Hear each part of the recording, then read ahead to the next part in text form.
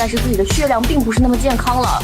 酸奶就在烟中啊！你可以看到他在绿苗的位置上面，完全猜到了对方的站位。呱呱绕了一个大圈回来，把人清了一下，抓到劣势复活点了。呱呱，看看怎么打，转起来。肯定被抓开那个了。队友旅店带走，下面双杀，绝对不敢来了，他想打3个。我的天哪！说一下白房也是 no， 但这个点埋的太好了呀。作为打手枪的选手吧，哇哦，亚瑟 This is important. Once Kazuko Legacy gets the flood in here. ออกมากาโต้จะเข้าเป้าเป็นเด็กระยะไกลแบบนี้มันอยู่แล้วปาดมาได้กาโต้ไปต่อแล้วดูต่อเซนเทคใน Retreat up Willency once more here towards the bomb side. A bomb, so you better watch out. Their timing and their coordination. Trickling in one at a time. They have got that partnership. They've got those duos pushing in together. Setelah hardpoint ketiganya, Aimer coba untuk masuk dan satu operator kill. Nah loh, soalnya udah setup duluan ya. Sayang sekali ya, Clock ini mengeluarkan ulti yang sangat mengeluarkan. Demorse will come in. Yado's skirt AD under his name. But till then, whatever the West Point Marvel Kings have been able to do, Javen has been able to deny. 问题不大，波点还在我们手中，小心 unlucky， 一定要小心 unlucky 这个歼灭者，一个补了。是的 ，Mac 这里你把狙怎么操作呀？你操作不了的吗？什么？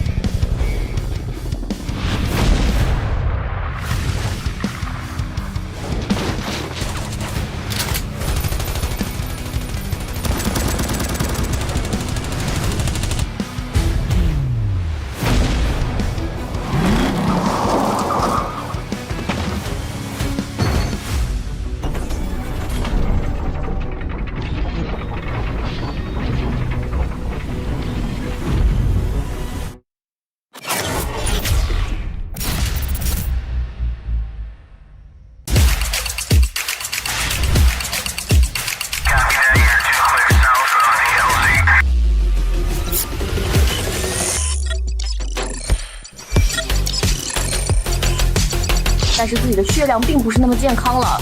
酸奶就在烟中啊！你可以看到他在绿苗的位置上面，完全猜到了对方的站位。呱呱绕了一个大圈回来，把人清了一下，抓到劣势复活点了。呱呱，看看怎么打，转起来。肯定被抓开那个了。队友旅店带走，下面双杀，绝对不敢来了，他想打3个。我的天哪！说一下白房也是 no， 但这个点埋的太好了呀。作为打手枪的选手吧，哇哦，亚瑟 This is important. Once Kazuko Legacy gets the flood in here. ออกมากาโต้จะเข้าเป้าเป็นเด็กระยะไกลแบบนี้มันอยู่แล้วปาดมาได้กาโต้ไปต่อแล้วดูต่อเซนเทคใน Retreat up Willency once more here towards the bomb side. A bomb, so you better watch out. Their timing and their coordination. Trickling in one at a time. They have got that partnership. They've got those duos pushing in together. Setelah hardpoint ketiganya, Aimer coba untuk masuk dan satu operator kill. Nah loh, soalnya udah setup duluan ya. Sayang sekali ya, Clock ini mengeluarkan ulti yang sangat mengeluarkan. Demorse will come in. Yado's skirt AD under his name. But till then, whatever the West Point Marvel Kings have been able to do, Javen has been able to deny. 问题不大，波点还在我们手中，小心 unlucky， 一定要小心 unlucky 这个歼灭者，一个补了。是的，麦克这里你把狙怎么操作呀？你操作不了的吗？什么？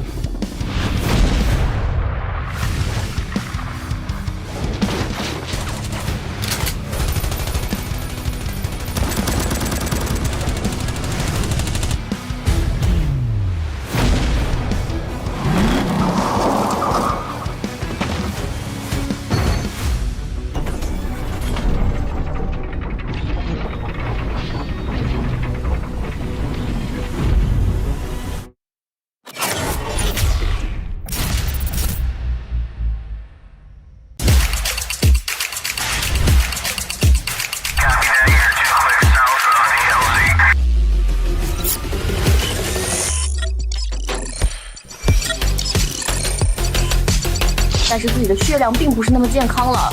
小奶就在烟中啊，你可以看到他在绿苗的位置上面，完全猜到了对方的站位。呱呱绕了一个大圈回来，把人清了一下，抓到劣势复活点了。呱呱，看看怎么打，转起来。肯定被抓开那个了。队友旅店带走，下面双杀，局面不敢来了，还想打3个。我的天哪！说一下白房也是 no no， 但这个点埋的太好了呀。作为打手枪的选手吧，哇哦，亚瑟 This is important. Once Kazuko Legacy gets the flood in here, พอมากาโต้จะเข้าเป้าเป็นเด็กระยะไกลแบบนี้มันอยู่แล้วปาดมาได้กาโต้ไปต่อแล้วดูต่อเซตเด็กใน Retreat of Valencia once more here towards the bomb side. A-bomb, so you better watch out. their timing and their coordination. Of trickling in one at a time. They have got that partnership. They've got those duos pushing in together. Setelah hardpoint ketiganya, Aimer coba untuk masuk dan satu operator kill. Nah, soalnya udah setup duluan ya. Sayang sekali ya, Clock ini mengeluarkan ulti yang sangat mengerikan. The Immortals will come in. Yado's skirt AD under his name. But till then, whatever the West Point Marvel Kings have been able to do, Javen has been able to deny. 问题不大，波点还在我们手中，小心 unlucky， 一定要小心 unlucky 这个歼灭者，一个补了。是的，麦克这里你把狙怎么操作呀？你操作不了的吗？什么？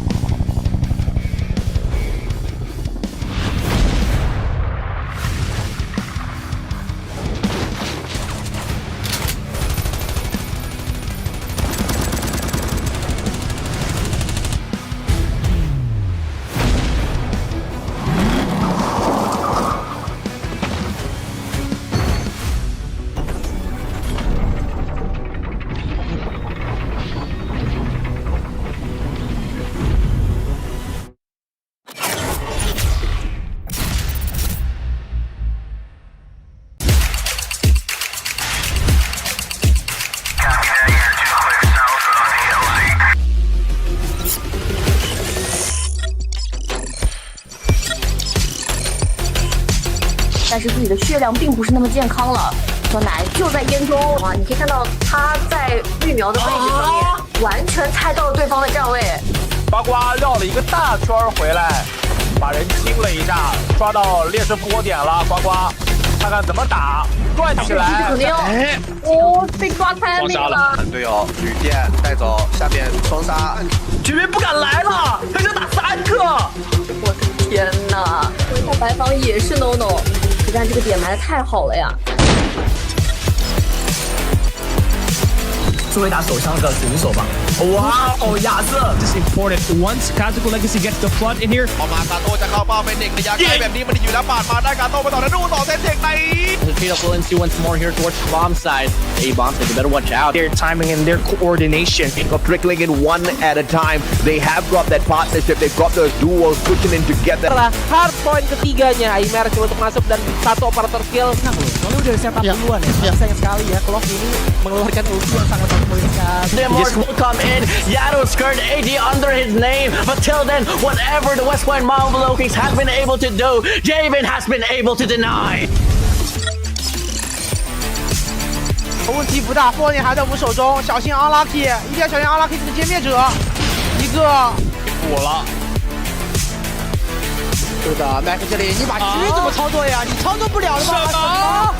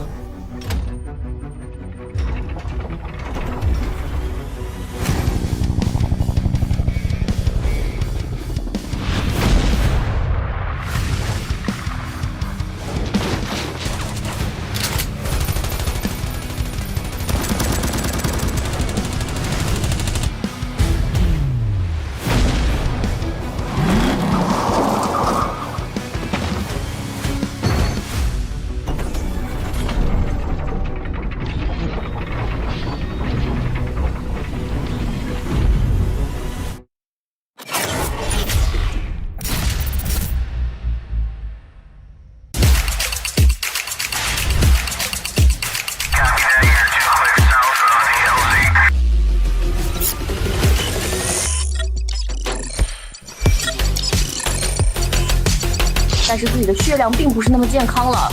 小奶就在烟中啊，你可以看到他在绿苗的位置上面，完全猜到了对方的站位。呱呱绕了一个大圈回来，把人清了一下，抓到劣势波点了。呱呱，看看怎么打，转起来。肯定被抓开那个了。队友旅店带走，下面双杀，绝对不敢来了，他就打3个。我的天哪！回到白房也是 no no， 但这个点埋的太好了呀。作为打手枪的选手吧，哇哦，亚瑟 This is important. Once Kazuko Legacy gets the flood in here, ออกมากาโต้จะเข้าเป้าเป็นเด็กระยะไกลแบบนี้มันอยู่แล้วปาดมาได้กาโต้ไปต่อแล้วดูต่อเซตเทคใน The trade of Valencia once more here towards the bomb side. A-bomb, so you better watch out. their timing and their coordination. Of trickling in one at a time. They have got that partnership. They've got those duos pushing in together. Setelah hardpoint ketiganya, Aimer coba untuk masuk dan satu operator kill. Nah, soalnya udah setup duluan ya. Sayang sekali ya, Clock ini mengeluarkan ulti yang sangat mempoinkan. Demorge will come in. in. Yado's current AD under his name. But till then, whatever the West Point Marvel Kings have been able to do, Javen has been able to deny. 问题不大，波点还在我们手中，小心 unlucky， 一定要小心 unlucky 这个歼灭者，一个我了。是的 ，Mac 这里你把狙怎么操作呀？你操作不了的吧？什么？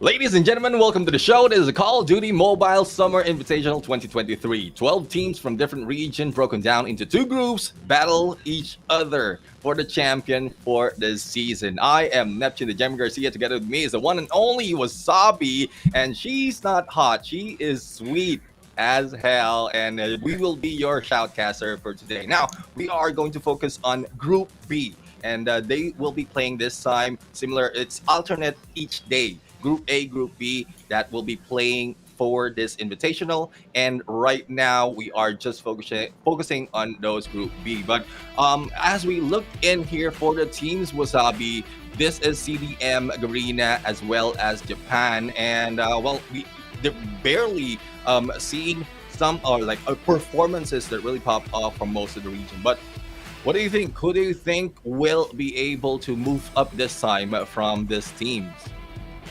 Well, you know, we have a lot of good teams playing later this afternoon, but before we get into that, let's take a look at the current group standings. We saw actually quite a couple matches of Group A happening yesterday, and it ended up with Q9 on top, followed by AMT, West Point Mamba, and Blacklist. But now, today, we are going to be dealing with Group B. We have Wolves on top right now, followed by DYG, KAGE, and KZ. But this is still yet to change because we still have 3 more matches coming up that will help us determine who's going to go through in this Group B. Yeah, exactly. And as we can see, we are looking at Kingzone and Vault right now, which is tied. So I guess the battle that will be happening today might change that. But as we can see, it is a banger for a first match. It is DYJ and Wolves. And these are the teams that are currently on the top 2, or I would say top 1, because they have the same scores, 9 points in terms of series win, and 3-0 for, or no, that is a match win and 3-0 for the series wins. Now followed by Kingzone and Vault. So we'll have to find out how the Japan team will be able to fight against the Kingzone, and Kagendra, previously known as DJ, will be fighting against eStar Pro. So hopefully, I am really hoping that eStar Pro will be getting a point this time to their side, because again, as much as we want or not want to say, they have been struggling from the start of this stages, and at least let's give a cheer to those who can move up if they want to, or if they put in a lot more in their side. But so far, Wasabi, looking forward to the matches that will be happening today. Yep, I'm looking forward to them as well, especially our first match, because if you didn't know already, DYG and Wolves is the top 2 teams in China right now. And right now we're taking a look at the lineup of DYG. We're gonna see Roxy, Susono, Nono, Ma and Juan and these players, they've up against Wolf a couple times, especially in CDM season 5, and both of these teams made it all the way to the grand finals, and in that grand finals they actually pushed it to a game 7. Yeah, I mean, it's really expected out of this team, especially for the lineup of Wolves as well, who's they will be challenging Xching, Nian, Zai, Peg, and Swan, and we've seen how well they did in the previous days, even in the gunfights as well as the sniper challenge. So there's a lot more that can be offered by both teams. This is where we're going to find out if we face them off this time in this type of competition, in this type of invitational, though they are like CDM versus CDM. They are familiar with their game style, their tactics, and all. And I'm pretty sure all the fans out there who's watching, who's not or haven't seen so much of CDM, this is something that we want to look forward to, because this is a preview of what they can offer once they get into the next stage. So really excited on this. I was expecting them to be the last match, because usually the ones who have like the higher stats will be put into the last line. But well, we are in a treat right now. We're going to see them first. Yep, they put the action in the start, but then it's there so that we can hype it up all the way. But I think this game's actually going to be very interesting.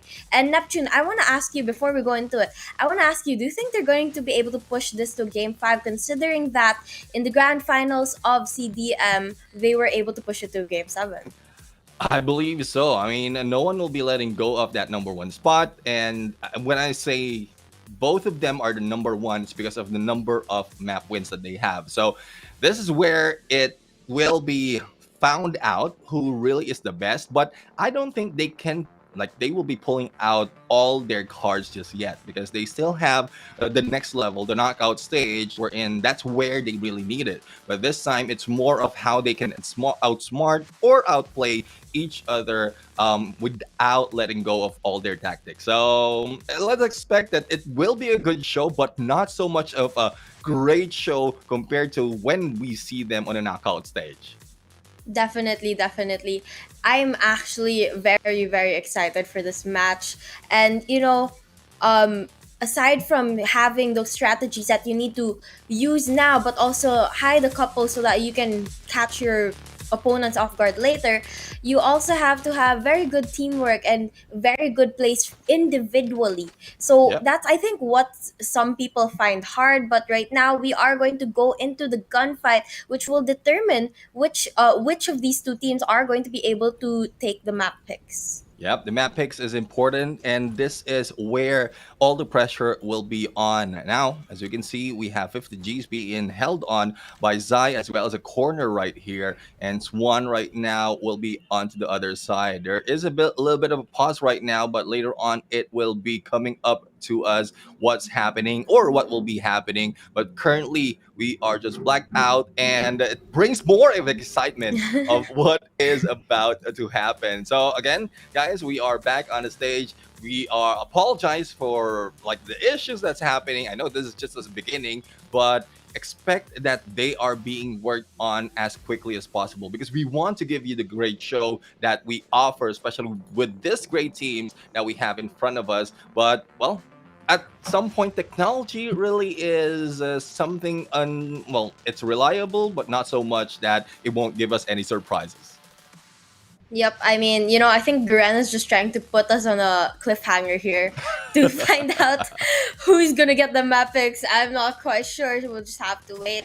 But hopefully they fix the issue soon and we get right back into the match. Yeah, I mean, I'm looking forward to it. But just in case, we will be letting known of who won it. Hopefully we'll be able to catch it towards the end. But let's see. Oh, there you have it. So we have Noyu Gaming already getting the first point from the previous round. And let's see if the smarts of Wolves will be able to catch them. Saying no at this point, but still wasn't able to take one down. No moving in onto the other side. And this is difficult for the side of DYG because they have the low ground advantage. But one thing about Wolves right now is once you peek in, it's easy for you to be hit in the head. Ooh. But there goes Sai taking down No. in that gunfight. And let's see, it is now a 1v2 stuck in a corner, or I would say in a box. And let's see if he'll be able to get away. And Sai Ooh. right now, bounce it off, tying it to 1-1. Yep, and we are going towards a 6-point target, so there's still a lot of time for these teams to make those adjustments and changes and catch up with one another. But you know what I've noticed is that they are playing this very, very slow pace compared to some of the other teams actually who just go right for it. And you can see that they're really trying to play this strategically using those sneaky angles like what Swan is looking at right now. And I think that's what makes this like really, like, how you can tell that they're just on a whole nother level. Yep, exactly. I mean, they also don't want to let go of the advantage that they have once the match begin or once the maps is being chosen. But unfortunate for the side of Wolves, Swan is already damaged, less than half the health that he has, and 1M right now is just flanking onto the right hand side. Let's see if he'll be able to catch one, or will he be the one to be caught right now. On the other side, Nono's just taking the same approach from earlier. But one thing I would say is this is risky because being apart from each other not only doesn't provide you with such as much cover and firepower, but you can be taken out easily. And there we have it. Ew, quick trade that has been done, but the time is out, and the point goes to Wolves. Wolves just playing for those trades actually helps a lot compared just what you were saying there, Neptune. If you're far away from your partner, it's going to be difficult to play for those trades. And Wolf, on the other hand, that's exactly what they're playing towards. And I think that's why that they were able to win that third round earlier. Let's see if they're going to be able to do it again, because DYG now are going to be playing at spares. They're going to be able to get the first kill of the round, and it looks like they have a really good positioning so far. Yeah, they heard us, I guess. They stick together, and now just challenging one. Now, Zhao right now trying to hide out again. Stuck in a box, but nowhere to go. Sai for the hit on one. Will this be a clutch? What a clutch! There goes Sai from the Wolves doing the Sai things. And I'm not talking about the dance, but this is the Wolves Sai with that accuracy and all. But well, there you have it. The Wolves has advantage in choosing their place in these maps, and looking forward to the proper game. But I would say, let me ask you, we changed the format in this match, Wasabi, and it started off with S&D, now followed by Hardpoint, as well as Control will be left out for the last. How do you think it has changed the game style of the other teams? Because I think we cut off the momentum and on a fast pace, slow pace, and then fast pace once again. But do you think this is a good start for the teams to like having a new format just like this? Honestly, it will throw anyone off guard, but I do kind of like this better. It's you start out slowly, and then once you're heated up, you get into a more fast-paced game, and then you go into Control, which is one of the most difficult ones. And I think it works really well. And we did just take a very quick look at the map pool, which we've had throughout the whole CDSI so far. So now the question is, what map are these teams gonna choose? Yeah, exactly. What map are they going to ban as well? So DYG takes out Slums and Summit, and Apocalypse in Tunisia has been taken out by Wolves. So this is, well, the still leaves us with a few surprises, and love that some of the maps has been brought back in here, and then additional maps has been added as well. Well, additional and added would be something that redundant, but I love that there's a lot of mix and match that has been done, not only in the format but also in the maps, because it gives us different flavor when it comes to matches just like this. Because from the previous, I think it's the longest time that we have the same format after Control has been added in the tournament scene. So a little bit of change doesn't hurt, and I guess like what you said, it is good for the team because the momentum will not, or will still be there, especially after the hard point going into Control. Yeah, I actually think this one makes a little bit more sense than the last one, to be honest. But again, the opinions about this changes depending on who you ask, and I think it really depends on what you're used to and how you play personally, like how your momentum feels. Because breaking the momentum halfway through could actually also work if you had a bad momentum in the start. It could maybe like give you a fresh start kind of thing. Or Yeah. like if you had a difficult time with the hardpoint game, then you're going to a slower paced game. This one may be a little bit easier for you to deal with, and it's like a good way to come back, I guess. Yeah, exactly. I saw a comment right here on YouTube wherein it could have been hard point control and then search and destroy. Yes, it could have been. Starting off with fast-paced matches and then later on slow down and search and destroy. Probably, I know, probably on the next invitational, that will be the format and also the additional rounds for two of our modes really changes the game as well, because previously, like in especially in search and destroy, because before there are potential of really coming back, but because they're already down and the opponent is already a match point, it's really difficult to get that motivation to come back. So I guess with additional two matches as target by the team changes the pace and motivation of the team as well playing. But as we look at some of the players right here, didn't catch the name. I'm not familiar with the actual faces, but No will be in here. I guess this hair, I would say this hair I can pull off because I already have part of that color because it's like it's grayish already. Ma right now is in here. Don't want to really show. It looks like he's wearing a face mask at that angle. But Chu and M right now, like they're just focusing, probably talking to someone on the background right there. But this is, guys, just take note because for me, I'm not that young that I would remember all the names and faces. I would say either way. Either I remember the name or I remember the face. But for you guys, take advantage of this moment of seeing both their faces and their names. Yep, definitely. I mean, I think I have the same problem with you, Neptune. I think I'm too used to only seeing the names, you know? Yeah. And when you see their faces, you're like, oh, that's what they look like.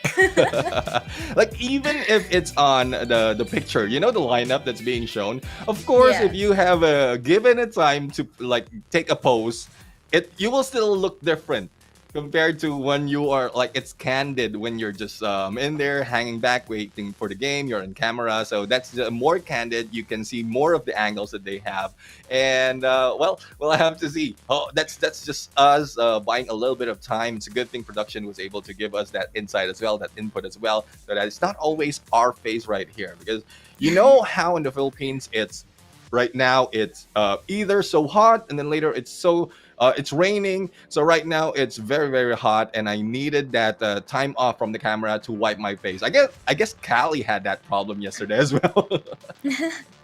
Actually, here in Cebu, on the other side of the Philippines, it rained really hard and then it became humid. And then Yeah. now the sun's out again, so our weather's kind of bipolar. well, we are getting like it's been so.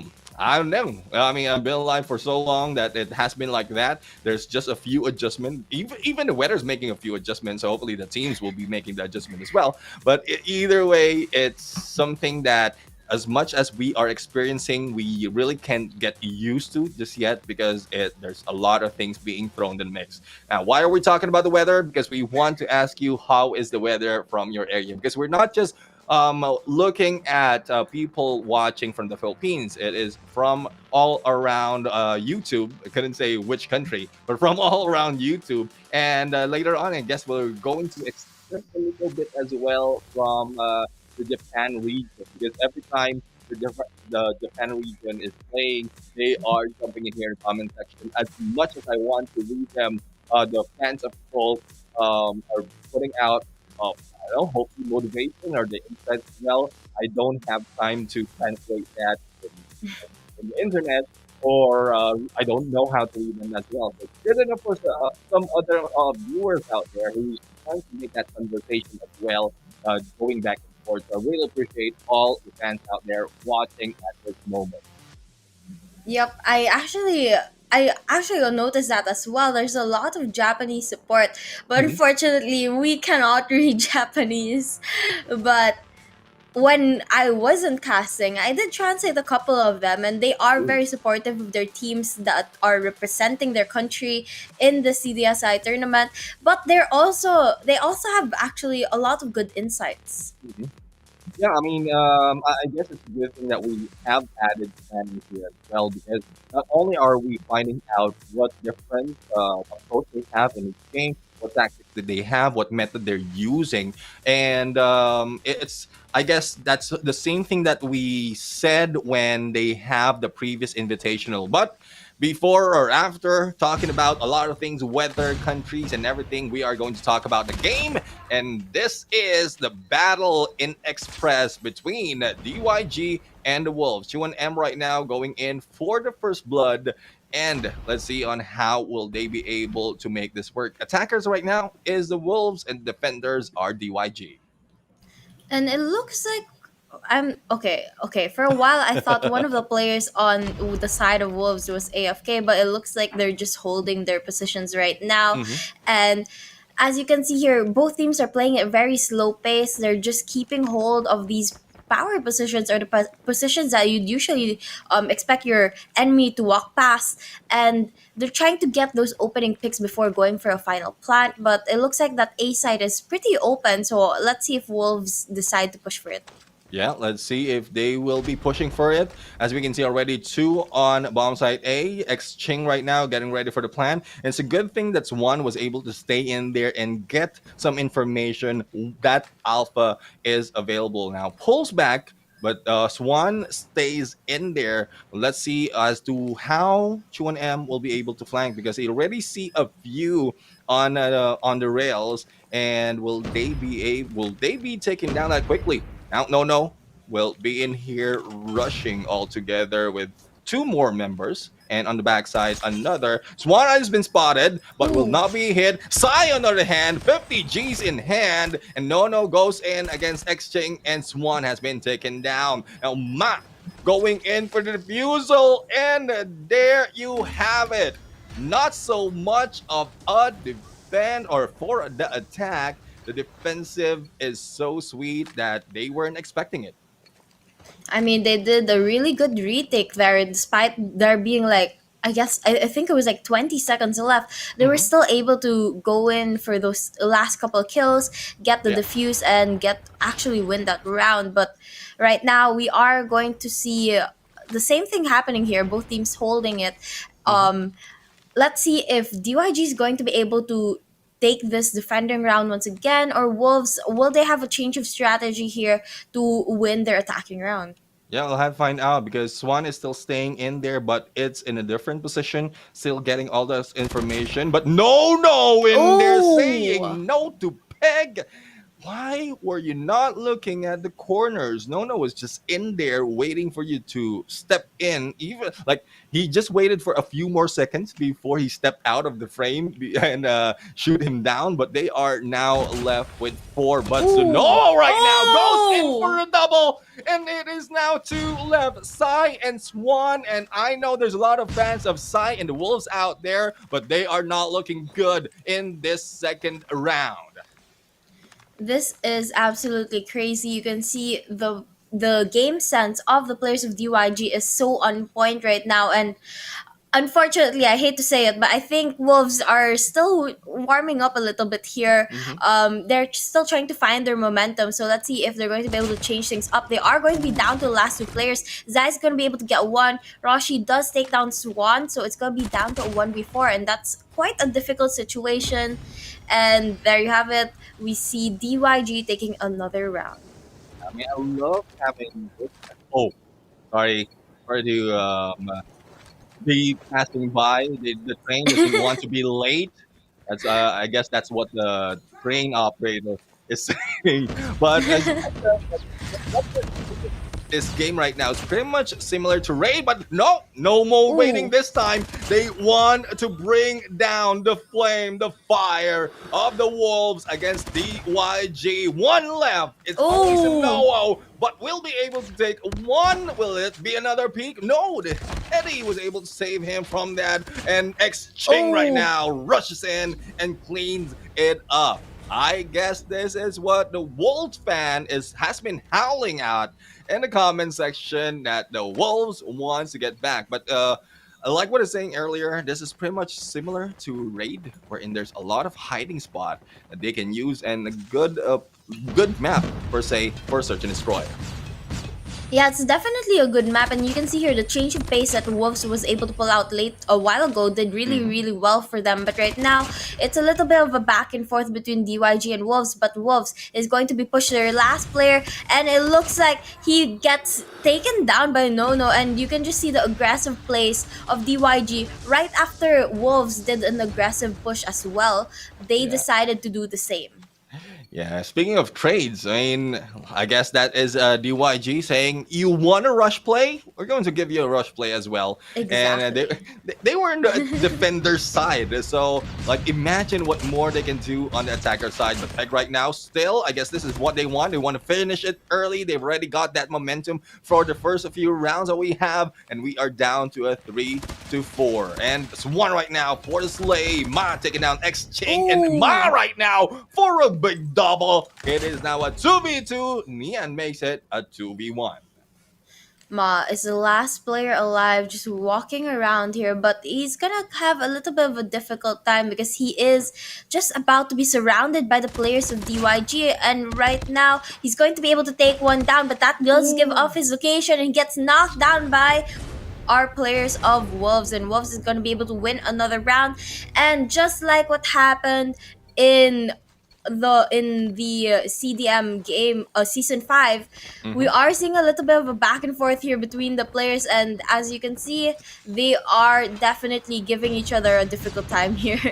Yeah, I mean, that's one thing that I guess it's more of the familiarity that they have of the game style. Once they pull one off, they will be responding well, thus it's very close. But as we can see, Wolves right now will not be getting might not be getting a point because it is down to a 1v2. Nian right now tried this time, but let's see if he can pull it off. They're moving in. Didn't see no from above, but with that 50 Gs, it will not work. It is the Fennec that can put him down. 2-point lead by the side of DYG. Fennec has been one of the most popular guns in this current tournament that we are currently watching, and I think right now with so many players using it, I think it's becoming more and more popular in the ranked games, even in the Garena side.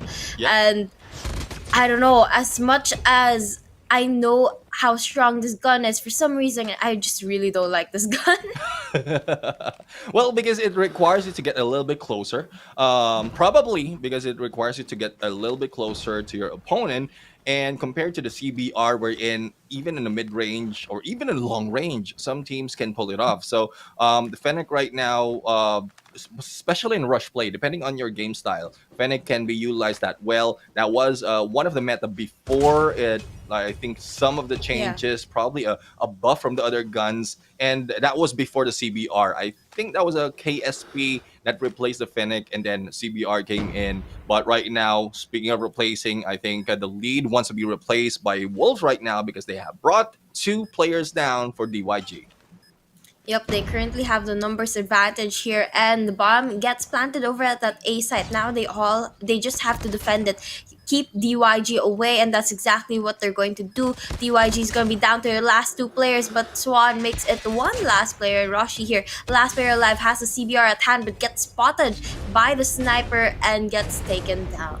Yeah, and we talk about the difference of CBR and Fennec, so hopefully you saw that.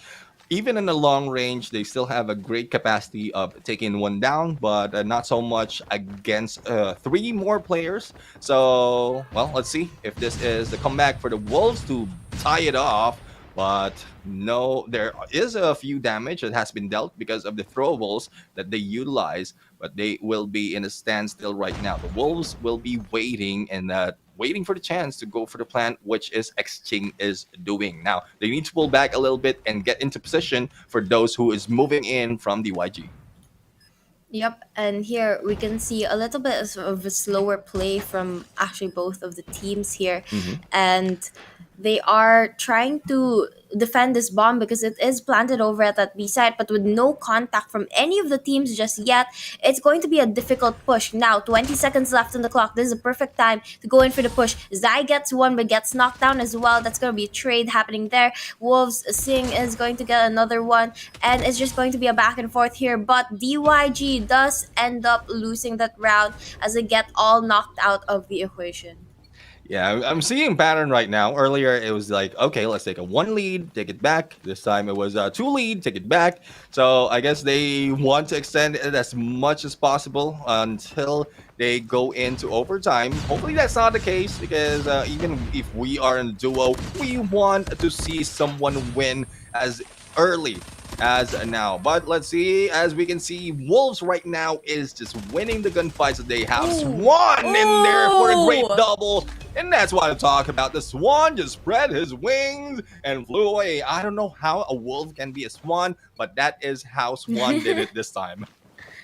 I mean, I guess he wants to be both animals, but what works if he's able to get a triple kill like that by being two animals, then beat two animals and continue rocking on and killing everyone in your path. But right now we can actually see our players of DYG, they are going to be the attackers here. They're going to get that plant over at that A site, but they have to be careful because the players of Wolves are right around the corner and they know exactly where DYG is heading for. Yeah, compared to what we've seen earlier of the defense of DYG, like the Wolves are sticking together right now, but it is tied off on the manpower. Let's see if Swan can break the balance. There goes Swan and Neon both times. It is now one left. Sunowo, who might be peeking in onto this train. Let's see if he can spot one, but no, will be spotted on by Neon and the defusal with plenty of time to spare. You know, that Sunuo had a really good opportunity there. He was able to get one of the kills, but unfortunately, Wolf just played for the trades and they knew exactly what they were doing. They knew where Sunuo was going to pop out from and they just prepared for it. So even if Wolves lost a player there, they still had someone to defuse the bomb and they were still able to win that round. But right now, we are going to go into the next match and our players are heading towards that A side once again. A lot of lethals and grenades going through here, but unfortunately, no one gets taken down just yet. Yeah, it's more of the damage and probably the effect of the grenades that they are utilizing at this point. But Swan still not stopping, but no says no to Swan at this point. 3v4 situation in favor of DYG. So Noah wants to go in the boxing ring and just punch out the heck of everyone in his place. And let's see how will the Wolves respond to this as Exchange is prone down. This might be a fish in a barrel just in case he will be spotted, but no one was able to spot him. Let's see if Roxy will be able to plant that bomb and what will Exchange do once that is planted, because he have a capacity of going in for a backstab and probably a ninja defuse, but the manpower has been surrounding the bomb site B already, and from the other angle it is being held by Neon. But let's see, I think he fought already backstab against Exchange, and there you have it, only one left for the Wolves. You know, Wolves actually, they're playing this quite risky. I mean, even when they had two players, they weren't playing it as a duo. They weren't playing it together. They were going in for the solos. And it's kind of hard when you decide to do that. And that's, I guess, why they lost this round, because you have to play for those trades. You have to work with your teammates. And instead, they just went for their separate plays, separate ways, and went one on one, like one at a time into that B site. And they ended up getting knocked out because they couldn't play for the trades. Yeah, I mean, it's we saw how the trade play is being done by DYG. One has a position to cover each other, and that is not being done, especially on the duo. Like once you're two left in there, at least you have each other's back and a good plan to survive a little bit longer. But again, now that might be the adjustment that we will see right now, as we can see a little bit of a sidestep coming from Ma, and it will be slow this time because no one from the side of Wolves is like rushing carelessly at this point. So Alpha and Bravo is still open. Sonoa has an option to go for Alpha because 3 is already guarding that spot. But let's see on how will they start it off since no one is being taken down for the first minute of this game. These two teams really said slow and steady wins the race, and they're waiting for those first opening picks, which will be their signal to finally go in and take down the rest of their opponents. But right now, the question is which of these teams are going to get those first opening picks? There's only 48 seconds left, and it looks like Swan's going to get one. Swan ties it up and makes it a 4v4 situation right now. But with 39 seconds left on the clock, the players of DYG really gotta plant that bomb already. H1M goes in for a double. They say they can plan it whatever time they need to, and they did it. But H1M got the 3K from that round, and again, the pattern continues. It is now tied once again. These teams are definitely a crazy set of match here. Sometimes we see one-sided matches and it's not that fun, but this one is definitely a very even playing field between the two teams, and they're making it. They make it look so easy. They make it not look that hard. Honestly, like even if it's a tie, you can see that they're not really struggling with each other. Yeah, It's they make it look as if it's just not natural to them. Yeah, I mean, especially for me, who's really not that good in the multiplayer side of Call of Duty Mobile. So, like everything that they are doing, they make it look easy. But when I try it to myself, it's really very difficult. What more this time that, like what I mentioned earlier, they might not be showing every strats that they have on their book, and they're just doing everything just to go for the trades of points and reach that target with minimal changes or minimal tactics pulled out from their side. But they are going against the top two. Like this is the top two. So it might have that pressure as well to pull off some of the great strategies. But H1M still on the roll, already on his 8, and he might set another one in here for the trap. He still has that bomb though, but it will be rotating on the other side. I guess the signal has been thrown by Ima that B is an open plan. Yep, with all the players of Wolves on the A side, it's a very smart move actually to rotate to that B side. And they do definitely have the time to do so, but with the clock ticking down and the players of Wolves taking over that A side, that's also going to be a signal for them that the players of DYG has headed towards the B side. Yeah, exactly. And I was seeing how it was shaking when the train is running. What if you have a target in sight already with a sniper and the train just passed by? You will be missing that and providing them with your information of your locations. Good thing that didn't happen, but one thing that really happened, Sai has lost one game and another one left exchange where he can do nothing in this fight. Now 7-6 right now. DYG on the lead, getting close though onto that 9 target. Will they be the one who go for match point, or will there be another trade-off in this match? Well, we just have to wait and see because, again, these two teams, it's such a back and forth between them. And, the last time that they went up against each other in their Search and Destroy matches there, where they played, I think, 4 Search and Destroy matches, it was also a huge back and forth between the two teams. So it's really hard to determine which team's gonna win the Search and Destroy match. But from the looks of it, right now, Wolves is going to get annihilated by the players of DYG really, really quickly. And that's going to put DYG on match point right now. So if DYG is able to win this current round, they're going to end the Search and Destroy match. But Wolves is not going to make it easy. Yeah, you mentioned annihilated, and we saw Roxy in there with a double nade. So yeah, they were annihilated at that point, and that was quick. And they were waiting for a few seconds, and then once they pop off, it was just eliminations all around. H1M starting it off good start for them to really end this match right now.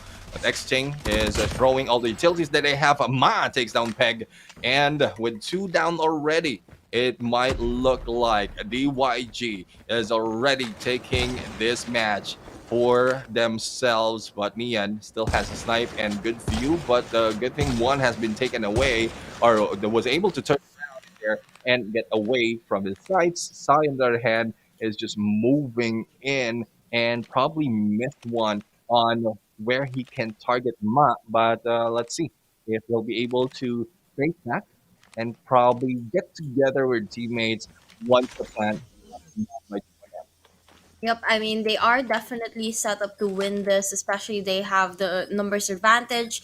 But then again, the Wolves, they can change things up really quickly. It's just a matter of time before they do so. And Jan's gonna get a pick on Ma, and that's gonna open things up for them. But Sunuo says no, and Juan as well. And now they're going to be down to their last player, and it looks like DYG is gonna win this first search and destroy match. Yep, and they did. That was an 8-6 on the scores, and well, it's a good trade-off in terms of points, or in terms of points within that map. But it's just that at some point, some of the movements of DYG is a little bit too quick. That the Wolves are being caught off guard, especially on the. I think that was when they reached that 8 point for side of DYG, and they threw all their utilities midway, and that's where they caught Wolves by surprise. So, well, there you have it. For the fans of Wolves out there, I'm pretty sure you're not yet disappointed, because I saw in the comment section that there's still the hard point that they're very, very good at. So let's see if DYG will be taken down this time, or adjustments being made before CDM up until this moment can change that. And we're not wishing anything bad that we're not wishing that one team would lose or win, but that's just the pace of the game. One team will really win and the other team will lose. It just depends on how much and how quick. Yep, and back on your point on Hardpoint, actually, when DYG went up against Wolves in the grand finals of CDM, Wolves actually won both of the Hardpoint matches that they played up against DYG. And so I think that's what these viewers are talking about, that Wolves are really, really good at the hardpoint match. So let's see if Wolves are going to be able to pull that off again, or will DYG have learned, the strategies to overcome their struggles from the last time that they met in a tournament, and find a way to counter it, or will they struggle like they did last time? Yeah, I mean, that's one thing that we want to see, because with the stats that has been thrown by the previous competition, it's more of how a team usually change it up once they meet again, and it's more of how the team is growing as well. But as we see right now, 59-43 on the eliminations favoring DYG. But on the assist, it's quite balanced between the two. So as we look at the performance of each member for the side of DYG, it was a no-no in here, just saying yes to a lot of elimination. And not looking good though for Peg, even Sai and X-Chain only getting 6 on the elimination. So not so much has been done by this 3 players. Well, I'm guessing it might be the familiarity of the map. I'm not quite sure, or probably they are so familiar in the movement of each other team versus team that they have already made a way to go through them. Now 1.51 right now for No, 16 on the elimination, and the highest single round kill is 1533 in the damage, and this is his 3rd time being MVP. And as we look at the highlights right now, we are just enjoying how the comment section is really giving out all those information back and forth. And again, I would like to call everyone in there just to keep it healthy. Let's make it a healthy conversation, because we want a lot more of viewers joining the conversation, and they will be enjoying being here as well. Yep, and also don't forget to like and share the stream, as well as subscribe to, Garena, and keep up with the future tournaments that are yet to happen, because I know Garena has a lot of things planned and a lot of action to come. So as long as you guys hit that subscribe button or the follow button on Facebook, then you are sure to be updated on those upcoming events. Yeah, I mean that's one thing. Usually, like at some point, the tournaments go slow, but once it starts up, like this CDSI, it just gets into the pace, and then back-to-back tournaments. So make sure that you don't miss those. And like Wasabi mentioned, you need to be subscribed or just follow all the socials, social platform, so that you can get all those updates as quickly as that. Because probably your friend forgets to tell you that something is happening on this side. If you want to be part of it, like what will happen if you are not subscribed? So, as we are just waiting on what is going to happen for the next match, it is Hardpoint right now. We still don't know which map it is, but looking forward to what this or how will this affect the gameplay of both teams, because DYG taking that first point on search and destroy, and then the change of format as well that we have, having back-to-back respawns, will probably momentum that the Wolves is waiting for. Probably. That's probably. Maybe. I mean, again, just as I said earlier, Wolves are really good at hardpoint, but you know, depending on the map, Mhm. it really depends on the map, because when they were in standoff, Yeah. DYG actually was just only down by 8 points, so it was 242 250, so it was a close match. But when they were pushed to, I think it was what game was it? I think it was Summit. That's when there Mhm. was a huge discrepancy between the two teams, and that's Yeah. when DYG started to struggle. So now the question is, what map are they going to be playing? As we can see here, this is the current map pool for the tournament. It's going to be, for Hardpoint at least, is going to be Summit, Takeoff, Hacienda, Arsenal, and Apocalypse. And now the question is, which one are they going to pick? Yeah, I mean, I'm gearing towards a more familiar map in here, because I don't think they are, like, imagine battling the same folks in your region, your top two, or the two top teams in the region, and you will be going in a map wherein it's something new out of the previous competition. So I guess they will be moving for a familiar map, and if the case is, as we mentioned, one team has a like least advantage in Summit, then that might be something that can be taken advantage of by the team. So that will depend on who's choosing the map, as well as who will be starting it off. So we started off already on certain choice. I'm thinking of a different mode with control, but since this is balanced, we'll have to depend on which map it is, and hopefully, going back to your point on the Summit map, the adjustments can be made already, because we all know great teams can make adjustments, probably not that quickly in game, but after each match, they would understand what went wrong. Yep, definitely. And I think that's very, very important, just as you said. But aside from that, they also have to practice the maps that they struggle in. They have to find scrimmages and make those adjustments while the Yep. game is happening. Because if you realize after the match, there's nothing you can change. I mean, it's done already. So it's Yeah. good if you're able to make those adjustments as soon as possible in the game while it's happening, so that you still have an opportunity to make a comeback.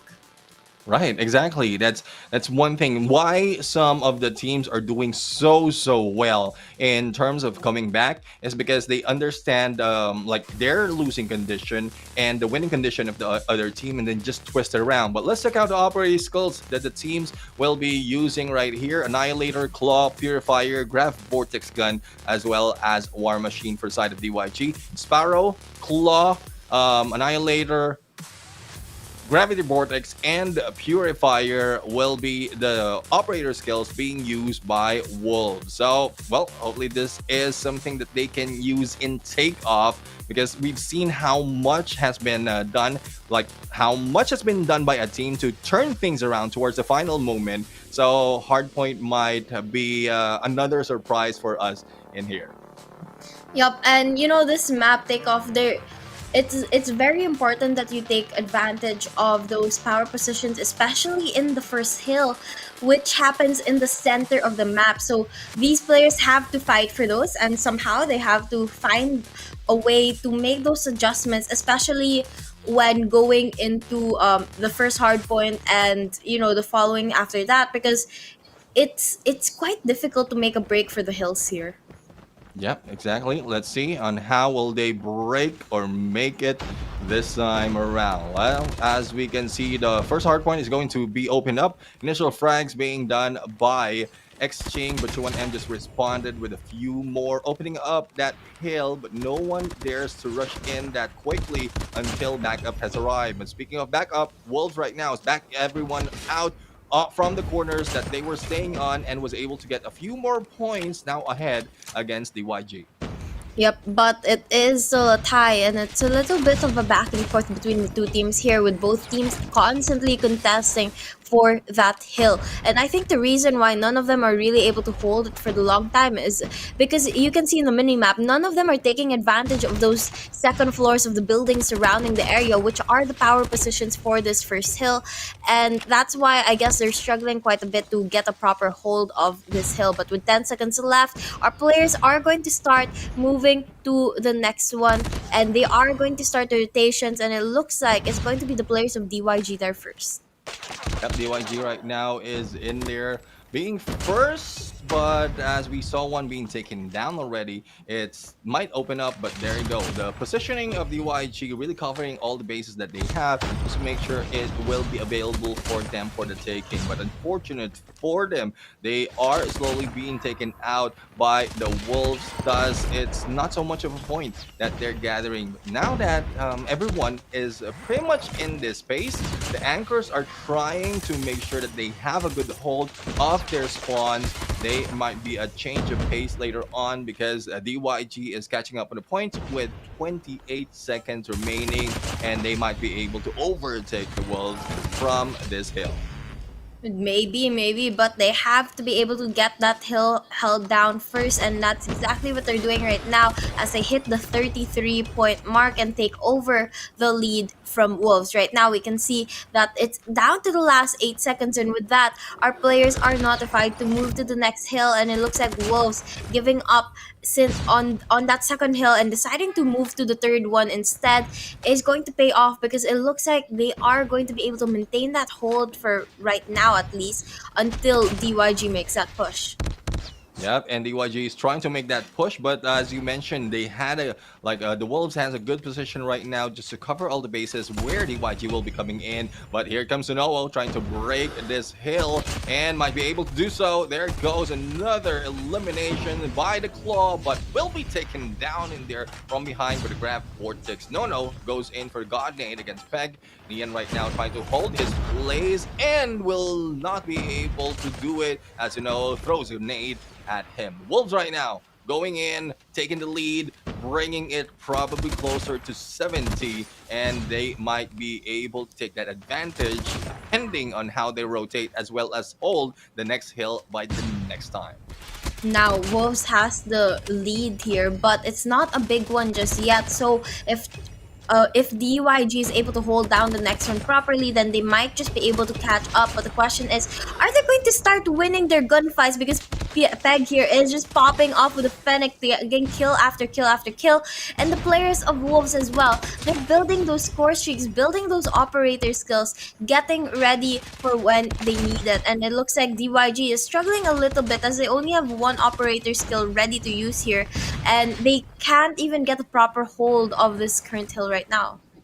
Yeah, they need to get a hold of a hill right here, clear it up, and this is no trying to do that. But how much will they be able to hold on to this? 30 seconds remaining and a few contentions happening right now. Not all the bases, not all the corners are being covered by DYG, thus the Wolves is just getting in here without even knocking. But not right now will be stopped with the smoke. Don't want to go in where you don't see the enemies, and they will be taken down one at a time. Inside, outside, doesn't matter. The Wolves wants to take them out.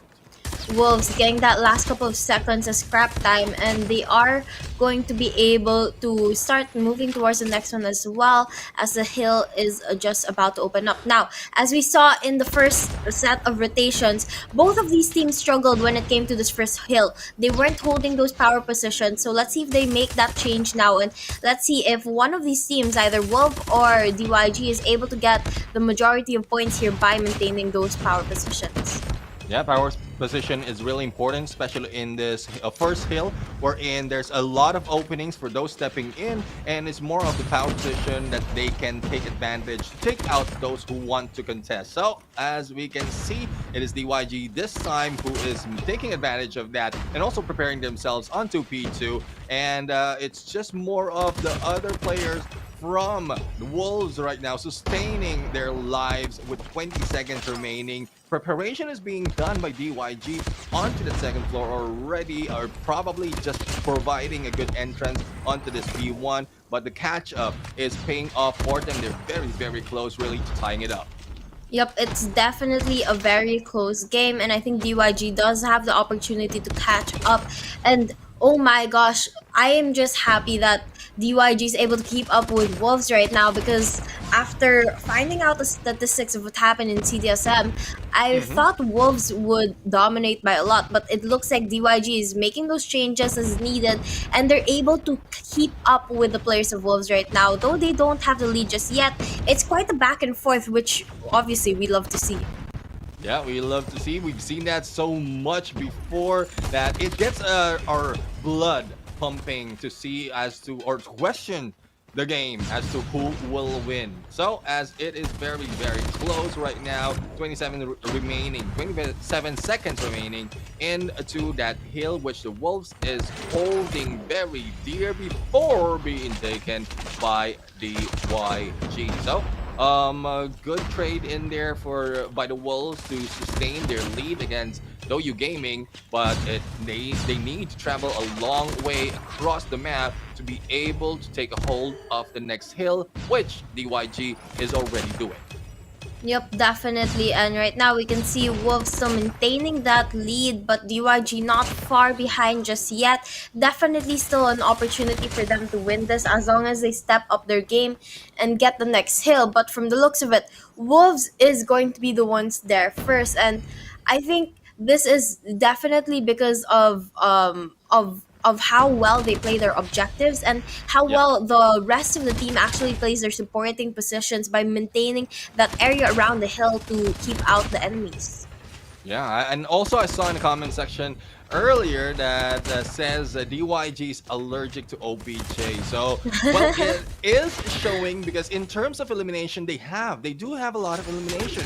But in terms of points, it's not paying off. Like, it's not really translating to the number of points that they're getting despite of how many elimination they have. So let's see if that will pay off this time. With the 9 seconds remaining, it will still be close, and we are already past the halfway mark to our 250 target. So UNM is already in here, stepping in, probably with the 5 seconds they need to prepare for the next hill to open up. And the coverage right now by DouYu Gaming is not just inside of the next hill, but also the anchor spawn, wherein they can take advantage of respawning without being targeted, but with a Pretty being pulled out by UNM. Oh, a double right now by Ma. And again, kills is no question for DouYu Gaming. It's more of how much time they can spend and stick it onto that hill. Yep, definitely. They have to be able to play objectively. And back to your comment that DYG is allergic to OBJ, I don't think that will work here in a game mode like Hardpoint. They definitely have to, I don't know, get some allergy pills or something.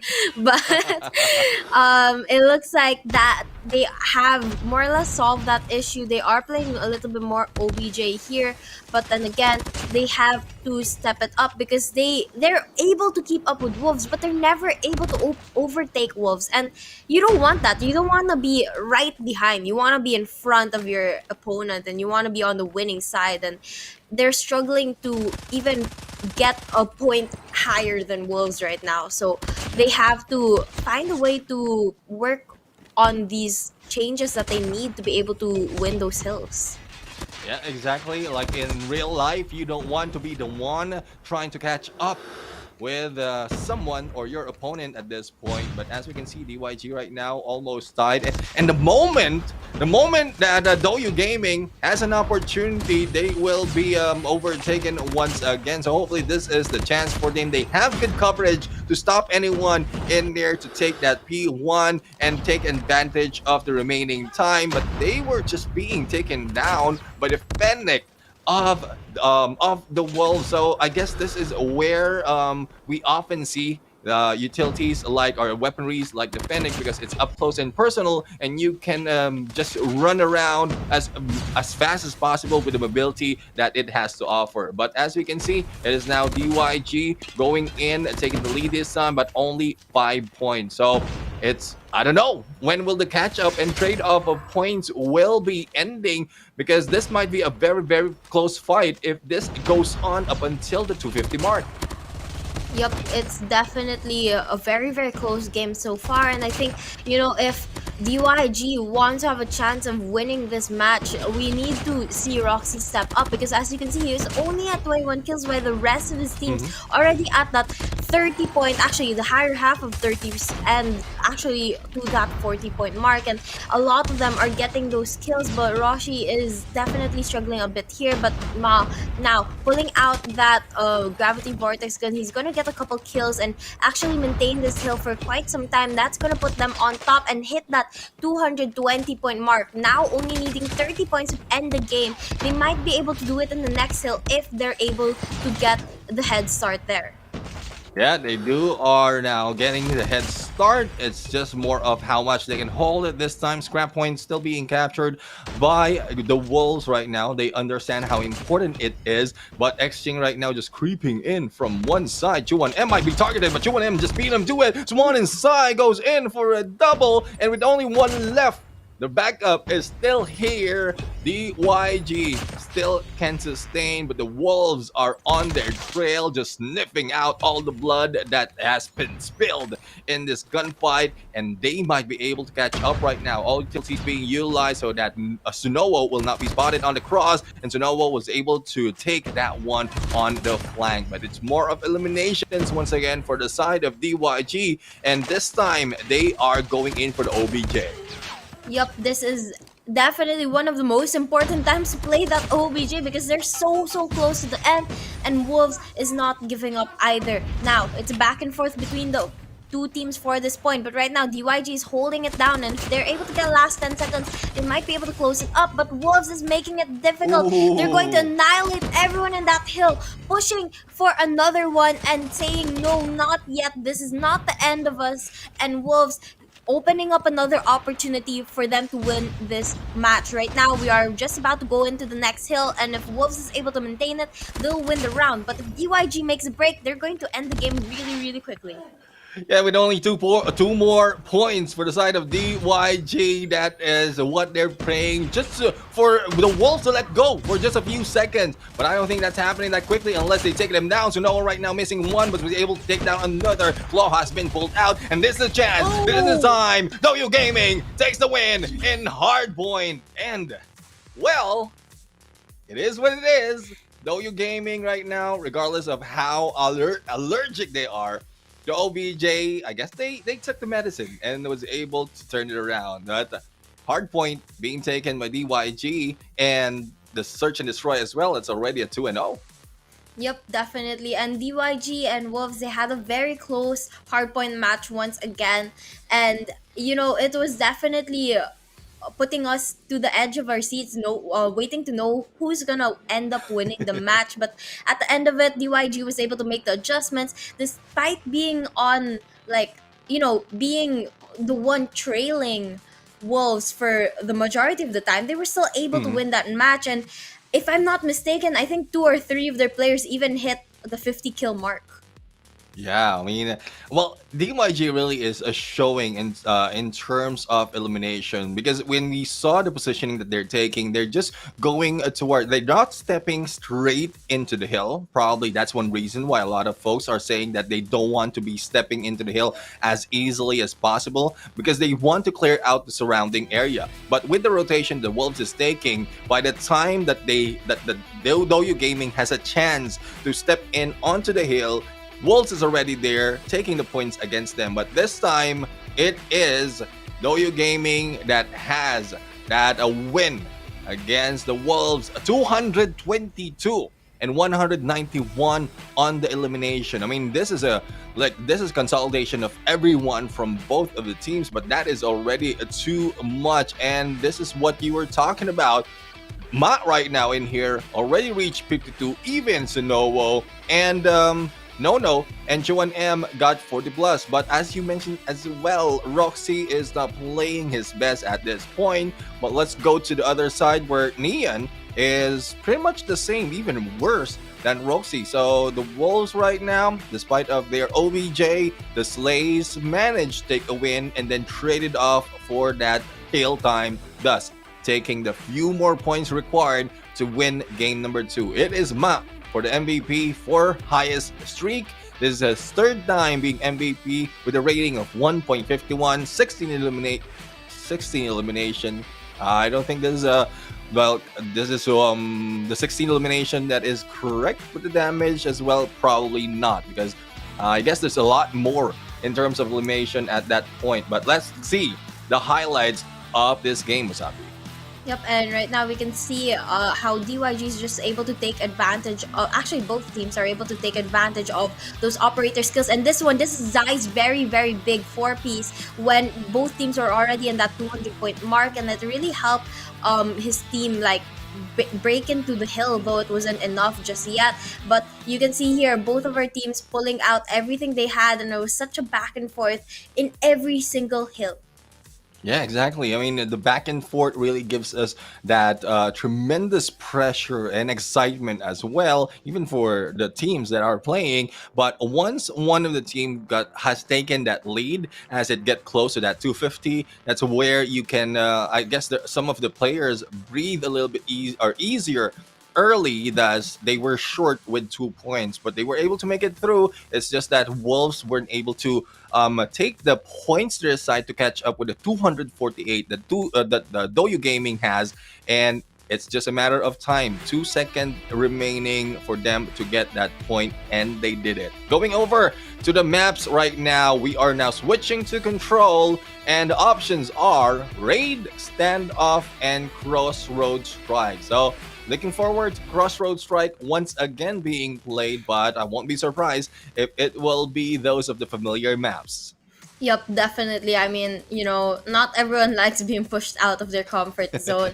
But, I think right now, what we need to talk about is how Wolves is definitely on a very, very sticky position right now. They haven't won a match just yet. And so if DYG is able to win this control match, Wolves is done for. I mean, that's going to be the end of the first series. But if Wolves is able to win this next match, they're going to push for game 4, maybe even a game 5. But the question is, what's going to happen in the control match? Yeah, I mean, probably this might be a change of pace right now for the Wolves. They might be able to get one and then continue on later on. But I was just looking at the rankings before we started this game, and both Doyu Gaming as well as Wolves has 3-0 in series wins, as well as 9 points in map wins. So this will just bring or maintain DYG if in case it's over by this game. They will be maintaining the number 1 spot. The Wolves will be on the 2nd place, but still with 9 points, and it is Kagendra who's next to them with only 7 in terms of the points. So up after this match later on, they might be able to tie it up against the Wolves, and then with all the rotation, I won't be surprised if the Wolves can still make it to the top 4. Again, the target here for each team is to reach the top 4 within their group, and then that's when they go in for the knockout stage. So Wolves right now, I don't know, this might be a mind games being played by Wolves, or probably based on what has been thrown in the comment section as well, that a King is not here, thus they're not performing to their peak. So a lot of assumptions, a lot of dynamics in terms of why they're not doing their best, but I would say they're not in trouble just yet, because it's only one series that they might lose, but in terms of points, they're still ahead the rest.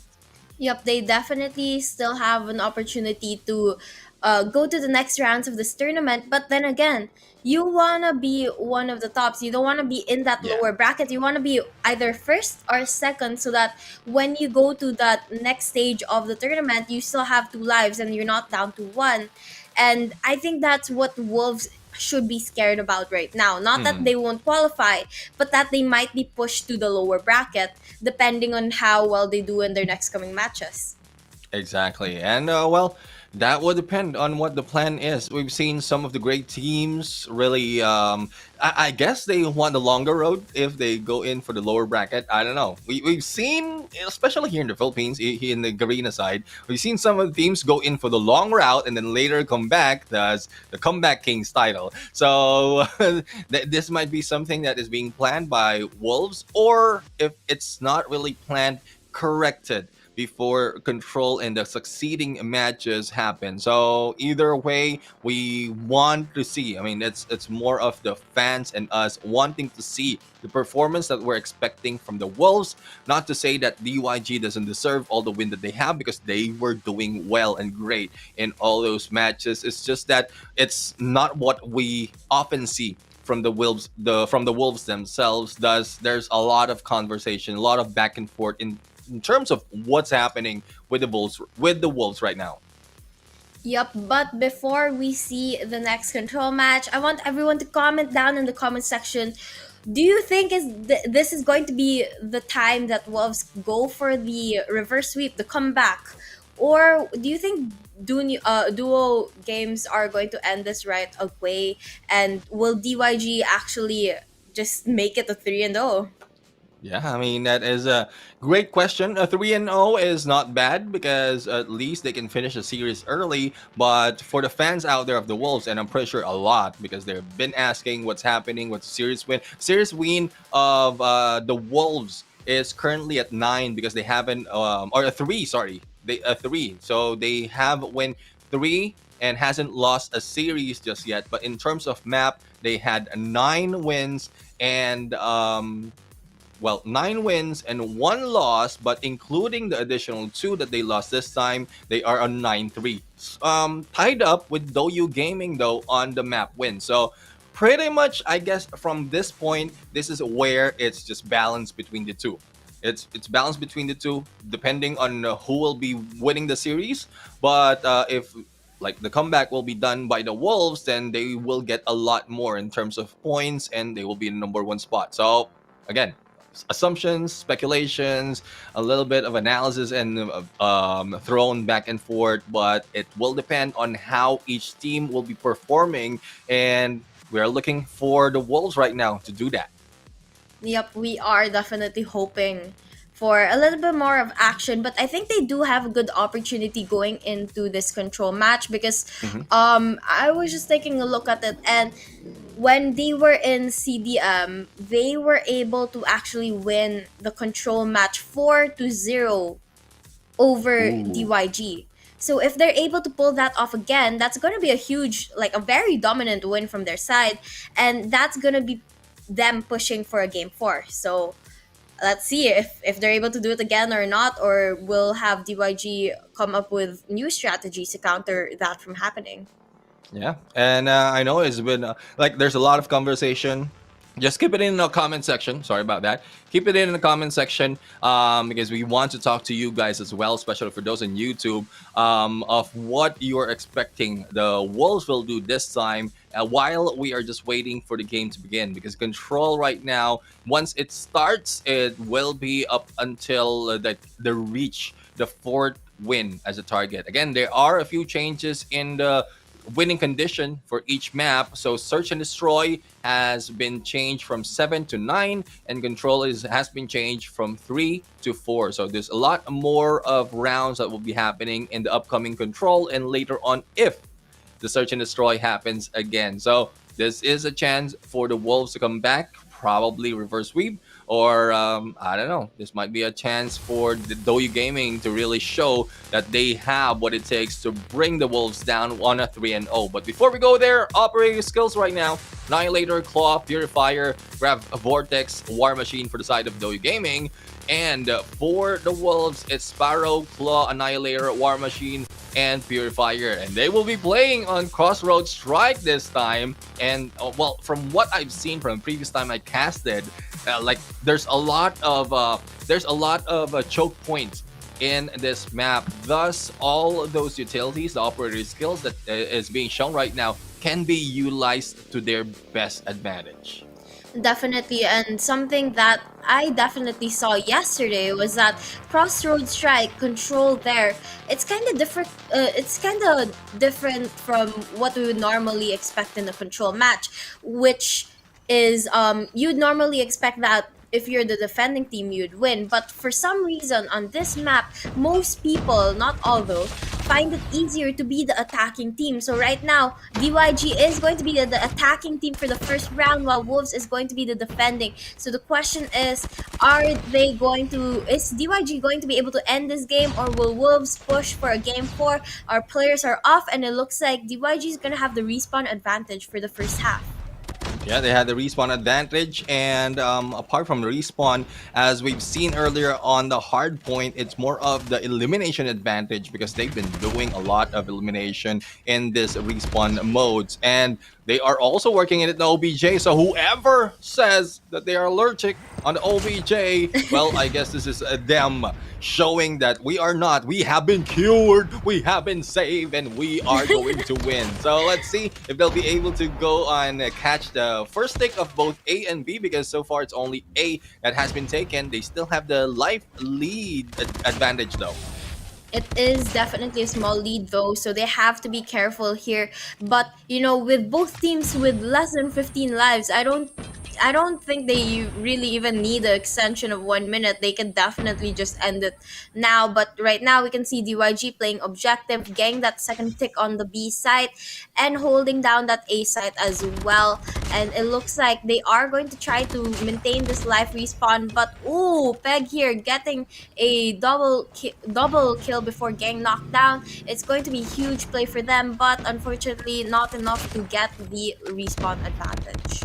Yep, and they don't have that advantage just yet. 1 minute 37 on the clock right now, but it's only on the first tick that Adobe Gaming has, but they are going in for the second tick of that alpha. Plenty of time to spare, and also life to spare as well. Matt right now takes down Swan, but the trade-off is 1-2, so it's not looking good for the side of the Wolves right now in terms of saving up their lives so that they can win. Exchange was able to trade off Chuan No against Exchange, and Peg right now, Sai going in for a double. 4-6 in the lives, second tick already over, and if DYG will be able to maintain this hold as well as their firepower in this match, they might be able to do it. But bouncing it off already in the 4-4, and it is on the line right now. Plenty of time though for DYG to just wait it up, but Wolves right now, they don't want to wait. They want to slay. They want to take down Adobe Gaming in here in a really wonderful fashion. And Ma just wants to change that, as well as Noo finishing that off with this knife. So Adobe Gaming is still getting all those wins in this gunfight. 1 point to their side already. Yep, and it looks like they made a very smart choice with their map pick here. And I think it's so strategic that they chose this map, because not only is that it's kind of new and people get thrown off guard when they're pushed into this map, but then also they knew that they are going to be the attacking team for the first round, and they are able to take advantage of that by putting them in a situation where it's easier being an attacking team. And right now, as a defending team, they're actually doing better than Wolves did a while ago. And though they've lost a tick on the A side and a couple of lives, they're still in pace to be able to keep up with Wolves. Yep, and they are catching up right now. And, well, I guess it's more of the Sai and Peg game that's been going on. Imagine 13 elimination already being done by Sai, and Peg already close to his 10th elimination. But as we can see, he's still dancing with DYG. And he's still winning it though before being taken down. So 23-19. Wolves right now is really showing off their fangs and pushing it against DYG at this point. And off to that Bravo capture. So Noah responded, as well as No. Still 3 points or 3 lives lead that has been taken by Wolves can easily be taken by the firepower of DYG, and that is what they're doing. But the trade-offs of the Wolves right now really showing that they want to take this dub. Yup, Wolves definitely want to take this round win, and from the looks of it, they definitely have the means to do so. As you can see on the top part of your screen, they have the operator skills built up, and they can pull that out at any moment to, help them get and maintain that lead that they currently have. But from the looks of it, they won't need to use those operator skills and score streaks just yet. And on the other hand, DYG, they have 3 operator skills built up, but I don't know if that's enough to make a comeback for this round. Maybe save it for the later rounds to come. And right now we can see that DYG is doing their best to keep up. The kill feed was all yellow, but they continue to lose lives now. Yeah, I mean, it's more of a trade-off because of how close you can get to your opponent at this point. And Exchange right now, good hold though. Like going in on that catwalk and even on the stairs is just on a roll for multiple slays. And it is just the slays that made him win. The Wolves right now getting back on track, tied 1-1. And there's a lot of comments in here as well as coming from Reynard that I think this is an attack-oriented map in Control. Yeah, I mean, we've had a lot of, when Control has been introduced, it's more of the winning condition favoring the defensive side. So I guess a change of map just like this will really put the favor more in, like, not really more, but balance between attackers and defenders. It's just on how one team can take advantage of the situation so that even if you're in the attack, you will be able to get a quicker and easier win. Yep, definitely. And that's the same thing that I mentioned earlier. And right now we can see it happening as well. DYG, the attacking team, they do have more respawns currently. And though they haven't captured any of the sites yet, they are still having that huge advantage over Wolves right now. And you can see that they are trying to play for the kills here very strategically. Players of the side of DYG is just getting kill after kill after kill, and right now they're trying to go in for the double cap with players on both A and B side, but focusing on that B side right now. They are just about to get that third tick and the time extension that comes with it. Yes, additional 1 minute will be captured in there for their time to get that alpha. So usually in Control, for those who are probably new in this broadcast and watching Control as well, is sometimes a team try to get to the other side, just distract the defenders to move towards that and then focus back and onto one of the side that they have more or easier time in capturing. That's what happened with B right now. As you can see, Alpha just on that first stick is still not being stepped on and captured by Doyu Gaming. So let's see on what strategy they have to pull out right here to get close, because they are running out of time. Apart from them, or even if they bought that 1 minute because of the capture, they are still losing the time. Not only that, also the lives. Yep, and that is something that's very detrimental to them. And right now, DYG, even if they're the attacking team, they're losing lives really, really quickly. They have to find a way to change the pace, but it looks like Wolves is doing their best to maintain their current situation, and it looks like with 4 more kills, Wolves might be able to take this round as long as they play this strategically. And right now, you can see in the minimap, both of these teams, they're just staying in their respective warehouses, making sure that they stay with the rest of their team so that they can play with it for those trades. And they're not going aggressively because they know that if they make one wrong move, it could cost their whole team the game. And now we can see that they're slowing down the Control match and just waiting for the time to go. Yeah, and the time is really going right now. It's getting red. It's below the 30 mark before they step into the hill, going in for the second tick. And this might be it. Grab Vortex has been pulled out to stop anyone from moving in and getting close. Doyu Gaming right now, if they will not be taken down, there you have it. They will take that. One more point to add and make the lead 2-1.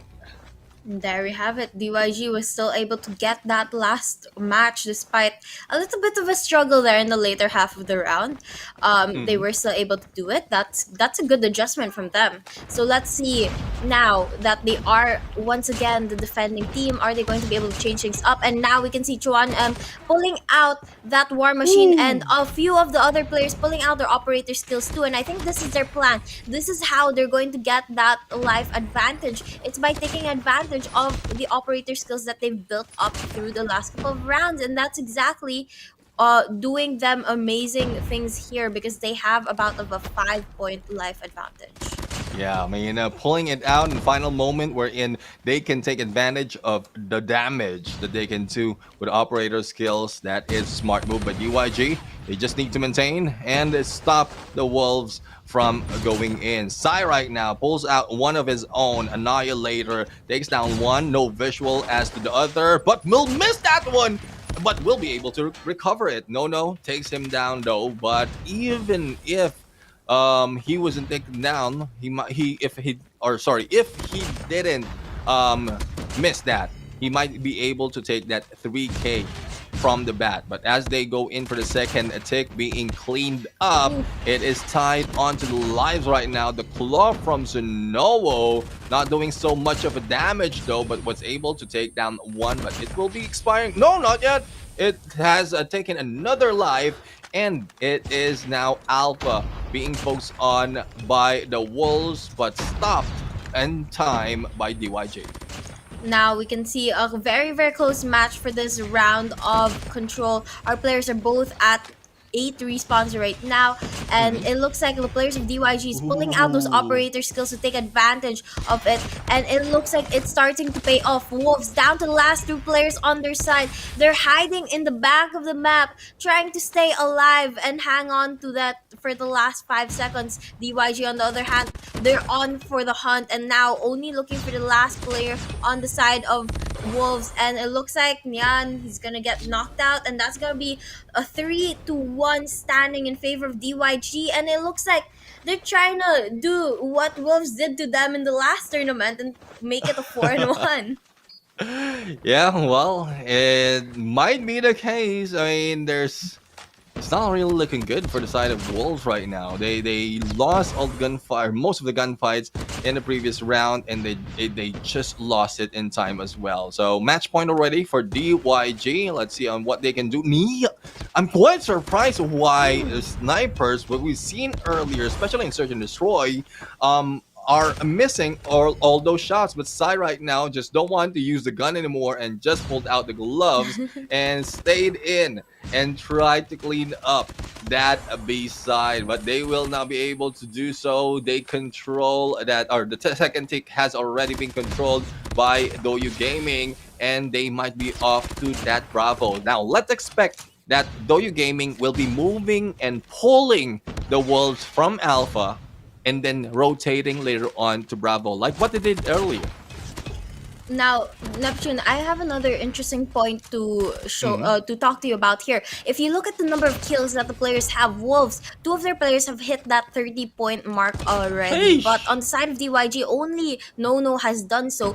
But DYG is still winning despite that, and that is, I guess, because the kills are more evenly spread on the side of DYG, and they're able to back each other up in comparison to Wolves, where we can see a couple of their players like Swan struggling to get kills. Yeah, exactly. I mean, probably it's when, like, in terms of averaging despite of having 30 plus, if Swan will not be bringing it up even close to 20, it will be tied up in here. So, but the damage is already being done right now, especially on that Bravo. 30 seconds remaining, and the additional 1 minute might be coming in a bit. And there you go. I think they were able to do it. 26 seconds though, but the cleanup is not being done onto that Bravo. There is an opening though for the side of Roxy, but he's not taking it. He's just controlling, waiting for the teammates to have that cover. But Swan this time just goes for the double before being taken down. Wolves with a good recovery here. They look like they have the advantage, and DYG down to the last two players. They just have to take down Ma and Chuan and to be able to win this round. But Ma says, no, I'm not done. Chuan as well, pulling out those operator skills. They still win the round and end the game. Oh my goodness. I mean, operating skills investment really done and used in the best time possible. That is what Doyu Gaming did at that point. Like from the start until the end, operator skills really changed the game for them. And that is like, I don't know.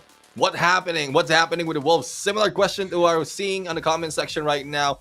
We don't know what's happening to Wolves. A lot of insights being thrown right there. Callie, thank you very much as well, because he did mention without King, the Wolves are not playing to their best against high-ranked teams. So I guess this is proof, or yeah, possible proof that is the case. So hopefully we'll be able to see a few more improvement for them once they get in onto the next day of the gunfight. But the battle of Wolves against Doyu Gaming, it is Doyu Gaming who just got on the top.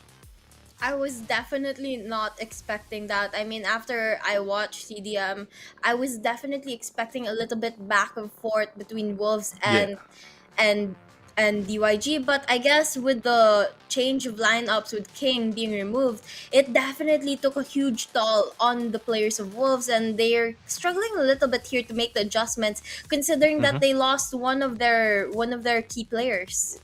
Yeah, exactly. And I'm pretty sure once King gets back, he will be able to bring the Wolves to back to the pedestal. But it's real difficult because once you have a team who have a good reputation and say one will be like resting or not in play for this invitational, it only it can give us a different idea on what a team can do, or probably this is an invitational, though there is a lot in line in terms of prestige, but they need to be on their peak most of the time. So as we look at right now for the result, or at the result right here, it is the Sharks who was able to win against the Wolves. Probably they were fighting underwater.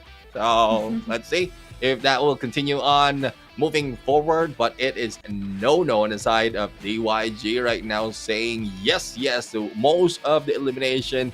Ma right now, as well as Roxy, though they did a good run at this point, they didn't have as much kill like Sunowo or Chuan M. On the other side, Swan as well as X-Chain not doing that best though. So I'm not quite sure. Again, a lot of unknown factors why Swan is playing that way. But for Nono, this is 4th MVP, 4 high streak as well, 1.78 on the rating, 39 elimination, and the damage close to 4K. And let's review, I'll check out the highlights of that game. Yep, so I think what happened basically in this control match is that our players on the side of DYG, they were able to save their operator skills time and time every time they were placed on the attacking side, they would save up their operator skills for when they needed it the most, which would be normally when they're on the defending side, and they pulled it out in such amazing timing that they were able to catch the players of Wolves off guard, especially in that last round. We saw they were down to their last 2 players and they just said, nope, this is not the end of us, we're ending the game here and right now. Yeah, I mean they don't want to give the advantage to the Wolves. Again, there are some assumptions. If a team who's really doing well from before is not performing well, there's a lot of thinking and questioning if is this a team pulling our leg? Later on, they will be going back at us because we might be laying off on the performance. But DYG really just put out everything that they have, even the strategy of saving it on I think that was when they before they got that 3rd win, saving it for the 5th match, and saving all the operator skills to be utilized in the beginning, in the middle, as well as in the end, so that they can take advantage even when they were put in the corner with only 2 man remaining, or 2 lives remaining. So DYG is just proving that they are a better team this time, but it still have to be left once we jump into a different level of tournament and also if King jumps back into play for the Wolves. But for now, that match is over, and well, we have to proceed. We have to go on. We need to move on, especially for the fans of Wolves right now, who might be disappointed of some of the performance of the teammates, or some teammates for the Wolves. But well, again, don't lose hope. If you're a fan, just support them all the way. Here is the standings, and I'll give it to you, Wasabi. Yep, right now after DYG won 3 maps back-to-back over Wolves, they are able to raise their map wins to 12 right now, while Wolves still maintaining that 9th. And though they do have that second spot right now, they need to be careful because the other teams on 3rd and 4th place still have the opportunity to steal that from them. So they might be pushed to the lower brackets later on, but again, we have to wait and see to find out exactly what's going to happen. Exactly, and wait and see, because the next match would be Kingzone and Vault. So we're seeing that already in the comment section. I guess they know the schedule already, and well, there's a lot of expectation for some teams looking forward to how Vault will be playing this time in against the CDM region, because our CDM region, yeah, Kingzone is part of CDM. Sorry, I have something blocking my way right here, but Japan, there might be a lot of Japan fans out there who will be jumping in the comment section, so prepare your translator, because we want you to converse with them as politely and as well as you're doing with the other like viewers out there in the comment section right now. Actually, I love how the comment section is doing right here. One reason why at some point I'll be smiling, because of me just appreciating how helpful they are with each other, providing all the details, answering all the questions, and even giving all their insights. So continue doing that, and also continue liking and sharing the stream, because we just ended our first series and we're off to 2 more after that game. So it was really exciting, Wasabi. Yep. But before we do see the next match, we are going to take a very, very short break. So we'll see you guys later. Do stay in the stream, watch for the next one, because there's still a lot of actions to come.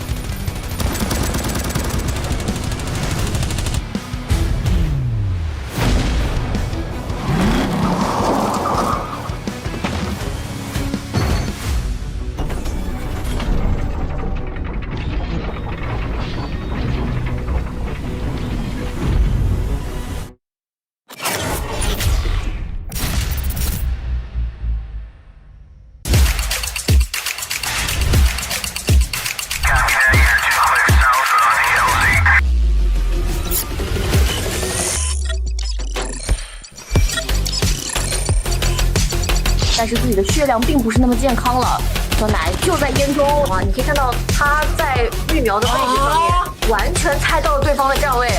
呱呱绕了一个大圈回来，把人清了一下，抓到劣势波点了。呱呱，看看怎么打，转起来。肯定哦，被抓开那个了。队友旅店带走，下面双杀，这边不敢来了，他就打3个。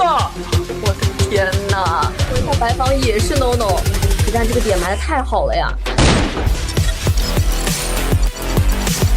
作为打手枪的死鱼手吧，哇哦，亚瑟 This is important. Once Kazuko Legacy gets the flood in here, ออกมากาโต้จะเข้าเป้าเป็นเด็กระยะไกลแบบนี้มันอยู่แล้วปาดมาได้กาโต้ไปต่อแล้วดูต่อเซตเทคใน The trade up will ensue once more here towards the bomb side.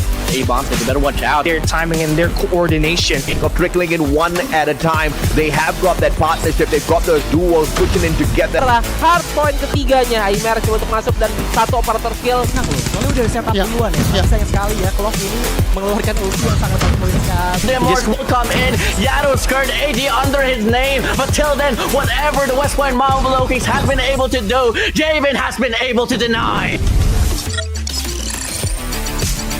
问题不大，波点还在我们手中，小心 unlucky， 一定要小心 unlucky 这个歼灭者，一个我了，是的 ，Mac 这里你把狙怎么操作呀？你操作不了的吧？什么？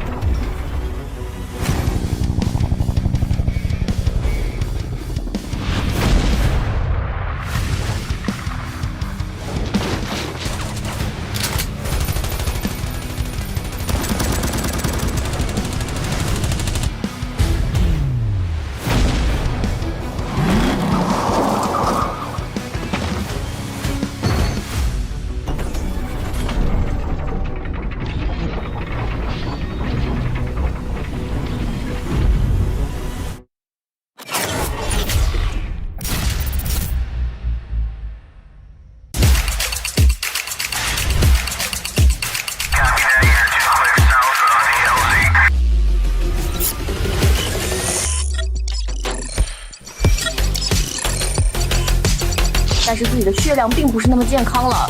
酸奶就在烟中啊！你可以看到他在育苗的位置上面，完全猜到了对方的站位。呱呱绕了一个大圈回来，把人清了一下，抓到劣势复活点了。呱呱，看看怎么打，转起来。肯定，哦，被抓开那个了。队友旅店带走，下面双杀，绝对不敢来了，他就打3个。我的天哪！回头白房也是 no no， 实战这个点埋的太好了呀。作为打手枪的选手吧。哇哦，亚瑟 This is important. Once Kazuko Legacy gets the flood in here, ออกมากาโต้จะเข้าเป้าเป็นเด็กระยะไกลแบบนี้มันอยู่แล้วปาดมาได้กาโต้ไปต่อแล้วดูต่อเซตเทคใน The trade up will ensue once more here towards the bomb side.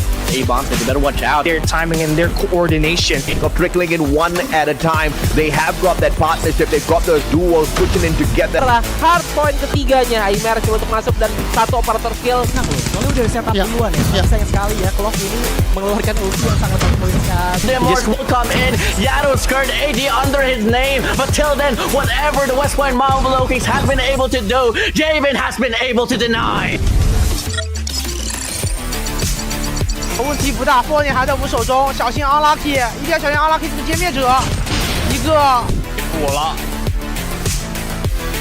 是的 ，Mac 这里你把狙怎么操作呀？你操作不了的吧？什么？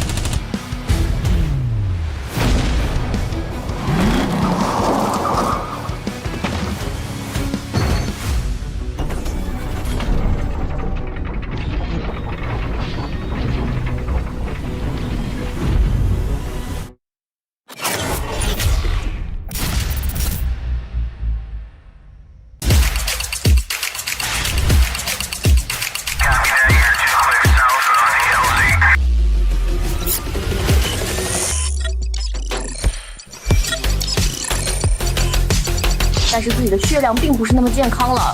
小奶就在烟中啊，你可以看到他在育苗的位置上面，完全猜到了对方的站位。呱呱绕了一个大圈回来，把人清了一下，抓到劣势复活点了。呱呱，看看怎么打，转起来。肯定哦，被抓太那个了。队友旅店带走，下面双杀，居民不敢来了，他就打3个。我的天哪！回下白房也是 no no， 实战这个点埋的太好了呀。作为打手枪的选手吧。哇哦，亚瑟 This is important. Once Kazaku Legacy gets the flood in here, พอมากาโต้จะเข้าเป้าเป็นเด็กระยะไกลแบบนี้มันอยู่แล้วปาดมาได้กาโต้ไปต่อแล้วดูต่อเซตเทคใน Retreat of Valency once more here towards the bomb side.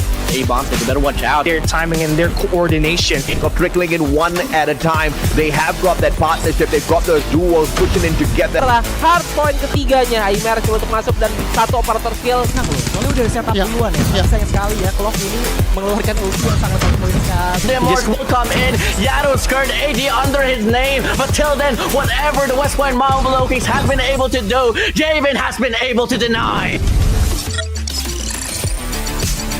问题不大，波点还在我们手中，小心 unlucky， 一定要小心 unlucky 这个歼灭者，一个补了。是的，麦克这里你把局怎么操作呀？你操作不了的吧？什么？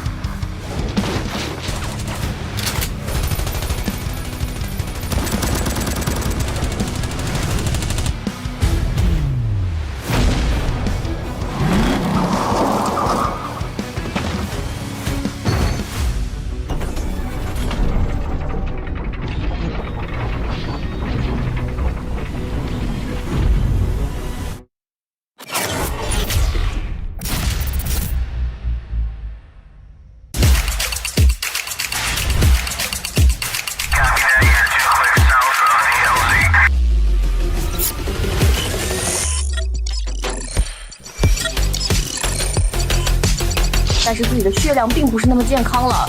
小奶就在烟中啊，你可以看到他在育苗的位置上面，完全猜到了对方的站位。呱呱绕了一个大圈回来，把人清了一下，抓到劣势复活点了。呱呱，看看怎么打，转起来。肯定哦，被抓太那个了。队友旅店带走，下面双杀，居民不敢来了，他就打3个。我的天哪！回下白房也是 no no， 实战这个点埋的太好了呀。作为打手枪的选手吧。哇哦，亚瑟 This is important. Once Kazaku Legacy gets the flood in here, พอมากาโต้จะเข้าเป้าเป็นเด็กระยะไกลแบบนี้มันอยู่แล้วปาดมาได้กาโต้ไปต่อแล้วดูต่อเซตเทคใน Retreat of Valency once more here towards the bomb side. A-bombs, they better watch out. their timing and their coordination. Got trickling in one at a time. They have got that partnership. They've got those duos pushing in together. Setelah hardpoint ketiganya, Aimer coba untuk masuk dan satu operator kill. Nah, soalnya udah setup duluan ya. Sayang sekali ya, Clock ini mengeluarkan ulti yang sangat The Immortals will come in. Yado's skirt AG under his name. But till then, whatever the West Point Marvel Kings have been able to do, Javen has been able to deny. 问题不大，波点还在我们手中，小心 unlucky， 一定要小心 unlucky 这个歼灭者，一个火了。是的，麦克这里你把狙怎么操作呀？你操作不了的吗？什么？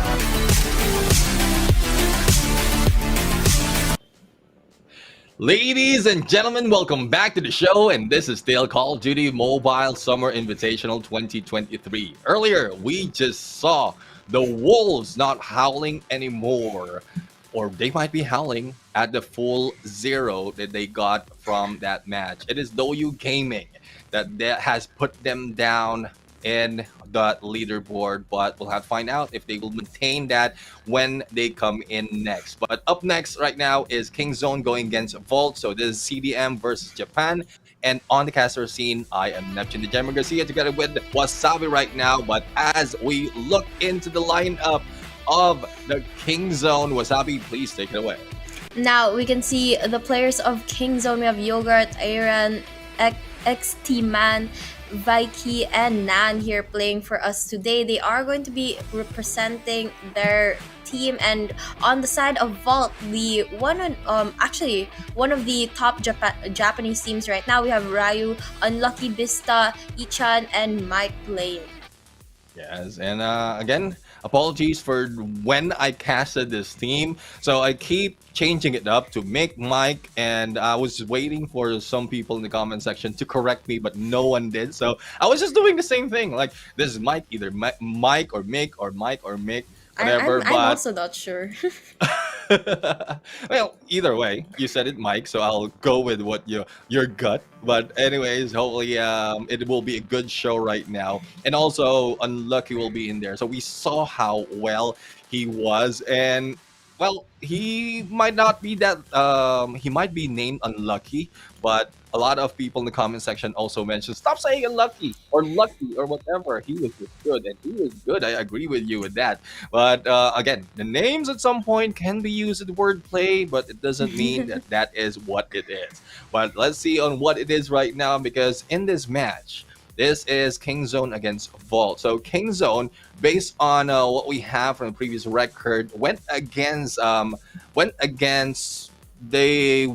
Wolves, and they didn't get any point on that. And also went against Kagendra. They got 2 map wins out of the 5. And even for the last match that they fought against eStar Pro, but we saw how eStar Pro are really struggling from the beginning of this competition. So this is a chance for Kingzone right now to move up a little bit on their placement on the leaderboard. And it's really unfortunate the Wolves didn't win one map, because it might bring them down, as you mentioned, to the lower bracket, which no one wants to be. Yep, definitely. It's a very hard thing to be faced up against, and I think Wolves, after that last match that we saw earlier, is definitely has to watch out for that. But right now, we are going to be talking about Kingzone and Vault, and if I'm not mistaken, this is basically the battle for the 4th spot, because it will determine who is going to be going to that lower bracket. And though it's a 4th spot, at least you get to continue the tournament, right? Yeah, exactly. I mean, regardless of what spot you are getting, at least you're part of those moving in onto the knockout stage, wherein if you're in a rut right now in terms of performance, you will be able to recover later on. So they're still in there hanging on. Kingzone might be doing the same right now, because before we started this match, or this day, they were in number 4. They have 5 and 6 in terms of record, 1 and 2 in terms of series. So they really need to like put up a little bit of fight against Vault, wherein Vault is hanging in the 5th place. So in terms of map wins as well as series wins, they're just tied. Pretty much the same as what we've seen in here on the series wins of DouYu Gaming and the Wolves. But whoever wins this, as what you mentioned, will be securing that number 4 spot. So it's either like anyone's ball game. It's more of who adapts and adjusts within the game, within the match, early and beautifully who will be able to get that spot. Yep, and I think one thing that they have to be able to do exactly what you were saying, Neptune, is to Mhm. make those adjustments. And though the key players of both of these teams, specifically Nan for King Zone and maybe Unlucky and Ichan for Vault, they have to step up their game. They definitely have to bring their A game today if they want to continue in this tournament and proceed to the next stages. Because right now there is a lot on the line, and one little mess up from them could cost their spot. Yeah, exactly. And though no one really wants to make that mess up or mistake or whatever, it's more of if they have a chance. If they did it early and if they have a chance to recover later on, then that's all well and good. But if it's a little bit too late and it's everything's on the line already, well, it is what it is. That is what happened when you make a mistake and have no chance to cover or recover from that. So there's a lot of talks, a lot of speculations right now. What's going to happen later on? We're going to show you a little bit of insight of what's going to happen into the game. And for those who are new right now in this broadcast, there's a lot of adjustments that has been done. New maps introduced, as well as additional points that is required for the team to win, especially in search and destroy and control. And not only that, there are a lot of changes that has been made by the teams, thus making them secure wins that were unexpected or not expected by their, like, comparing it to their previous games. And that is one reason as well why, like, even if they did perform well or did not perform well previous tournament, say CDM, the most recent between these teams, it there's still plenty of time for them to adjust and recover and also do well in practice and scrimmages and all to improve themselves. And then once they show up once again, they become a better team. So the same goes not only for players in this Call of Duty Mobile Summer Invitational, but with everything else. If you make improvement little by little, or depending on how much you can make the improvement to yourselves, to your gameplay, to whatever you're doing, then by the end of the day, by the end of your target time, you'll be able to reach your goal. Yup, you're right. It's just about making those smart changes, making those small adjustments, and improving yourself day after day after day. And who knows, maybe one of our viewers right now might be the next pro player. So we just have to Yeah. see if they're capable of making those changes, just as you were talking about, Neptune, because anything that you put your mind to, you can do as long as you try hard enough. Exactly. And well, there's a lot of motivation coming from us. Again, it's not just the old guy who have that mentality. Even the young ones like Wasabi right here have the same mentality, because it's more of you being better than yourself. But let's see who will be better than the other when they go into the gunfight. And based on what will be result, will be having that advantage of the map in the succeeding games. Now, Nan right now, together with Yogurt against Unlucky and Mick or Mike or whatever is called. What do you call them? Is it Mike or Mick? I want to follow through on. I'm not quite sure. We should just agree which one are we gonna use. Let's call him Mick.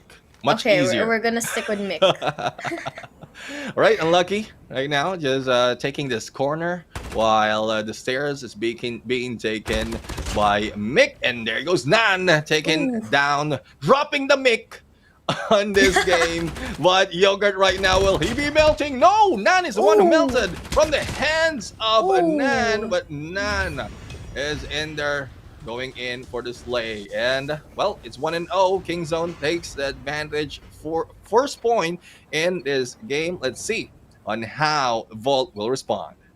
Yep, now is the time that they have to make the changes, and right now our players are off, heading towards each other. Unlucky is going to spot Yogurt, take him right out of the equation, and now the players of the side of Vault have the advantage as they still have two players. Though Unlucky is very low, he still has a chance. You know, they could play for the trades and use Unlucky as a bait, as much as I hate to say it. But it would be a good strategy to be able to lure Nan out there. And Nan, he's going to be able to take Unlucky, making it a 1v1 situation. Now, Mick versus Nan. Last two players alive on their respective sides. And they are just on the search for each other right now. Yeah, and Nan right now just going upstairs while Mick is on the other side hiding through some of the rooms. And as we can see, time will be running out. And from both, I don't think anyone has taken any damage just yet. So Mick has a good opportunity once Nan shows up. The capture site is in there available for them. Now, let's see onto who will be taking which or who in this gunfight. And Mick right now, there you have it. It is tied. And, well, no one gets a point from that round. But still, King Zone is in favor. Yep, Kingzone still has that lead, and we're just about to start another round. Let's see how this one goes. Now we're respecting Mick, who's holding the DRH at hand and checking every single corner, using that trip mine to his advantage on that very popular hiding spot there. And on the other hand, we also have Unlucky here, who is still waiting for the players of Kingzone to pop out. Yeah, let's see who will be popping out right now and showing their faces.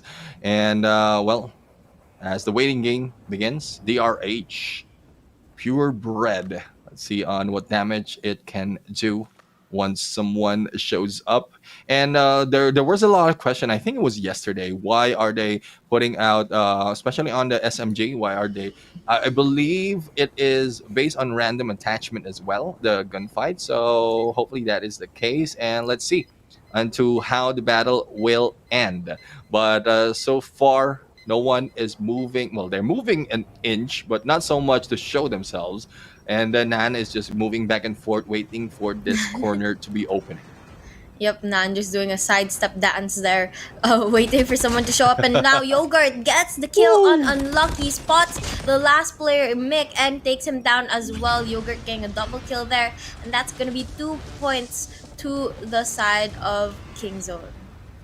King Zone right now has an opportunity to end this by this match. Yogurt is not melting at all. He will be put in a freezer, and Nan right now is doing nothing. I mean, none, zilch, zero, because he has been taken out. Now, Yogurt might be melting despite of how purebred his weaponry is, but Unlucky has been taken out. Oh, whoa! What a clutch by Yogurt! And there you have it. That was how you play a game of gunfight. You go all in despite of the situation being down or one guy down.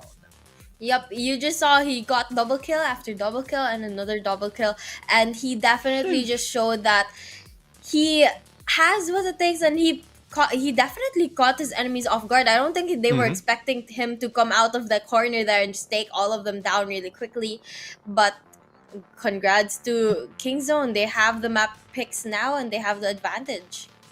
Yeah, they have a Mac Pit advantage as well, but let's see if really the changes in or the picks that they have can provide them the win. Because King Zone go against Vault, though again, Vault right now they have, like, based on the matches they have, they only got an advantage against Kagendra. And when they face Doyu Gaming as well as Wolves, they only got one map win. So King Zone might not be the same as Doyu Gaming or Wolves, so this might be all even. But as we look at the bans right now, Meltdown and Takeoff for the side of King Zone, as well as Apocalypse and Tunisia for the side of Vault. So that might be something that either team will be thinking about as to which map they will be placing themselves in to get the advantage.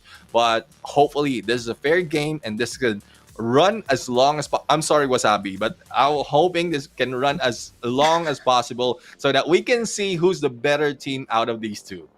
I mean, I definitely think these two teams are going to want the same thing as you, Neptune, because there is a lot on the line for both of these teams. And so I'm sure they're going to try their very best to stay alive in this competition and maybe even push for a game 5. So I'm okay with it, actually. I love the action. So I'm hoping for a long game as well and a lot of fun things to happen, hopefully. Yeah, exactly. I mean, fun things has been happening, not just from that gunfight, but also in the comment section. Again, thank you very much, Ruga, for the compliment and also for giving appreciation for all the casters out here in the screen. And while we are just enjoying ourselves right now, I mean, even in the break we were talking, so don't expect that we are silent in the break right now. We are keep talking, so it's a good thing that we having a partner. So this time, because I'm pretty sure Callie and AJ, even Jericho experienced that as well. So having a like casting solo is not that easy, and having a partner is much chill for especially for an old guy just like me. But let's check out the team players again. This is like our production putting a name and, well, I would say a face, but it's more of hair that we're seeing. So a name and a hair together. I mean, there you can see a face right now, and hopefully it stays that way and not just hair. But you know, it's nice to look at the different hair fashions that we get in different countries, like what we're seeing now, and Yeah. it's a huge variety of different hair. Yeah. Well, I'm pretty sure. Oh, Warden, what are you doing? I'm sorry. This is not Warden. Warden doesn't wear glasses, I think. But anyways, I mean, he has the hair, same hair color, but we have none right now. And here, like the curls, I love the curls. Well, for me, I'm loving the curls because I don't have curly hair. But we are seeing the other side of the story. This is a Volt right now, Rio, and love the jerseys in the background. And this is unlucky right now. As you can see, like how focused it is. I don't know what he's doing right now, watching or playing. But I remember at some point when the cameras are being shown or showing the player, one of the player is like putting the phone on the table and just playing it like a tablet. So, you know, like using most of the fingers that he has, and that's something different, especially for mobile players or like those who are using their mobile phones in games just like this. Yeah, definitely. It's something quite different, especially since when you put it down on the table, that's usually to mean that you're using more than 3 fingers or 4 fingers per hand. And on a phone, that is absolutely crazy because you don't have that much space. I mean, I don't know how they do it. Well, I don't know. I don't have fat fingers, but for me it's difficult. Probably it's the age. Again, I keep coming back to the age because my hand's pretty small. I don't think I can do 4 fingers on my phone. yeah, the thing is like for players just like that, it's a lot of things getting used to. It's very difficult. Not only that, because like that's one reason why it's called a handheld mobile device, because you hold it by hand. You don't usually put it in a table and use it. But like for that player, I can't remember who it was, but yeah, I mean it's something different that we don't see every day, especially in competitions just like this. But giving us a different perspective for the other players out there, especially for those in the chat right now who can or who wants to try it and probably get better if they try that way. I mean, I think that's gonna be quite funny, honestly. But well, if it helps them improve, then go ahead. But yeah, but back to our upcoming match actually, Kingzone versus Vault. Vault is one of the top Japanese. Actually, I could probably say the best Japanese team right now because they have a combination of players from the best teams like Scars, Team Brilliant, and other very experienced players in their roster. Yeah, I mean that's one thing, putting them all together so that they will be like utilizing all the mechanical skills as well as the knowledge that they have in game, like the collaboration of great players put together into one team can make a huge difference. The only thing that might be I would say an issue if that happens, probably not this point in this competition, but it's more of the chemistry, because we've seen a lot of teams right here who from the beginning up until the end of tournaments had been together all throughout, and the chemistry is just pristine. They understand how the other person think, and they understand how the other person can rotate and defend themselves. They know they have their backs. So hopefully that is the case for all the players who are changing their rosters and putting best teams together. And it's more of the mechanical skills as well as the game knowledge. And well, attitude is one thing as well, but we all know different people have different attitude, and hopefully it jives as well together, building up the chemistry that they have. Yep, definitely very, very important to do that because chemistry could make or break their team. And honestly, on my perspective, I've handled a couple teams before, and I'm currently handling a couple teams right now. Actually, Oh, it's quite interesting to see that if the team has good chemistry, even if they don't work well at first, their improvement happens so quickly, and they're able to make those changes and actually level up their gameplay really, really quickly compared to if you put a bunch of good players who have no chemistry together.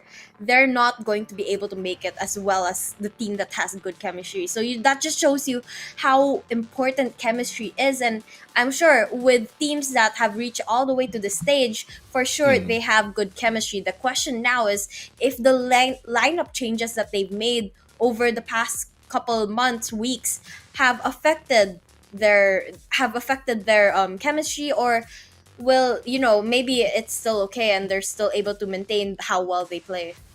yeah, well, we'll have to see. We'll have to find out if that is the case, because so far for the side of Bolt, they are doing good at some point.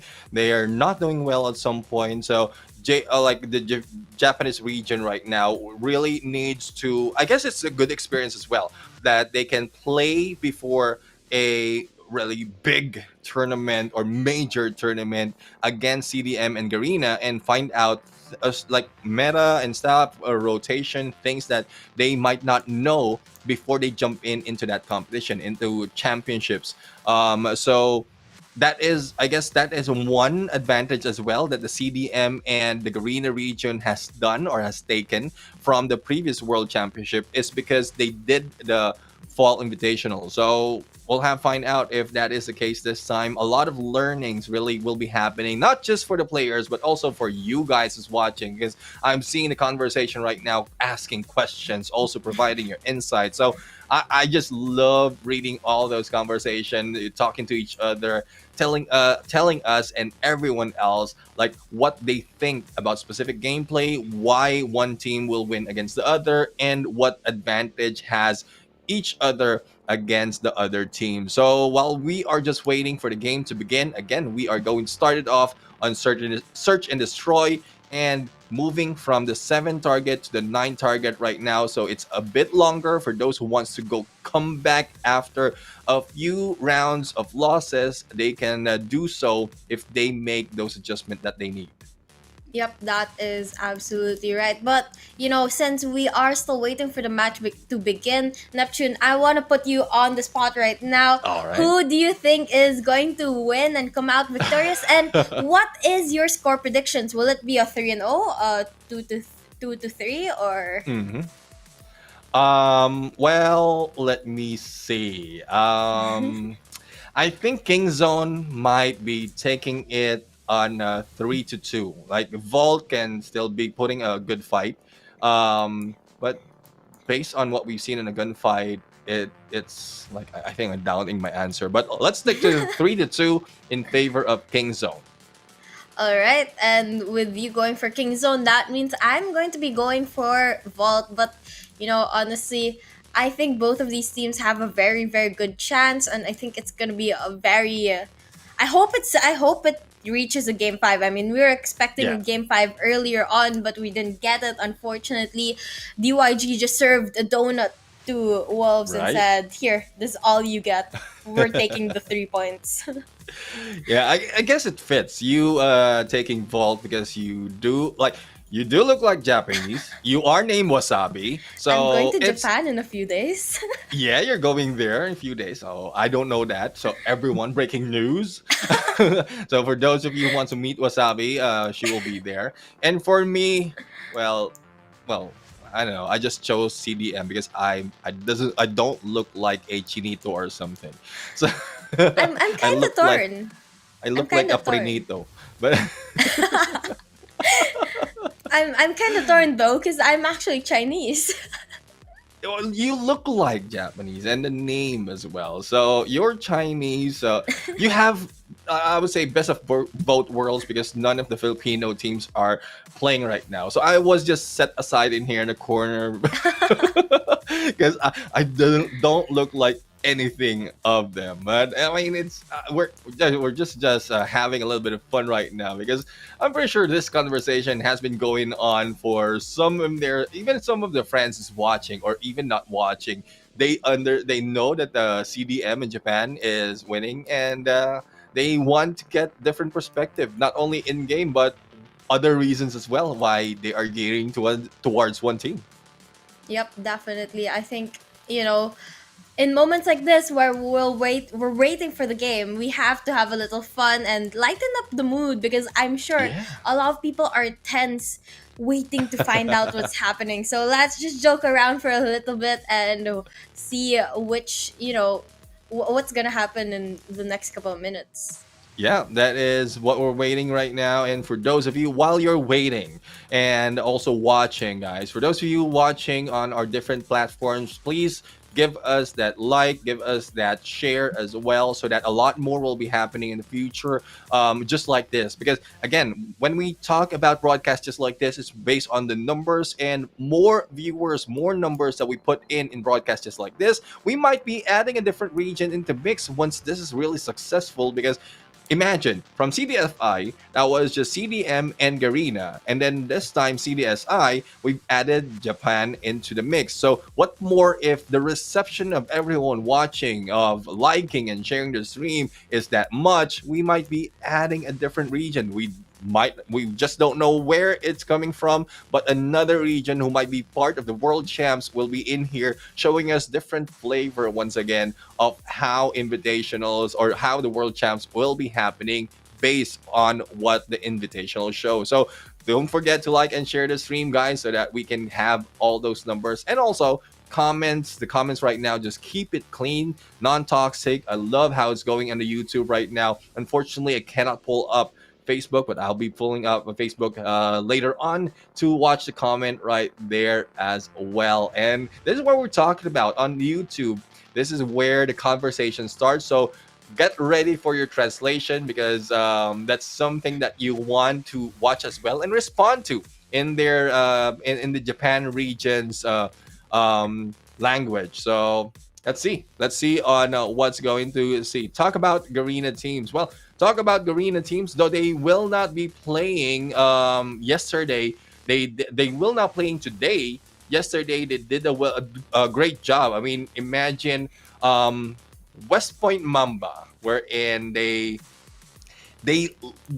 got strong into before the battle against Almighty. But Almighty, again, this is one thing in mind when I talk about chemistry and building the team for a very, or being in the team for a very long time.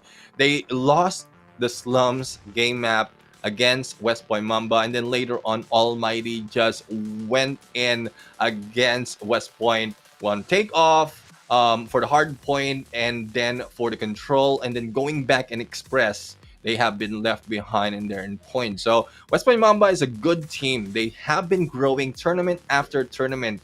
Like they wowed us every time they play. It just so happens that the other teams are making the adjustments themselves. So it might come to a time where in West Point Mamba, Low Kings will be on the top of everyone who will be in the green region if they keep improving themselves. Yep, they definitely have the opportunity to do so. And, even with one of their players being benched for a while and they have to change the roster up a bit, they were still able to make adjustments and actually push for game 4 and actually make it all the way to that point, It's hard because that was such a last minute change. See, this I was already ongoing and they had to make that adjustment. Yeah, well, it is what it is. You have to make the adjustment even mid competition. But again, that is where your teammates, your compatibility with your teammates will be tested. Or if your last guy who can replace anyone who will be taken out can really play well, similar to how it's working, then it will give you a better approach. Or you can also switch it up, like depending on the modes, because we've seen that so many times when they jump into when some of the teams jump in to search and destroy, they utilize one player, especially snipers, and then going into the respawn modes, the sniper will be taken out and then those slayers will be put in. So there's a lot of factors that can utilize a sixth man at this point, and that also brings in how his gameplay will be in sync with the rest. But more to the game from yesterday, it was 3-2. It is SPG who won against Z1, and then Blacklist International won against Q9. Whereas Q9 really is one of the teams that we are expecting to do a lot in matches just like this. Unfortunately, I haven't casted any of the matches of Q9, even from the arena side. So I like first-hand observation, I don't have that much. Everything that I saw is from the broadcast as well as conversation. Honestly, at this point, I've subbed in and caught, like, backed up a lot of casters. I'm not quite sure which teams I've casted for already or not. But but one thing's for sure, every time I get into this casting deck, I always have a lot of fun because these teams bring a lot of action and they always put up their best. Though we see a couple donuts serve sometimes, we do know that they are putting their best foot forward and trying to give us a good show for the match. But sometimes it's just not enough. Yeah, well, I guess talking is already enough. Talking not about the game that's going to happen, because this time, this is the search and destroy that is happening right now. It is Volt on the attacker side and Kingzone on defenders.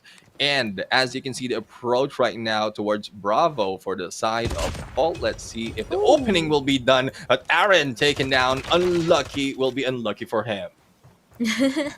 But right now we're going to be down to a 4v5 situation, and it looks like the players of Vault is going to be heading towards the B side with only one player on the side of KZ watching the B side. It's going to be an easy push for them, so hopefully they're going to be able to do that. And right now we can see the push coming through.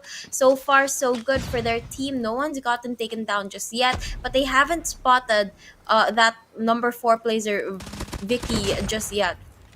Yeah, Vicky, on the other hand, was able to take down Vista, and Ichan was able to take down Vicky in a trade, but not so much of a trade because it's still one-man advantage for Kingzone, as Aaron right now taking a peek as to whoever will be planting the bomb. But before planting the bomb, they need to pick it up. So no one is in there. Nan has been taken down by Mick, and it is now a 3v3. Mick right now just moving in slowly. And will he be able to spot out Yogurt? And Yogurt just melted. Wasn't able to reach the freezer at that point. Yep, and now down to a 2v3 situation. Mick is planting that bomb, but he gets spotted right now and taken down out of the equation. Now down to a 2v2 situation here. And it looks like the players of KZ, they're trying to play this strategically. They're going for the push together. As you can see here, they're playing as a duo and holding down this area. Right now, Ichan about to peek it. He's going to be able to get a couple shots, but unable to confirm the kill just yet. Waiting for the right moment to peek, and he's going to be able to get one player down. It's gonna be now Aaron, the last player alive on the side of Kingzone, and they are going to be faced with a 1v2 situation here. Oh, quick scope didn't work for him, and he gets damaged a little bit. Let's see if anyone will be flanking from the target that they have. But with the time already counting down, I don't think that's something that they will be rushing towards Aaron with. Now, Ichan might be backstab right now. Quick scope will not work, and there goes a Fennec domination in that fight. 1-0 will be taken by Japan's Volt team. Yep, and first round to the side of Vault. That's looking very, very good for our Japanese fans out there. Let's see if they're going to be able to maintain it. And from the looks of it, they're going to hold over here at this at this wooden house for a while, waiting for the right time. But Aaron's going to be able to take down Mick with a grenade. That is going to be a huge play, as Mick is one of the key players, SMG players of the team, and that's going to help the players of Kingzone open up the game. Let's see if Oh, XP man right now using his XP vision to go in for that shot. And two men down already for the side of Volt. Now, Rio right now, let's try to take a peek. No one will be spotted from that long A. Good positioning being taken by two men from the King Zone. Vikey on a 1v1. Well, had to pull out and right there against Vista. But Aaron goes in for the back of the head of Ichan, and it has brought down to two players for Vault. Now Kingzone down to actually having the numbers advantage here. Ryu is the last player alive on the side of Vault with a sniper at hand. Now this will give him the advantage in long range engagements, but when it comes to close ones like this, not so much, but he's gonna be able to get one. Will he get the other? Aaron takes him down, and he is gonna be that's gonna be a loss for the side of Vault. For the side of Vault. Yeah. And well, the thing is, once like either team take advantage, especially for that first blood, then they will be slowed down. So let's see if they will be able to go in and take another point back. And I'm talking about either side because they need to take a lead, but it's more of the attackers who can change the pace of the game. And as you can see, they slowed down a little bit. Most of the teams in the attacker side wait for 1 minute mark before they make their move because it takes a few more seconds to really find the opponent, the information for the opponents right here. But unlucky, I think he has some information, but no opening just yet to make that shot. Right now, both of the teams are just holding down their positions while Vault slowly sneaks their way towards that B site. But they have to be careful because right around the corner, they might get spotted by the players of Kingzone. Now they're going in for the push, and unfortunately, what a three-piece right there! That is going to be a huge advantage for the side of Kingzone, and Nan goes for the push as well. Now Ryu, last player alive once again. Right now, let's see on what will be pulled off by this guy. What energy he has at Vikey for his fourth in that round. And oh my goodness, I mean, the spray and pray, no praying needed. It is just a hit that he is doing in that game. 2-1, Kingzone favoring Vault. Let's see on how they will do this time on the attacker side. Will they be caught off guard once again? Vikey just had a huge three-piece there, following it up with another kill in that last round. That was such a good play coming from him. And if he's able to pull off the same thing here, that's gonna be, such a huge advantage for his team. But from the looks of it, Vault has learned their lesson. They're going towards that A site instead. Nancy could be able to get one, but gets knocked out as well. And Mick here, he is leading his team towards that A site. But after that fatal kill of one of their players, they decided to slow things down a little bit. Yeah, they do slow down a little bit, leaving two on the alpha, one in the approach in the mid, and one on to that Bravo. But XT man right now, once again, goes in for the slay, expecting another one to come in, but Mick right now, Vikey has been spotted and will be taken down quick. Mick is in here doing his play. Let's see if he'll be able to do another one, taking 4 already. And there you go, his fifth goes down again. It is now a 2v2 situation, a situation where you want to be balanced from both sides. Mick evening up that playing field, and right now with the bomb dropped over at that A site, they have to slowly make their way there to pick it up. But they also have to be careful because the players of Kingzone are right around the corner and watching, waiting, hoping for them to come by anytime soon. Right now, Vault, they know that the players of Kingzone are watching that bomb, so they haven't gone for the push just yet. But with 16 seconds on the clock, they're going to send Ryu to go in for the rotation. But unfortunately, Yogurt takes down Ryu, and now Mick is getting spotted, and XT man is gonna get that kill. That's gonna be another round to the side of Kingzone, and that's gonna bring us to a standing of 3-1 here in favor of Kingzone.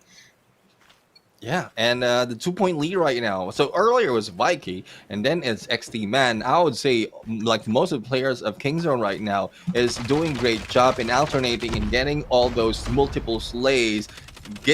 giving them the manpower and the slowdown of the opposing team. So let's see on what they will do, or what Volt will do this time, knowing that the approach is a little bit too quick without so much of information, and they need to be more careful, but not so careful that they will be losing time. Right now, it is a I believe it is a 1-4 split right now. Unlucky just taking a peek. They just need to decide which side to cover, because right now the two members of King Zone is only covering this long A. They are being taken advantage of, and especially with a wall bang from Aaron.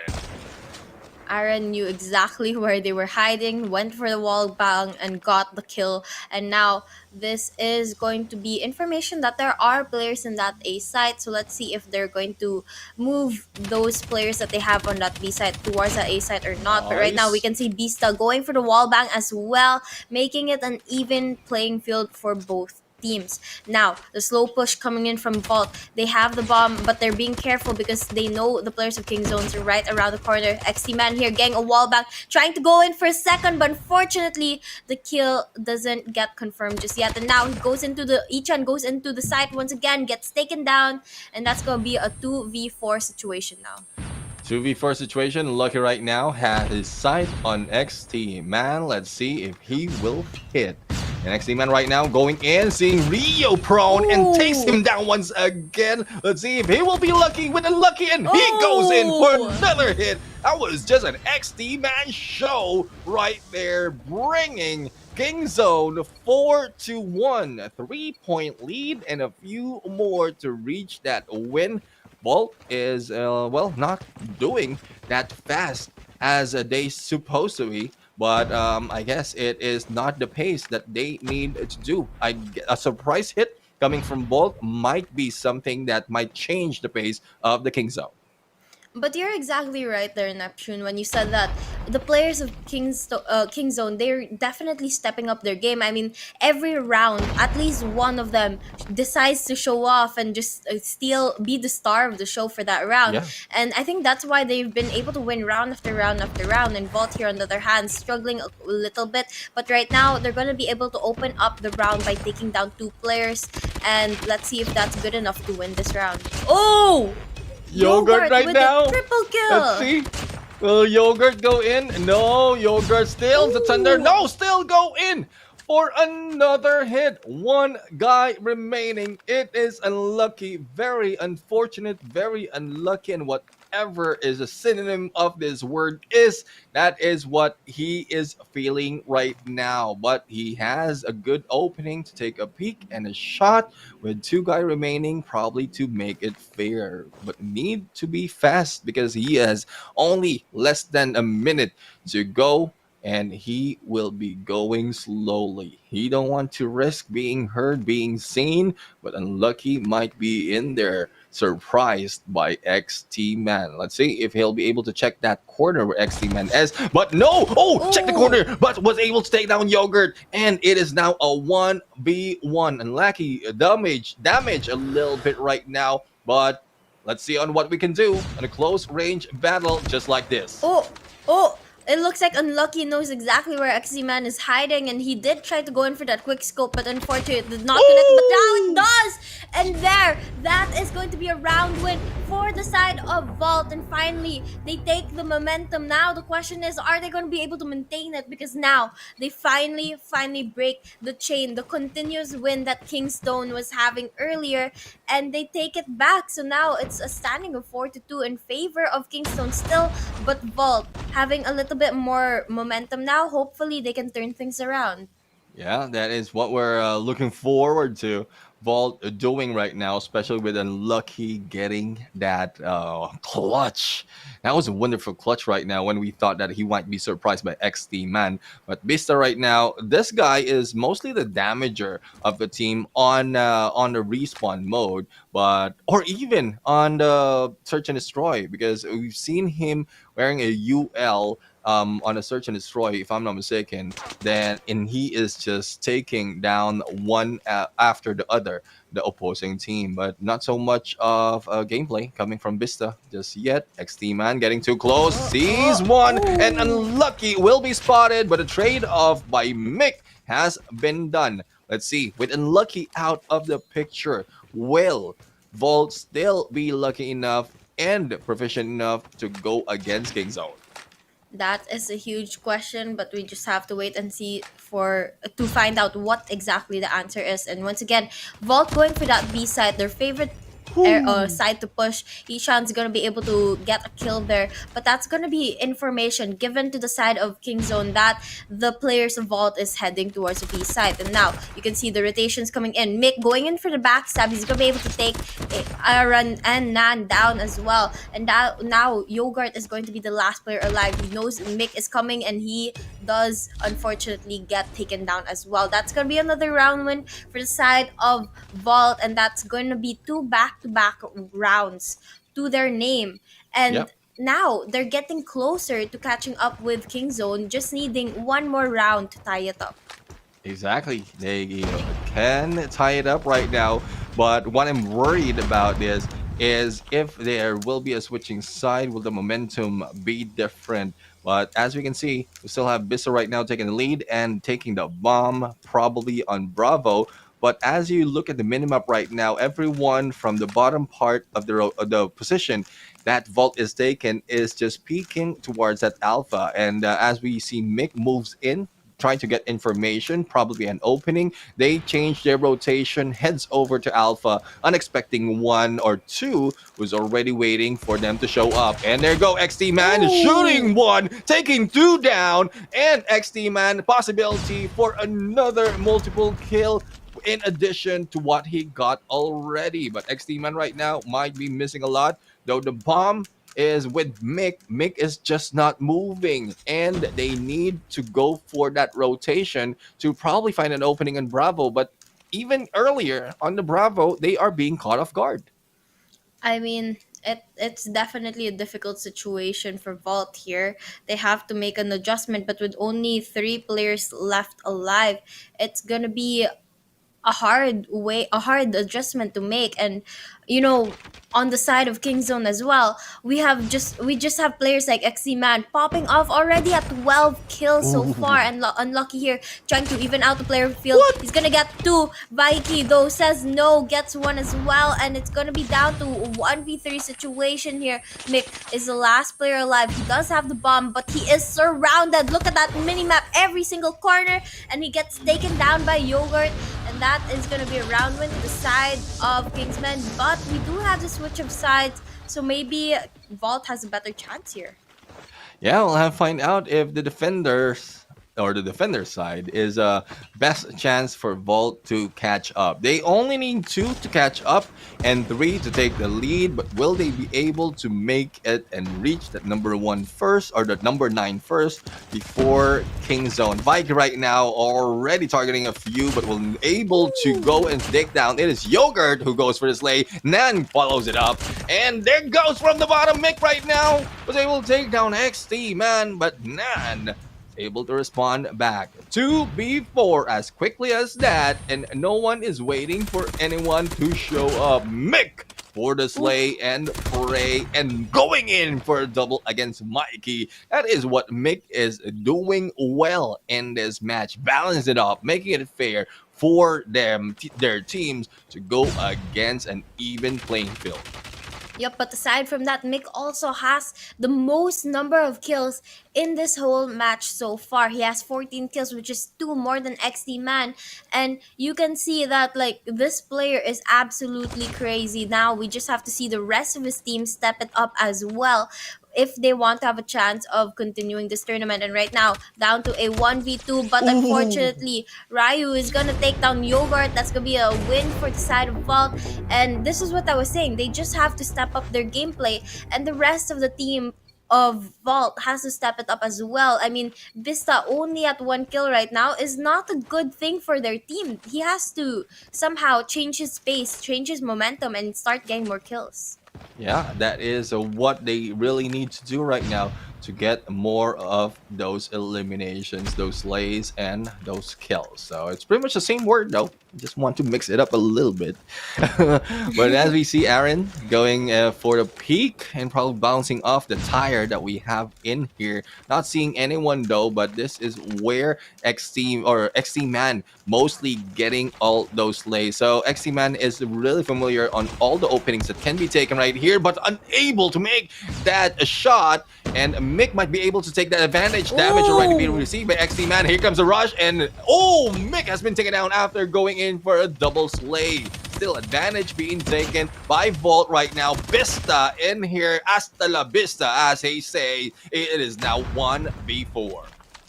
Yep, 1v4, not looking very good for the side of Killzone, but this is definitely the opportunity for Vault to catch up and actually tie up the match with Kingzone. And this is exactly what we were talking about earlier in Neptune. It's going to be a back and forth between these two teams. They're at par with each other, but this is going to be down to their gameplay. And right now, with Vista struggling a little bit, it looks like the team has to play catch up for this game. Right now we can see some of the players coming into contact with Aaron, and he gets knocked out by a wall bang, and that's gonna be a match tie right now. Yeah, it is much tied on this game. Vault really is better than on the defender than on the attacker's side. But how will this change the pace later on if in case they will be put back? But let's see. Mick right now going in for another slay, getting that 17 and still not being taken out. But Vikey just lays left and right, front and center. XT Man follows through, and Vikey has been taken down. 2v3 situation favoring Kingzone right now. And well, unlucky. Oh my goodness, unlucky was still able to take that shot even before or after being damaged. But Yogurt for the plant. But they know where he is. The rush is on, and let's see on how will he survive. Yogurt still managed to do it on a 1v1 against Lucky. Let's see if he'll get lucky this time. That was not the smartest move from the Vault, to be honest. They could have went for a pinch play, but instead they went for the solo plays, and that caused them to lose the round, and Yogurt was able to clutch that because, again, Vault did not go for the pinch play, and they just went in for solo. So, that's the small adjustments that they have to make, the small changes that they have to make. They have the potential, they have the gun skills to improve, but for some reason, sometimes their game sense is a little bit off. So let's see if they're going to be able to make those changes in the coming rounds. As we enter this next one, we can see both of the teams holding down their respective positions and just waiting for that opening pick to come through. Looks like the players of Vault have decided to go heavy on that B side, but Kingzone, on the other hand, have not decided on which bomb site they want to head towards. Yep, they are still looking towards Bravo, gearing towards Bravo, but the rest of the team is still in the middle, and Alpha right now is where the bomb holder is. So let's see and what decision they will make depending on what queue they will get out of this. And Aaron right now will try to use the utilities to get that queue, but Nan right now takes advantage of that, and a little bit of delayed backup coming from the other side. Vista has already been taken down right now, brings us to a 4v5, but 4v4 by Ichan right here as they rush into Bravo. But rotations being done by the attackers right now.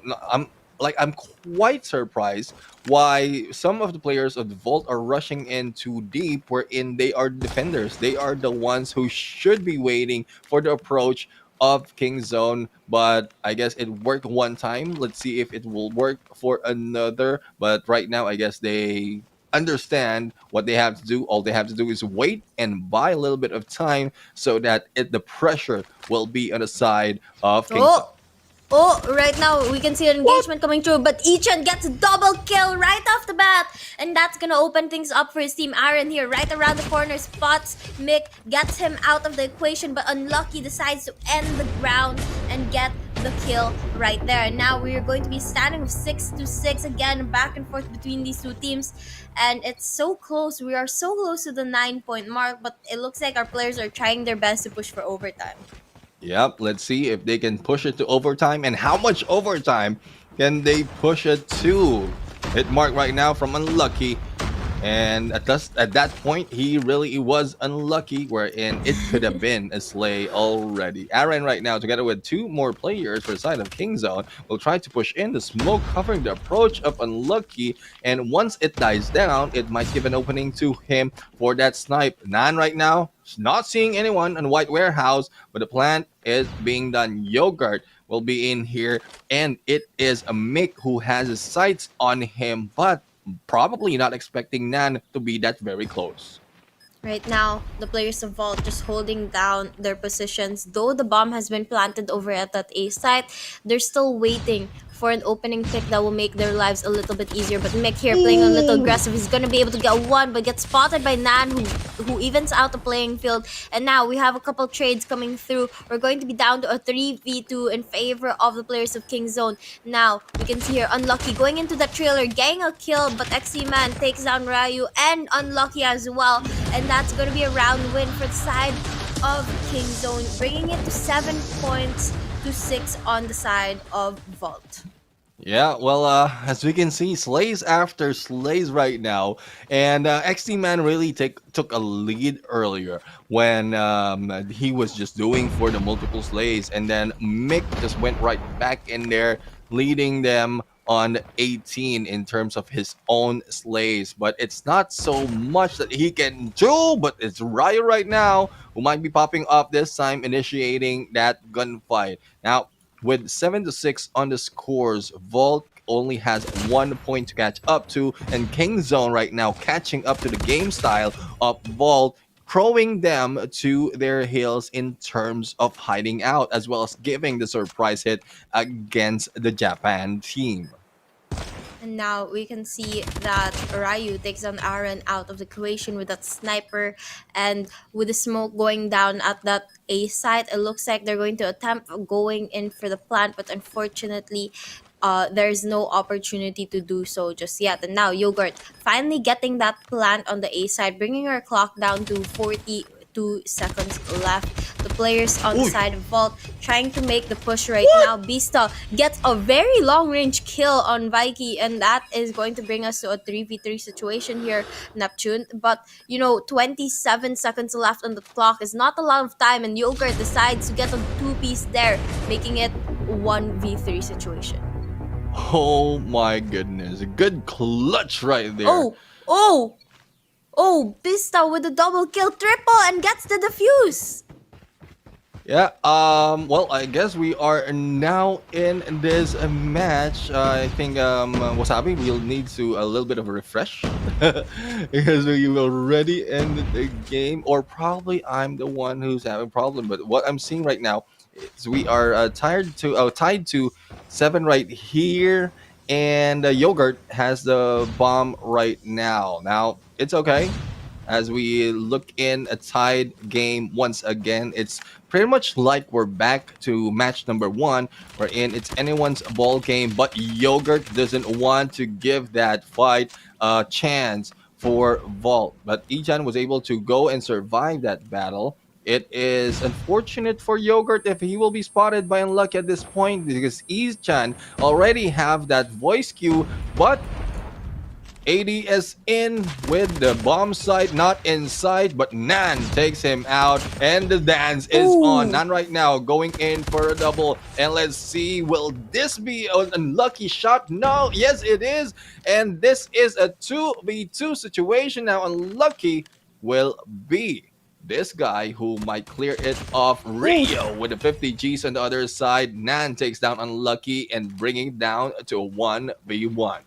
Now the question is Nan going to be able to clutch this? He's going in for the plant right now, and it looks like the site is clear for now. Ryu right around the corner though, and he has a sniper on hand, so he's going to play for those long range engagements, while Nan on the other hand has a Fennec, so he's hoping for a closer range engagement. Ryu making the smart move of picking up that Fennec that was right around him. He's gonna try to make his way towards the site as the bomb gets planted, but Nan going for the backstab gets Ryu off guard, bringing it to a match point in favor of King Zone. Yep, it is a match point right now. King Zone are the first one to get there, but we've seen this from Vault. Every time they have been put down, probably 1 or 2 points, they try to get back up, catching up, and an OT or overtime might be in play. But this is something that Kingzone doesn't want. They want to rush in onto Bravo right now, catching only one each, and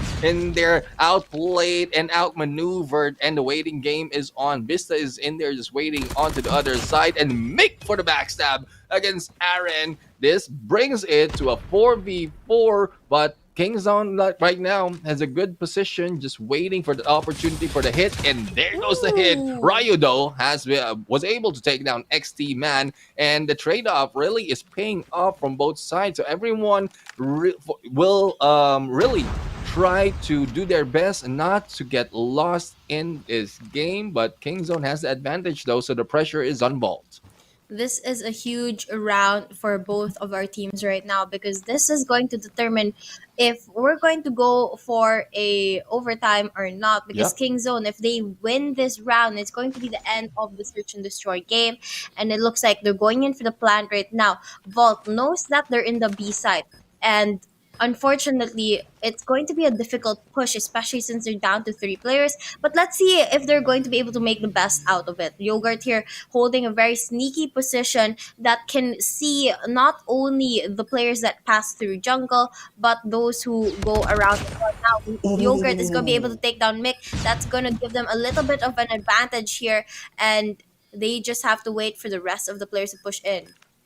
Yep, and pushing in right now is Unlucky. Sees one and will be able to do so, but will be taken by Nan. It's a 1v1 situation left, and Ryu right now just finish it off. No time for the defusal. It is Kingzone right now who gets the win, who gets this map, and it was such a dramatic final of that story, but unfortunately for the side of Vault, they didn't do it in time. Thus, they were lost in there with 2 points below. But it is what it is. It is just each team outplaying each the others in this match, and Kingzone, well, Kingzone and Vault, I would say, they did a great job in there in that battle. Back and forth in the points, even in the trades, and we saw a few more of the players out here really showing up most of the time into each round.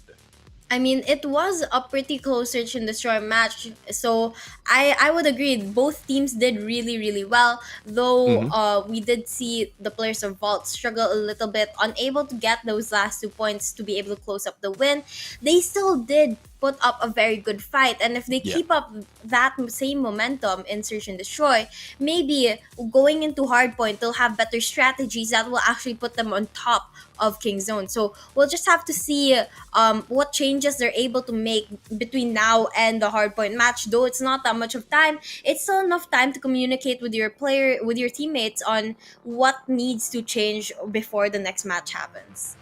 Exactly. Well, the next match that will be happening will be Hardpoint, and in a bit we're going to be shown on what operator skills as well as which map they will be playing on. But I would say that was a sweaty search and destroy, back and forth even between these two teams, but showing the result right now in terms of elimination, Kingzone has the most, well, not so much though, only a 3 elimination lead against Vault. In terms of assists though, there's so much for Kingzone, and this is just the first game between these two teams. We are going in for another match, which is Hardpoint. This is where we find out if probably it's just the pace of the game that Kingzone has taken advantage, or will Vault be able to go in and fire back, probably taking a huge lead on this match. But as we mentioned earlier, a lot of elimination being done by XT Man,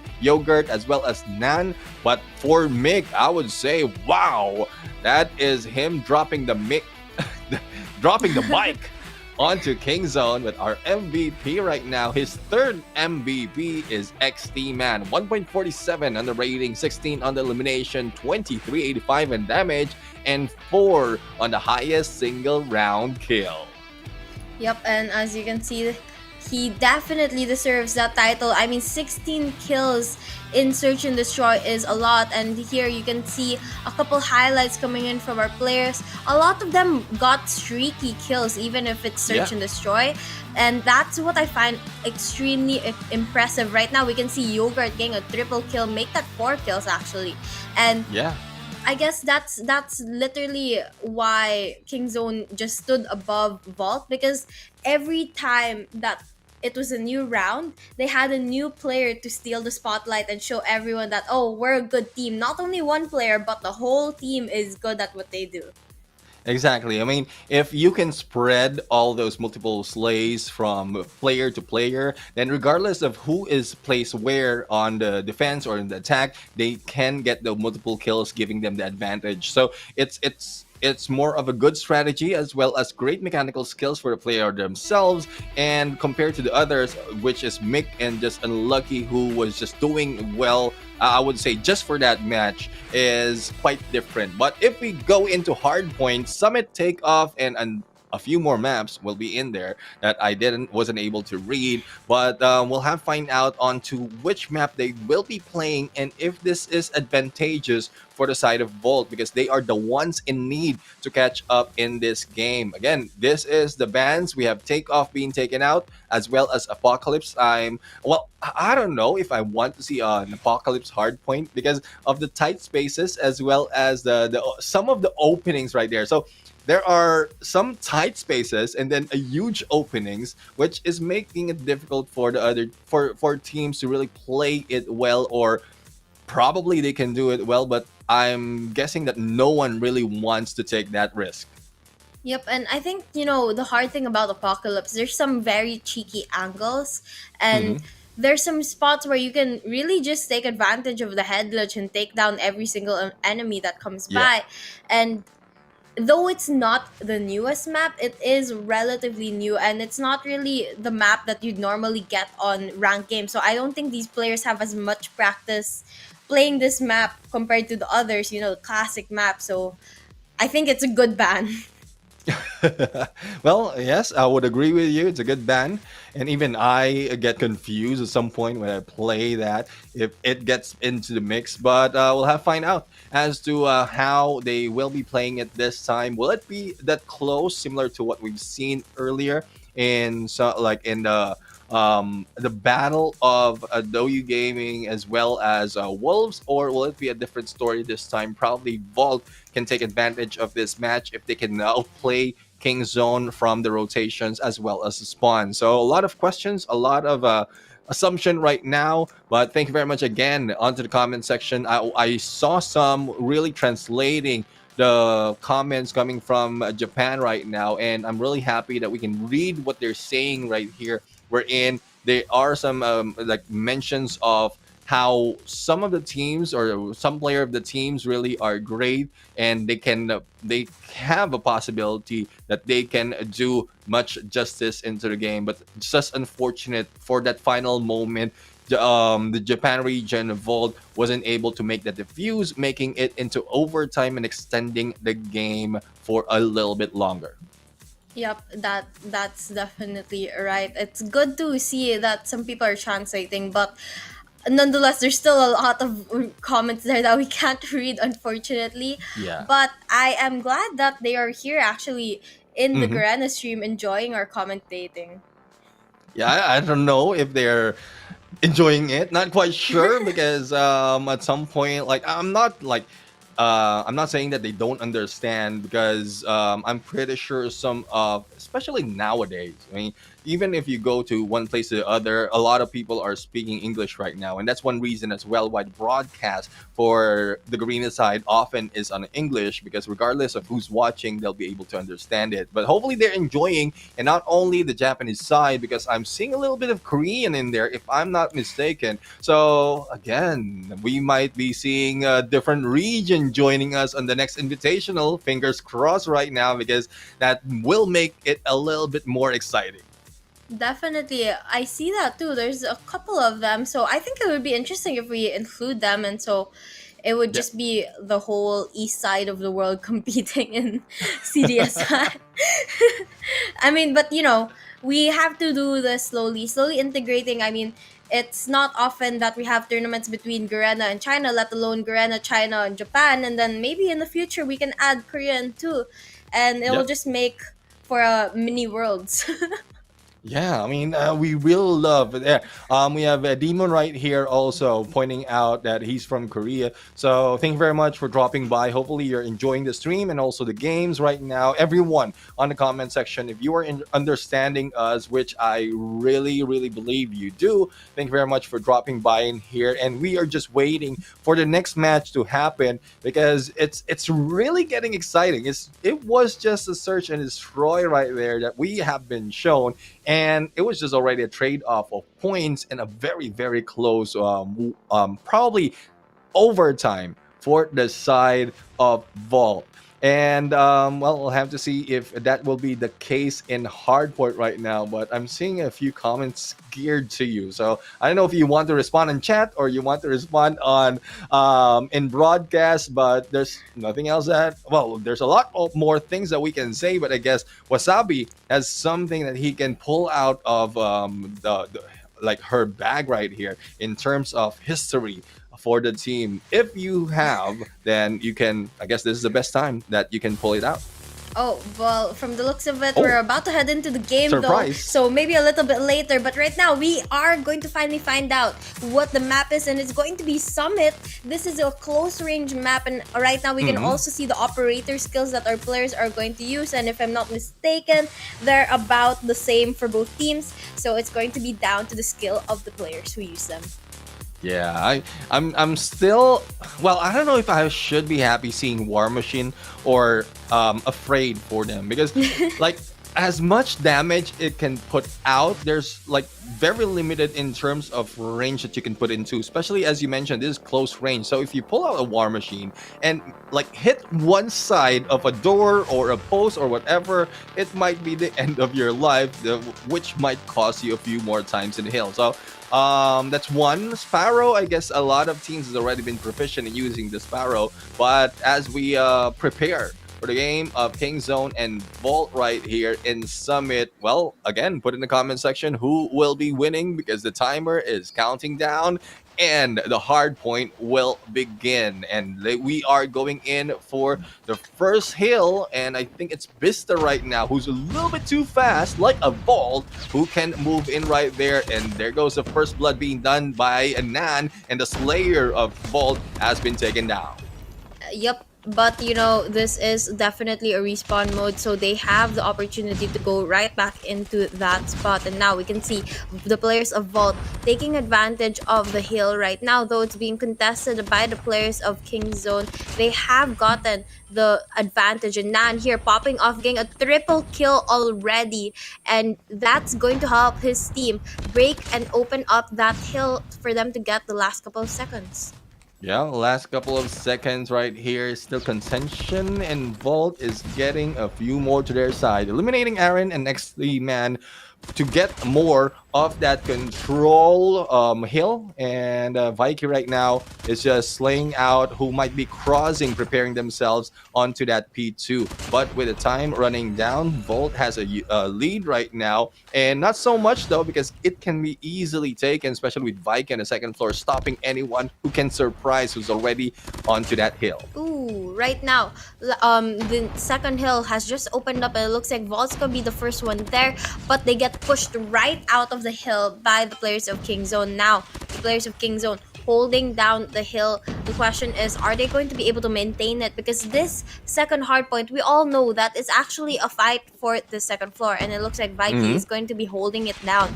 That should help his teammates break into the hill, and as I say so, they do exactly that. Yeah, they did it right there, even from jump from those coming from the second floor. And Aaron right now will try to take this corner, but will be taken out by Mick. Three already for Mick before being taken down. The grenade hit being done against Unlucky, and Vault takes over this hill once again. Only scrap points remaining for them. Early rotation being done, as well as the control of the spawns. But who will be able to maintain their control of this next spawn? It is Vault with the early rotation rotation, as well as the far side coming from Unlucky, guarding that spot. They might be able to go for unlimited numbers as this opens up.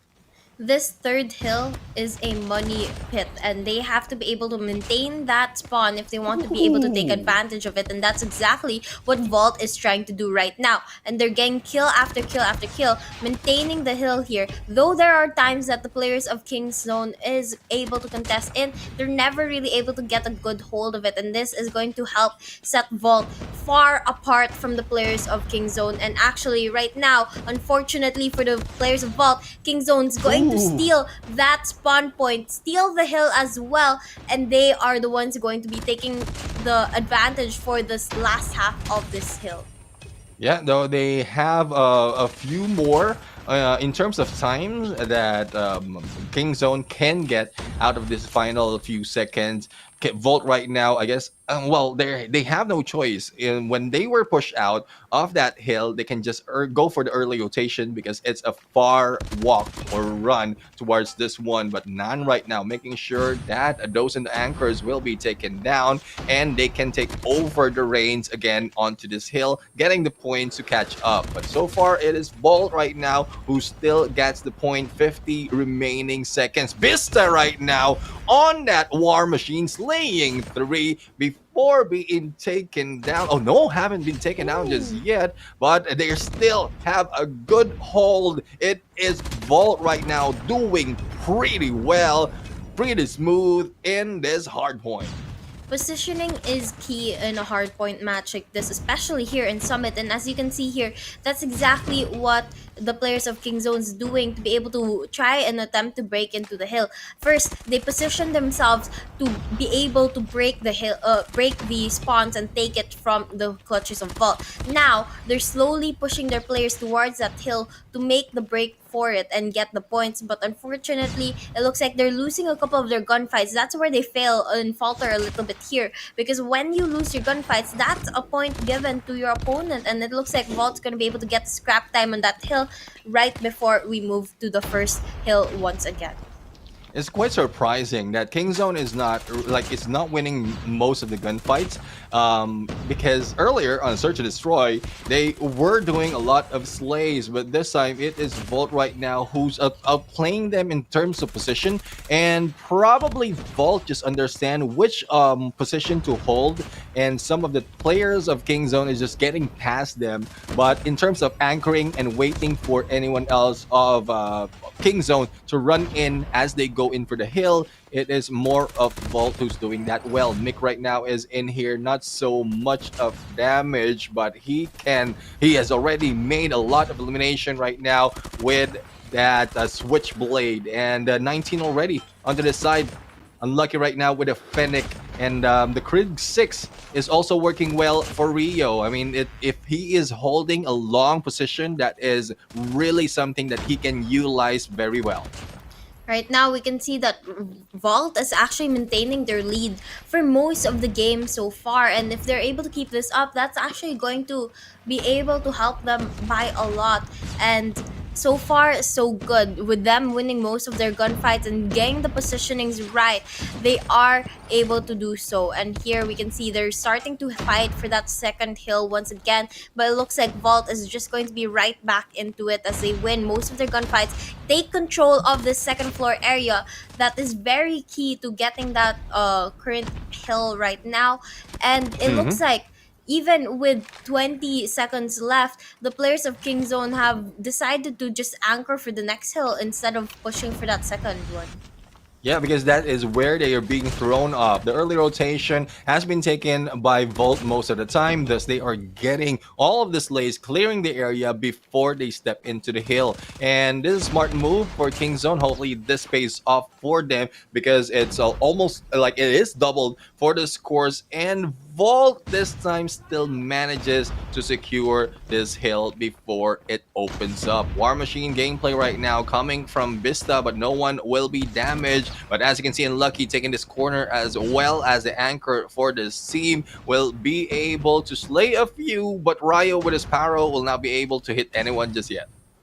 Yep, but nonetheless, even with those failed investments, they're still able to maintain the lead, which is quite surprising. And right now, they're so close to hitting that 200-point mark, while KZ, on the other hand, they're still stuck at the 86-point mark. And now Mike getting a triple kill right there. He's going to break into the hill and open things up for for his team to get the last 25 seconds as long as they're able to maintain this. But look at this, Neptune.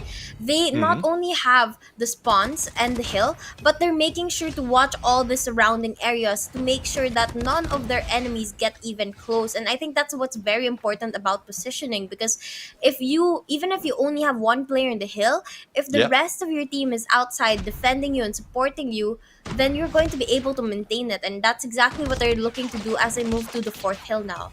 Exactly, and I love the movement to the fourth hill right now, because even if they given up on the scrap points, the anchor is already prepared right now, moving or spawning closer to this. There's no need to run around and wait to be shut down. They are just ready to take over. But who is ready to take over? It is Yogurt with a purifier, but will be taken down in there by the Krieg 6 of Rio. And here comes XT Man for the backup, also trying to control the spawn. And Claw might be the game changer, but will be taken down right now. Nan will try his best to defend this area, and Aaron for the flank. The slay is on, and they got the hill.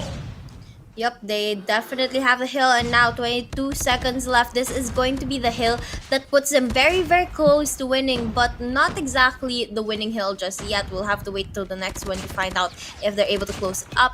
But this is when it matters the most to the players of KZ, not to players of Vault, but the players of KZ, because if they don't go for the rotation now, they're going to fail getting the next hill. And it looks like they know exactly what I'm talking about as they head early on to the next hill, trying to get that second floor as well as the area by the stairs here to hold down this coming hill. And as it opens up, it's going to be contested by both teams, but Vault only needing about 10 points left. It's going to be a very, very close game here.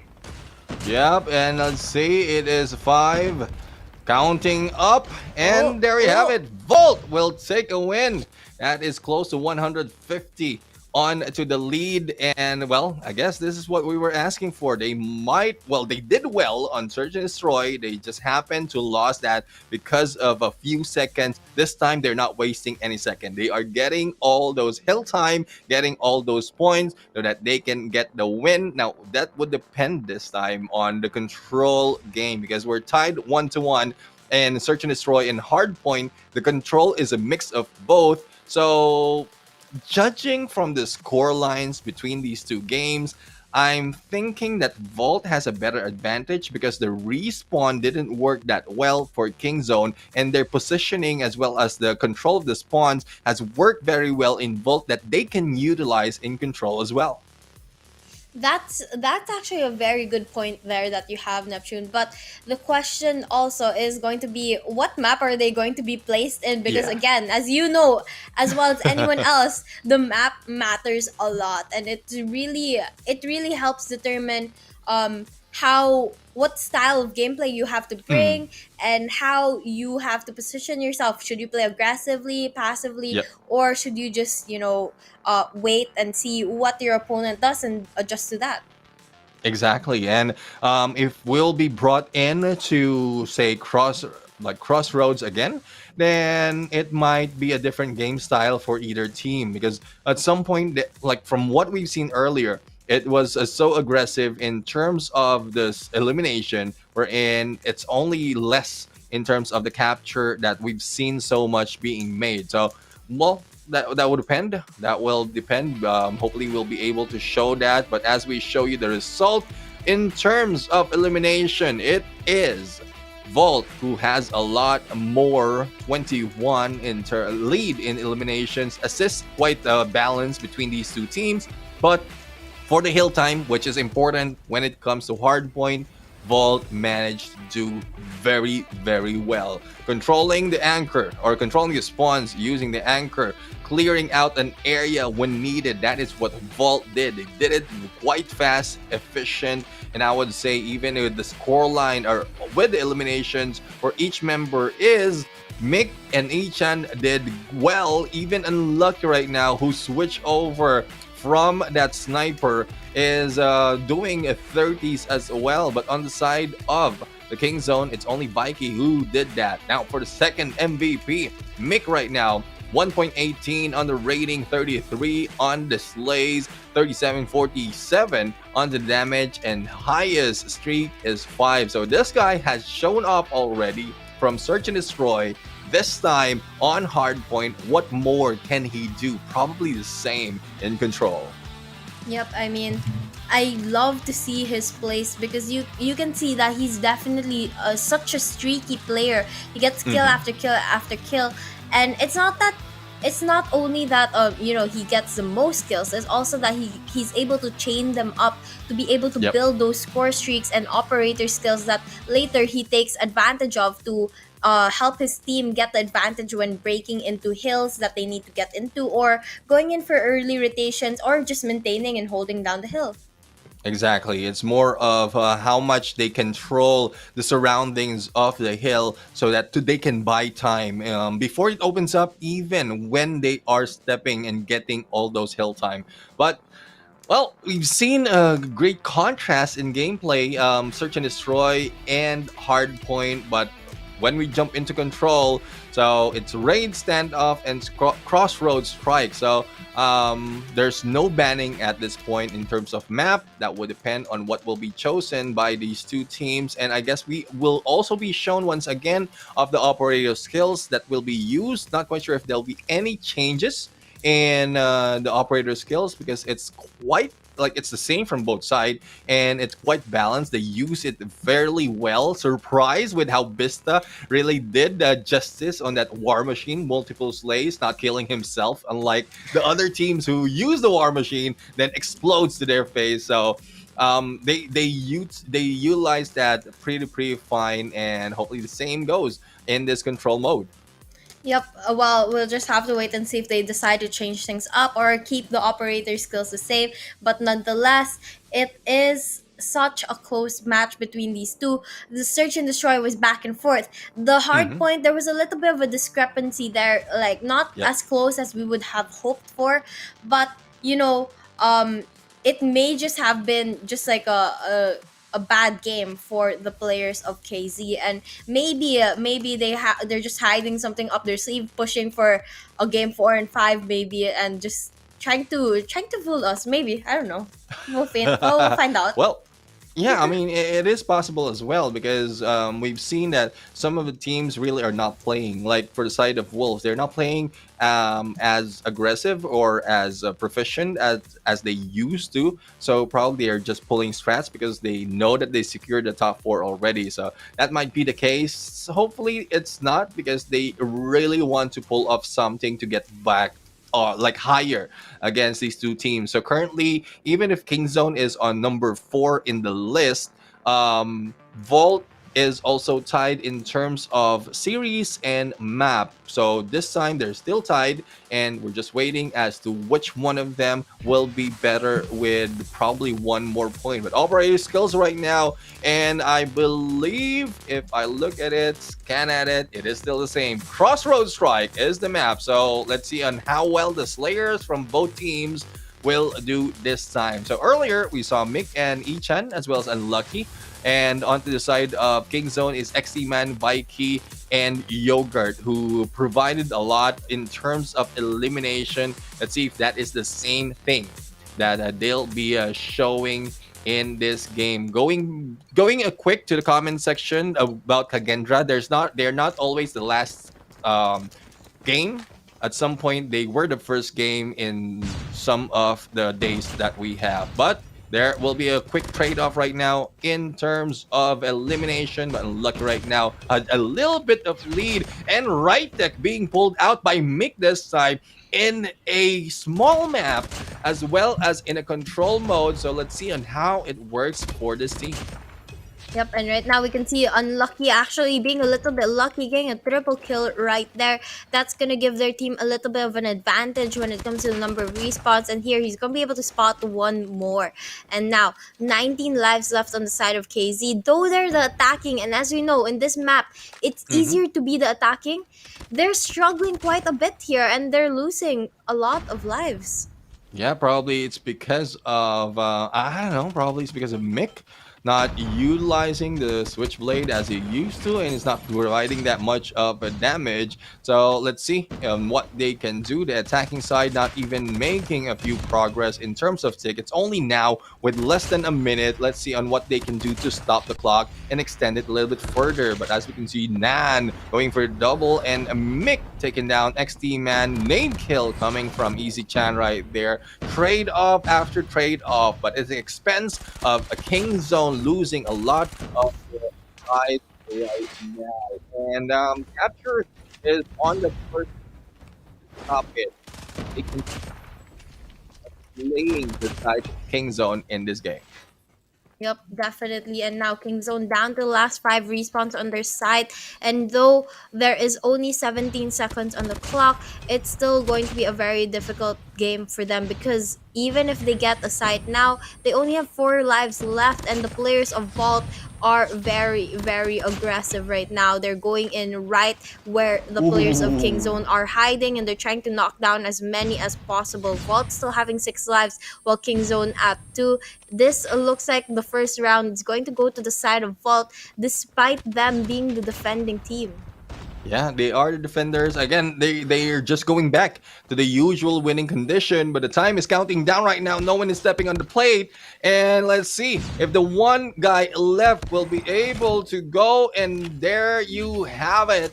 Taken down, 1 point being captured by the side of Vault. And well, Mick right now is doing quite well with that right tech. I think I mixed it up a little bit during that comment that I pulled out. But XT Man, I believe, is also pulling out a sniper of his own. So let's see if this time the switch of side can do a little bit of justice for them for this game.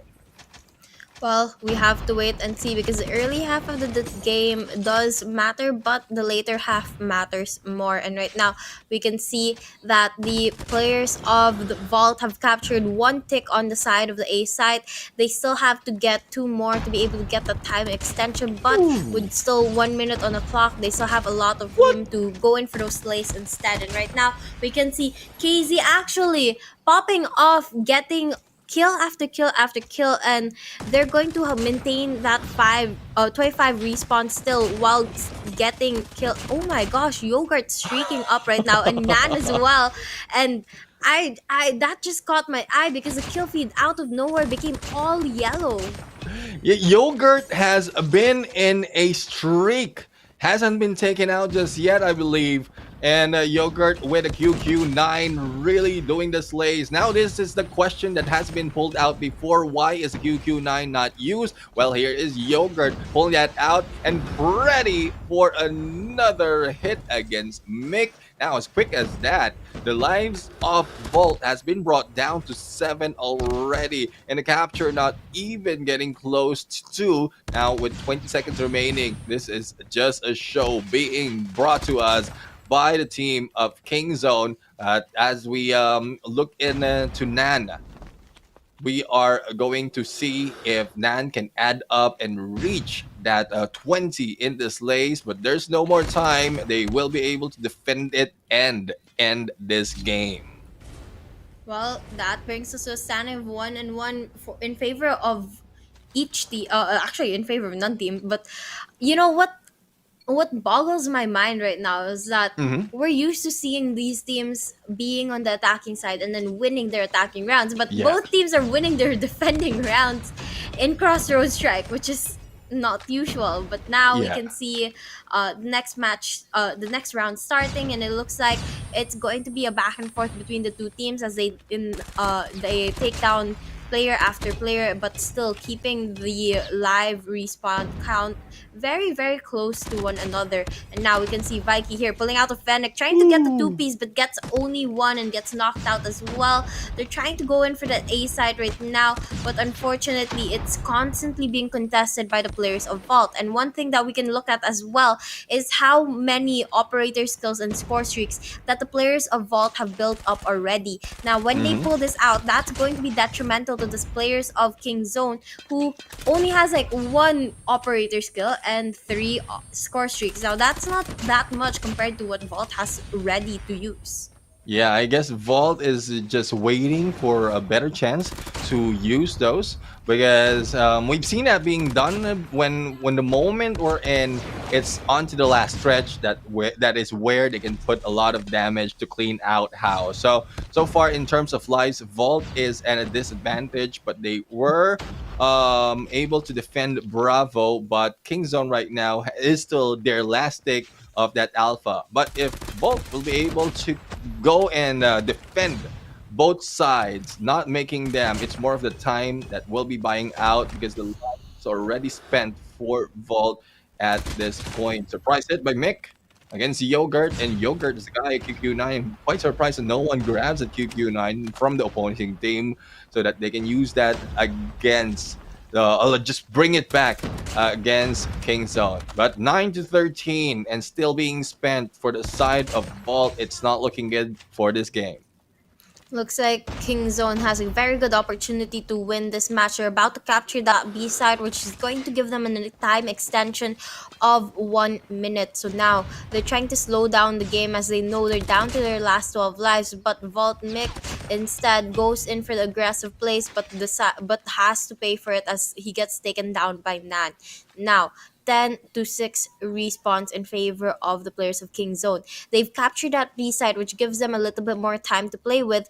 But what are they going to do now? Because they have to slowly kill off the players of Vault, who's also playing it very strategically. As you can see, they're all in the warehouse waiting. Yeah. But now they're down to the last 2 lives left, and it looks like it's not going to be very good situation for them. Now last player is going to be Ichan here, who has a Fennec at hand. He's going to be able to knock one, but gets taken down by Nan, who pops out from the corner. And there you have it. That's going to be a round win for the side of Kingzone.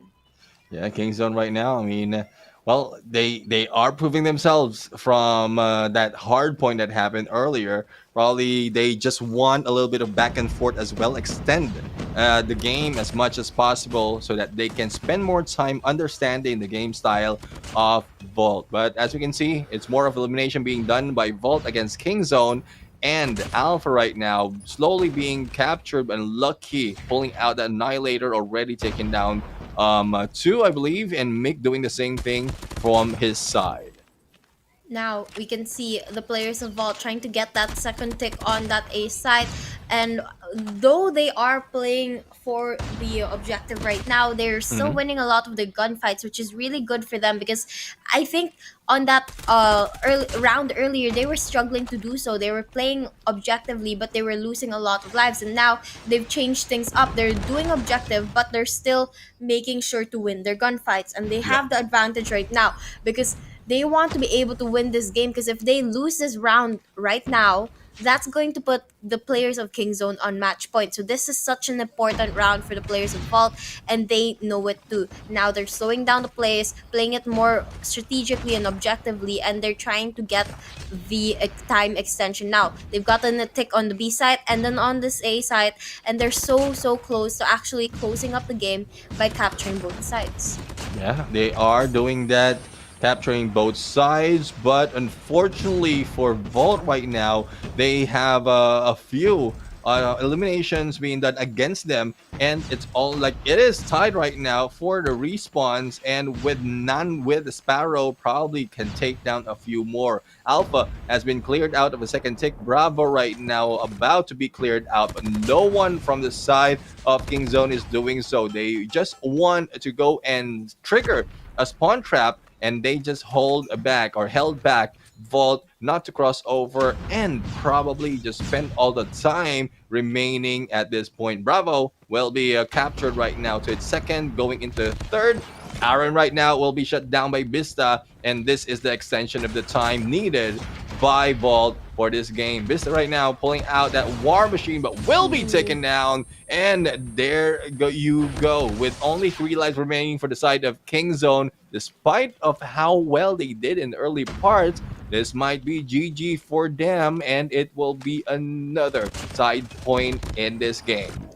And you're exactly right. Just as you say that, they end the round and it goes to the side of Vault, making it a tie on 2 points for each of these teams. And it looks like, the Vault finally found their stepping even as an attacking team. Now, they did really well on winning their defending team. So let's see if they're going to be able to pull that off once again. And it looks like Mick is going to open up the game by getting a kill on Nan. And that is going to be and heading towards that A side to actually defend it from King Zone. Yep, well, let's see if they'll be able to defend it well. And Mick has been taken down right there by Vikey, and Nan for the double against Unlucky and Pro. XT Man, right tech pulled out. And let's see if he'll be getting another one. Misses that by a long shot. And with lifespan, it is quite balanced between these two teams. Pressure from both sides right now because the scores, not only the scores, but the lives is also balanced. But this has been brought to a imbalance by King Zone, as they have taken a lot more. And with Yogurt still on fire with this QQ9, goes in for the multiple slays. We'll have to see if Yogurt can continue this on and probably just spend all the lives of Vault just to bring this win for them. But this will not end by this round. There's still a target of 4 that they need to do and think about, so it will extend for another more match. Yep, it's not the end just yet. This just determines who's gonna reach match point first. But right now, let's get back into the game. And it looks like King Zone's gonna have the life advantage, as they still have 21 respawns, while Vault's down to 12. And they know they're in a bad position. That's why they're clumping up over there inside of the factory. But unfortunately, nonetheless, they're still going to get taken down by the players of King Zone here. And now, B site is the only one that King Zone has to capture now, and with very little lives left on the side of Vault, it looks like they are not playing it too risky. They're staying, all of them are staying inside the factory, which gives a good opportunity for King Zone to actually go there and capture it. But instead, it seems like they want to play for the kill. So now they're going in for the push. Ichan's gonna be able to get one, gets taken down by Yogurt. That's gonna be lives. That's going to be a trade there for lives, and we are going to be down to 48 seconds left. But nonetheless, the players of King Zone still has a huge advantage with respawn lives. Yeah, exactly. I mean, it's double the lives that they have against Vault, and the trade-off is good because none is or like for the side of King Zone, it's no catching up for the side of Vault. Now, King Zone right now is spending a lot more. Not only that, also time into that Bravo, last going in for the final tick with plenty of time for them to spare. So it's either lives, it's either the capture that can be done for King Zone to win this game, bringing them to match point. That's only that will happen. 3-2 in here, favoring King Zone. We might be going in for the last match, or probably an extension if Vault can bring it back up. I mean, honestly, it is anyone's game right now. As you can see, the streaks are more or less even, and it's been a back and forth in this match and also in the past couple of matches, so it really depends on how this goes. But right now, we can see a couple investments going in on the side of King Zone as they pull out the Annihilator, and also Vault actually, as they pull out the Claw and the Purifier as well. And everything here is just being used because this is a big round for both teams. If King Zone wins this, it's going to be the end of the control match. But if Vault wins this, they're going to live for another round to come. And now we can see the aggressive plays coming through from both teams as we get closer and closer to finding out who's going to win this match. But right now, it looks like Vault is going to have the respawn advantage as they get streaky with their kills, getting one after another. And King Zone, on the other hand, they're starting to struggle a bit with their gunfights despite the investments into operator skills. Yeah, I mean, it's really showing that once you are, or earlier, once you are on the defense, that's when you win a game. Then quite a little adjustment has been made, wherein the attackers are the ones getting that advantage. So we'll have to find out what more twist will be shown right now in terms of the story between these two teams, because I would say it's still balanced in terms of performance. Not let's not look into the scores, but in terms of performance, quite balanced between these two teams. And as we can see, we get close to the capture of Alpha to increase the time for the side of Vault, but Kingzone really doesn't need to let that go that easily, especially with the Yogurt right now just stalking everyone. But Yogurt is slowly losing the momentum that he had from the early part of the game, and like not getting all those 3 kills. Like XT Man is trying to do the same in here, trying to catch up. Bravo is the only thing left to be captured for the side of Vault. But Vista right now with that War Machine, I would salute Vista with the usage of the War Machine. It has been utilized earlier on Hardpoint. Even here, still pristine. 5 respawns remaining. Make that 4 for the side of Kingzone. And now down to 3 respawns left. Kingzone's not looking very, very good. But Aaron here is going to get taken down now. It's going to be XE Man and Nan left. But unfortunately, they get spotted really quickly. And now XE Man gets spotted by Mick. And that's going to be the end of that 6th round. That's going to make it a match point tie. And I don't know, this is going to be overtime. So now we're going to find out who is going to be our champions. But unfortunately, Kingzone, they invested everything in that last round. So now Vault has a good opportunity to just pull out those operator skills, pull out those score streaks, and just knock them out of the equation. And that's exactly what they're doing right now, as Ryu invests into a Sparrow. Unfortunately, it does get wasted there. And now we have more investments into operator skills. Yeah, I guess they're just pulling the same tactics that we've seen earlier in terms of this last control, wherein everything's in the line, but when it comes to clearing up, those operator skills can be used. We still have one though coming from Mick, as well as another one for the side of Nan. It's more of the perfect timing that they use that, because right now it is all tied in terms, or pretty much close in terms of the respawn remaining for both teams. 45 seconds on to this hill, onto this point, and if no capture will be made by the side of Kingzone, this might be the win for Vault. And that is what they're doing right now. Vault is just guarding all the approach that Kingzone is doing from one side to the mid, and then once they get through to Bravo, that's when they switch the side, and every corner is being covered by Vault at this point. Yep, 20 seconds left on the clock right now. No capture yet from the side of Kingzone. And that's going to be a very, very difficult situation for them, especially with only 13 lives left on their side. And here, we can see that they're finally deciding to play objective, getting 2 ticks on that A side, and XE Man finally getting an operator skill ready and pulling it out. The rest of the players of Kingzone actually able to streak up a couple kills and get their operator skills as well. So now it's a back and forth between the two teams. Though Vault has the advantage on number of respawns, the question is, are they going to be able to maintain that? Because 2 is not a big number, and that's not something you want to be reliant on, especially in a game mode like Control, because anything can happen if you start losing your gunfights, or if your enemy decides to pull out an operator skill, just like Mike did right now.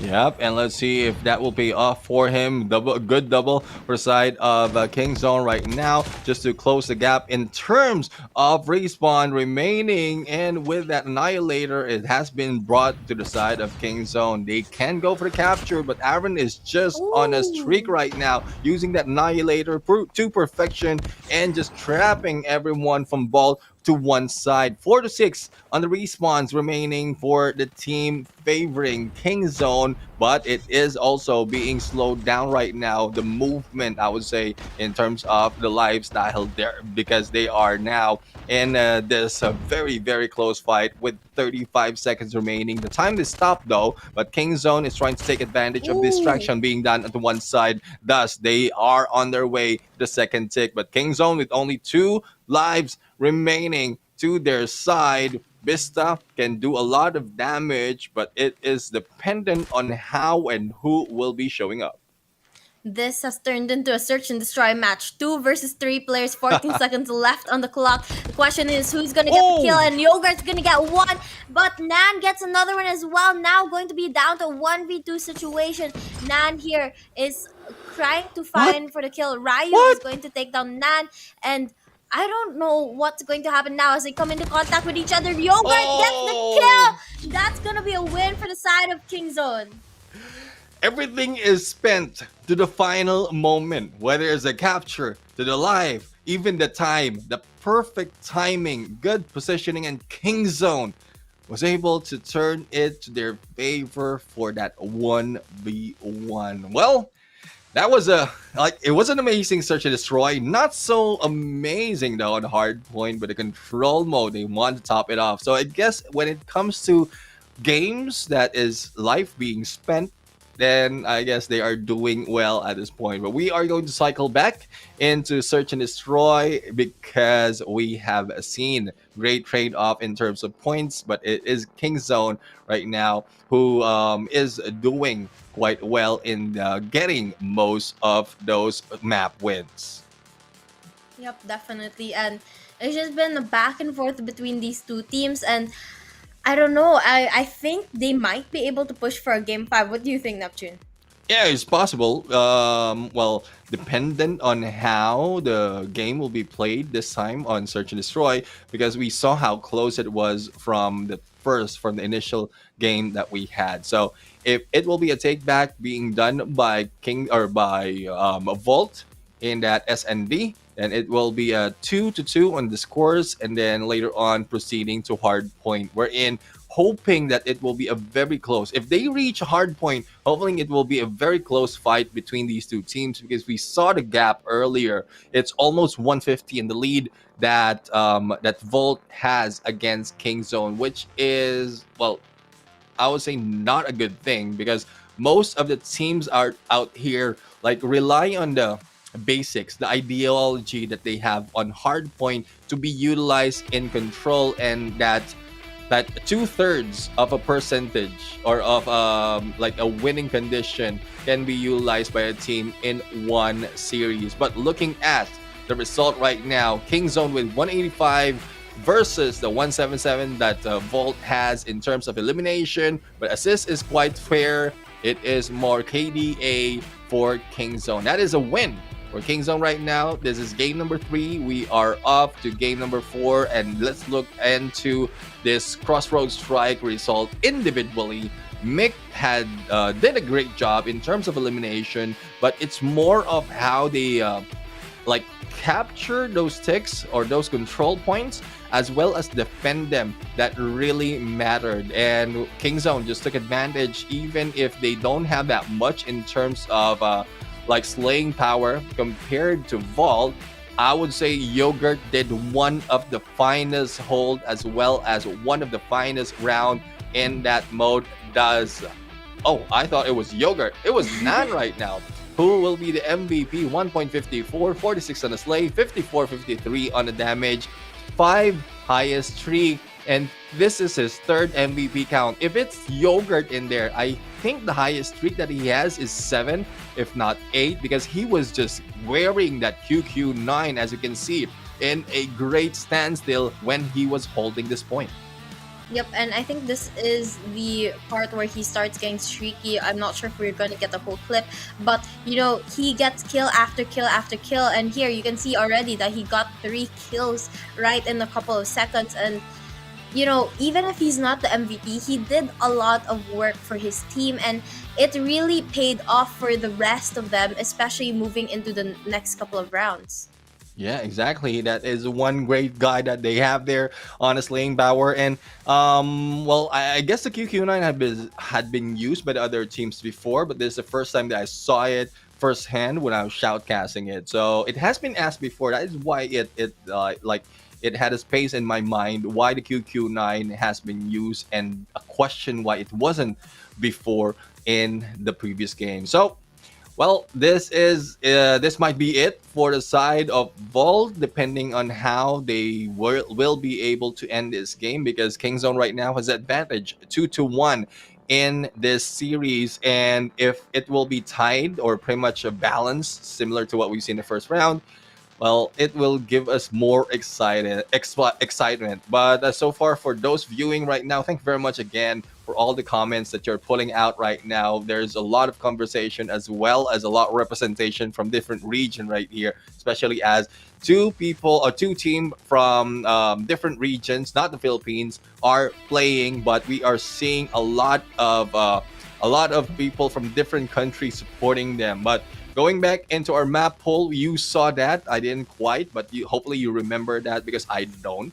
We'll have to find out as to which map will be played on Search and Destroy in the next game.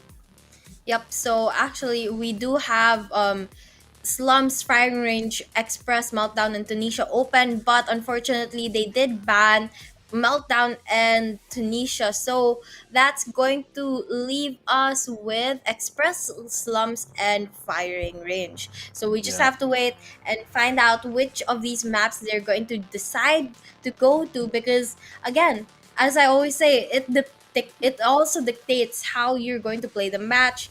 But Mhm. again, as long as you're making those adjustments, no matter what map you're pushed into, as long as you work well with your team and Yeah. you make adjustments, you're going to be able to do pretty good.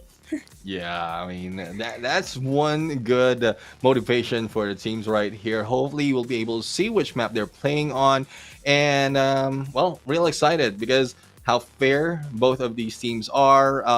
Real love to see more of performance from the other players from both teams, because on Search and Destroy, we saw that some are going for the streaky kills, and well, this is from the side of Kingzone. For the side of Vault, only a few individuals are doing that well in terms of the slaying power. And if in case it can be carried over to the rest, then they might have a greater advantage, not really reliant on Mick or probably unlucky. They can also give as much of a like streaky kills as well as clutch gameplays for this match to really get the points over to their side. So let's see. Let's see. There's a lot more that can be offered by this team, and a lot more that can be shown in this broadcast.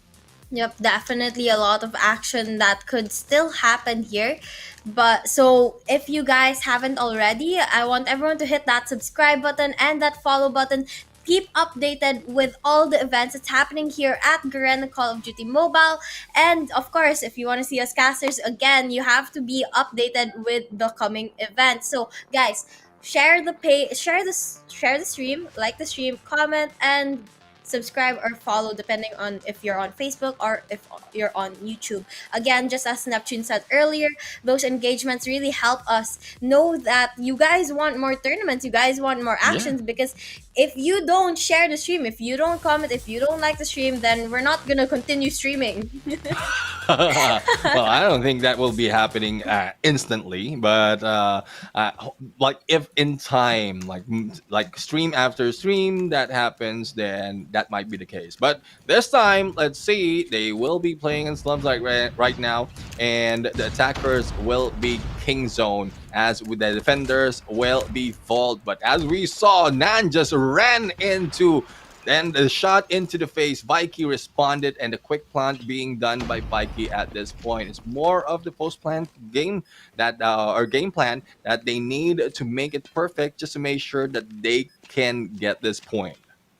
Yep, right now we can see they're going heavy on that A site as they've planted there already. But even with the plant, they're not actually inside the site, which I guess would catch the Hmm. players of Vault a little bit confused. And from the looks of it, we are going to have a couple of them stacking up on that A site, not going for the defuse just yet, but they are definitely preparing to. And now we're going to be down to a 3v2 situation here. Vikey gets one, XT Man gets the other one, and that's going to be a round win to the side of which team is this? Of It's King KZ. Zone. Yeah, I mean it happens to me most of the time because of like you are focused mostly in like in what's happening in the game itself that you missed. And again, that's a conversation that we have like before we start the broadcast. That at some point some things really slip your mind, but hopefully nothing slips the game style of this the positioning of this team, especially for the side of Vault, because Kingzone is already taking advantage of that small slip that has been opened up by the Vault. Now, no eliminations just yet being done from either side, but as quickly as that, the bomb has been planted. So Vault will be moving in. Unlucky in there has been going into the door and will be taken down. Nan right now going for the double. Vista will try to do the same, and then he will. And Mick right now will be going for another slay, giving them a more time for the defusal. Thus, 1-1 is the scores. You know, both of these teams are so aggressive with their plays. I wonder what would happen if they play it a little bit more passively. I mean, Yeah. they just go straight for the plant and just decide to play it based on the post plant game. And I think, you know, I guess it does work for them. I mean, as you can see, they were able to win a couple of rounds, but if they slow it down a little bit, they can catch Mhm. their opponents off guard. And I think that's something that could be very useful for their team.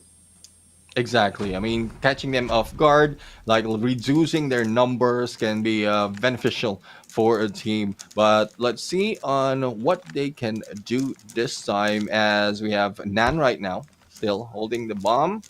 And oh, unlucky right now. I Ooh. didn't even see that, but that was a pixel shot.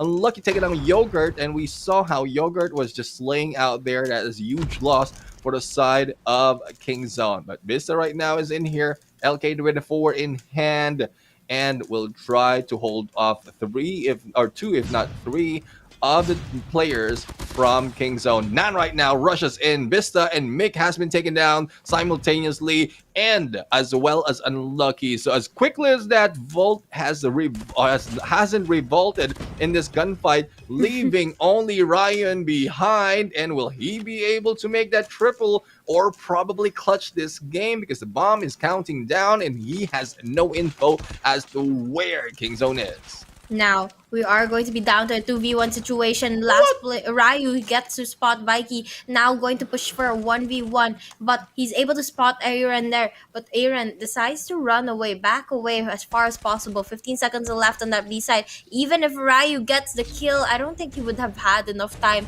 to walk all the way to the bomb site and defuse the bomb. So that's going to be a round win to the side of King Zone. And it's going to be a standing of 2-1. Yep, 2-1 right now. We're talking about both map points or round points as well as map points, but it is favoring Kingzone right now. I love how the gameplay of pulling them out from that bomb site, as well as like giving them another heartbreak if in case they will not be able to defuse that bomb. But thing is, he got shots first and had been taken down. But as we can see, another quick plant being done by a team of Kingzone. Respond right now, no damage being done just yet. I guess it's the same game over and over again. Vista takes down Yogurt in there with a nade into the car, and Vista just goes for the wall down bang as well, damaging a few. And Vista goes for the second. Hasta la vista, as Vista says, and Mick goes in for a double as well. Aaron trying to defend himself, but will be taken down. The fusel is on, and we are tied. I mean, a lot of time for them to defuse, even if they were kind of far from the site. But you can see there how Vault just decided to change their strategy, and they decided to play as a team. As you saw there, they were sticking together, going close. They played for the trades and caught the players of KZ a little bit off guard. And KZ, on the other hand, they still continue with their very quick, quick plans, which I'm Yep. not sure if it's the best plan for them, especially if like they won 2 rounds. Okay, fine, good for them. But they did also lose 2 rounds, and I think if they changed it up a little bit, they can win more maybe. Yeah, I mean it's like it's more of quick plan, and then they're staying in the same location. So like it's just they're giving out the same information over and over again. So this time with the bomb in the hands of Nan not even being planted just yet, there's a good slowdown of the pace, as well as a Bolt Ooh. has received a few damage in terms of live, and 2 has been taken down already. Mick as well as Unlucky. So there is a perfect time that you can go for the plant. And as we can see, Vista and Echan trying to balance it up, but the plant has been done. But as we can see, Vikey just goes for the slay. No one else will be holding that area wherein they can trade off in terms of elimination. But Vista still has a good opportunity through the door and will be able to go in around, but time is running out. They need to go for that slay. Yep, definitely have to start moving now, as it's down to 15 seconds, and it looks like Vikey is going to be able to get the 2-piece there and actually win the round for his team. That's going to bring us to a standing of 3-2 in favor of the players of King Zone here. And Mhm. they are still the attacking team, and they continue. Actually, I think they heard us, because if you notice, they played it a little later. They took Yeah. down about 2 or 3 players on the side of Vault before finally going in for that plant, and they were able to win the round. So let's see if they go in for the same situation now. Yep. Earlier it was Nan who was going for the plant. This time it's Vikey, so I guess a different approach might be tried, but Bravo might be targeted as XT Man takes a peek and sees no one. But as we all know, there's a lot of openings that can be taken just in case they hear that sound cue of a plan to go in for the rush. Smoke being released right now to open up that Vikey plant, and here we go. A different approach, different tactics, probably a different result, but we'll have to find out because King Zone right now is currently in the lead. Yep, right now, 38 seconds left on the clock. The players just holding down their positions. Vault not going for the retake just yet. They're sneaking around through, and they're finally making their way into the site, but they get caught by the players of King Zone. They're gonna Echam's going to be able to take one down. Visa gets one as well, and it's going to be a back and forth between these 2 players. Nan popping off, getting a triple kill right there, and there you have it. Yogurt taking the last player down and winning another round for their team. And this is what we're saying. They need to change up their gameplay every time. They can't stay in the same positions, just as you said, Neptune, because it's Yep. going to be an obvious play for their enemy. And now that they're starting to do different plays every round, they won 2 more rounds already. Exactly, and that's why we keep saying that when you are in game just like this, it doesn't like a different game style, different play style doesn't hurt if you utilize that, because you can be read easily, and then you can be caught off guard by some teams who can make quick adjustments as well as great decisions. So great decision for Kingzone at that point. They have a 2-point lead right now. No more trade off in terms of points, but it's more of how Vault will be able to defend this time. Because if in case they do so and Mick does that against Aaron, they might be able to take back a point, and then later on, once the switch has been made, change the pace for the side of Kingzone. So this is one thing that Kingzone wants to take advantage, wherein they already have that momentum of getting that round win back to back. So this might be the third, probably another one later on. We'll have to find out in a bit. Patience is so important in this game, and you can see the discipline in both of these Mm-hmm. teams to hold down the sights and not go in very aggressively. They're waiting for the perfect time, and even if they had a lot of time, they're waiting for the last 30 seconds to finally go in for the push. And now you can see it coming through. Nan's gonna be able to get the two-piece right there, and he still has the opportunity to plant the bomb as the rest of the team defends the surrounding sites. But instead, they're gonna push it to a 1v2 situation. Each and here, last player alive on the side of Vault. He decides to back off away as the players of KZ go in for the plant. Yeah, we have 13 seconds remaining and the plant is being done, but Ichan right now had a good spot to see them, but he has been spotted as well. There goes the slide, there goes the kill. XT Man has been taken down. One more, and there you have it. Ichan right now for the clutch, and this is what we're talking about. Decision being made, mechanicals being used, and this is a good play for Vault right now to close the gap in between. But as we can see, it is still a attacker or defender side for Vault, and let's see if they will be able to do the same. Hopefully it's not a clutch play, because I know it is good in terms of entertainment, but it is difficult in terms of like making it successful back to back. Yep, it's definitely difficult to win rounds back to back, but I just need to commend Ichan there for the use of the head glitch. That was such a great use of it, and he just took advantage of knowing that that bomb site could be something that would save him. And right now, we can see a trade between the players of both teams, bringing it to 4v4 situation. Things slow down now, despite the openings coming through.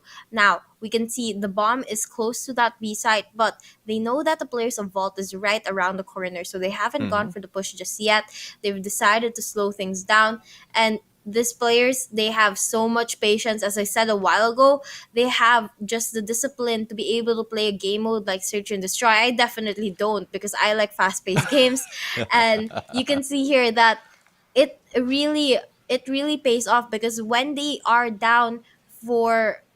down on time, they play it more aggressively and they catch their opponent off guard, because now as they wait, your opponent becomes reliant on the fact that you're not going to push yet. Yep, exactly. Well, patience truly is a virtue, but the question is, are there any other virtue other than patience? But as we can see, it is now. The teams are now going in patient trade-off after trade-off has been done, and Nan is going in for the plant, Yogurt for the cover, and switching over, getting, I think this is Mix LK24, and Vault with the two players. Each one is still there, so we're not worried about Vault just yet. They need to make that play. Ichan for that sneaky gameplay. Joker trades him off with Unlucky, and it is now a 1v2. Back to what we saw earlier, but I don't think Casey will be falling for the same trap or same trick that Ichan did. Here comes Nan right now. Will not be able to dance through against Nan, and it is now a 5-3 in the point. Yep, and with that, we are going to have the switch of sides. Now, Vault is going to be the attacking team, while Kingzone is going to be the defending team. So now, Vault is going to be able to dictate where the gunfights happen and where the game is going to be. The looks of it, they're going to do the same thing as what Kingzone did earlier. They're just going to hold it down. But Kingzone, on the other hand, despite being the defending team, they're playing it a little bit more aggressively, going into the enemy lines, and they're taking down a couple of players here, but they do lose Nan as well. Yeah, losing a player is something that you don't want to happen, especially in a match wherein the numbers advantage is something that can give you a win.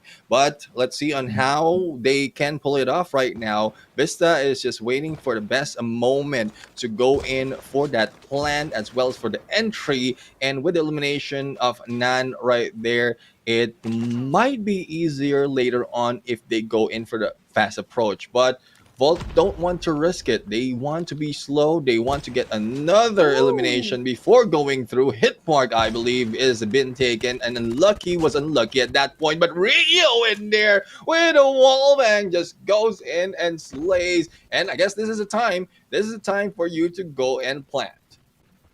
Definitely need to go in for that plant now because they're down to 37 seconds left and they do have the numbers advantage, so I'm quite confused why they haven't gone for the push just yet. But as I say that, they go towards a B side, and now we can see Bista going in for the plant right now. Aaron knows exactly where Bista is, trying to get the snipe on him, but unfortunately the shots just don't line up just yet. Grenades coming in, takes down Aaron, and Bista is going to be able to defend that bomb for a little longer. Now Yogurt's the last player alive, gets spotted by Chan, taken down, and that's gonna be a round win to the side of the players of Vault.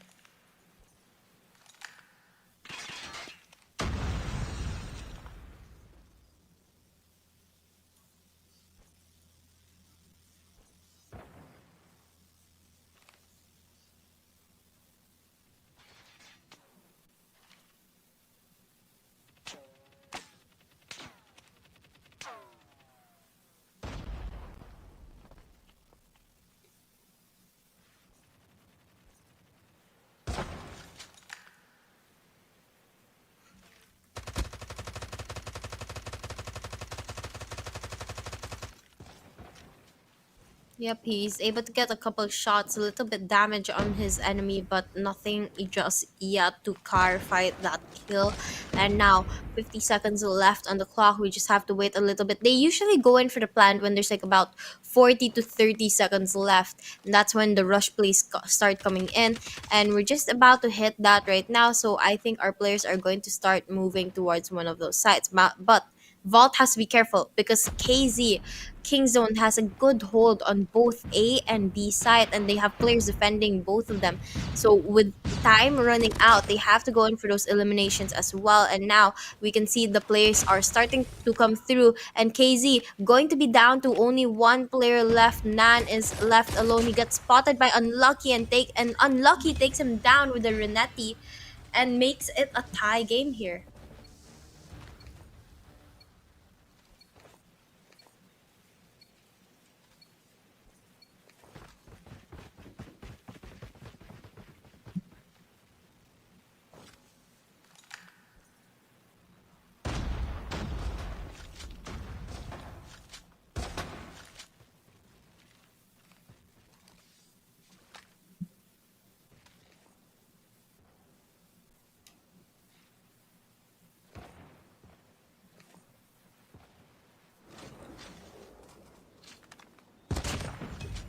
Ooh!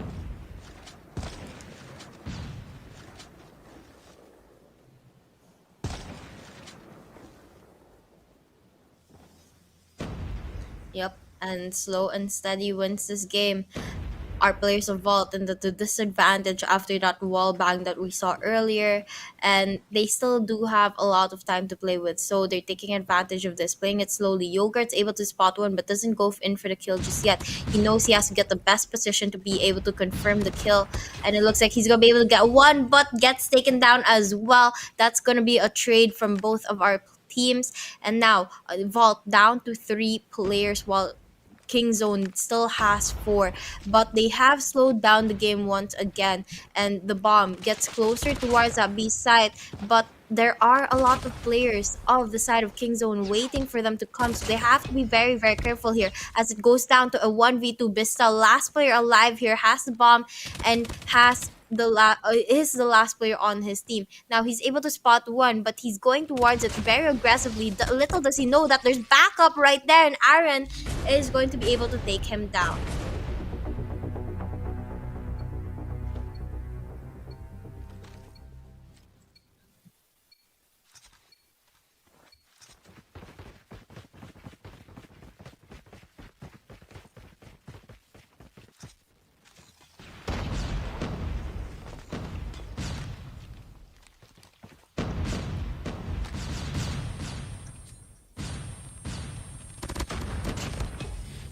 Ooh.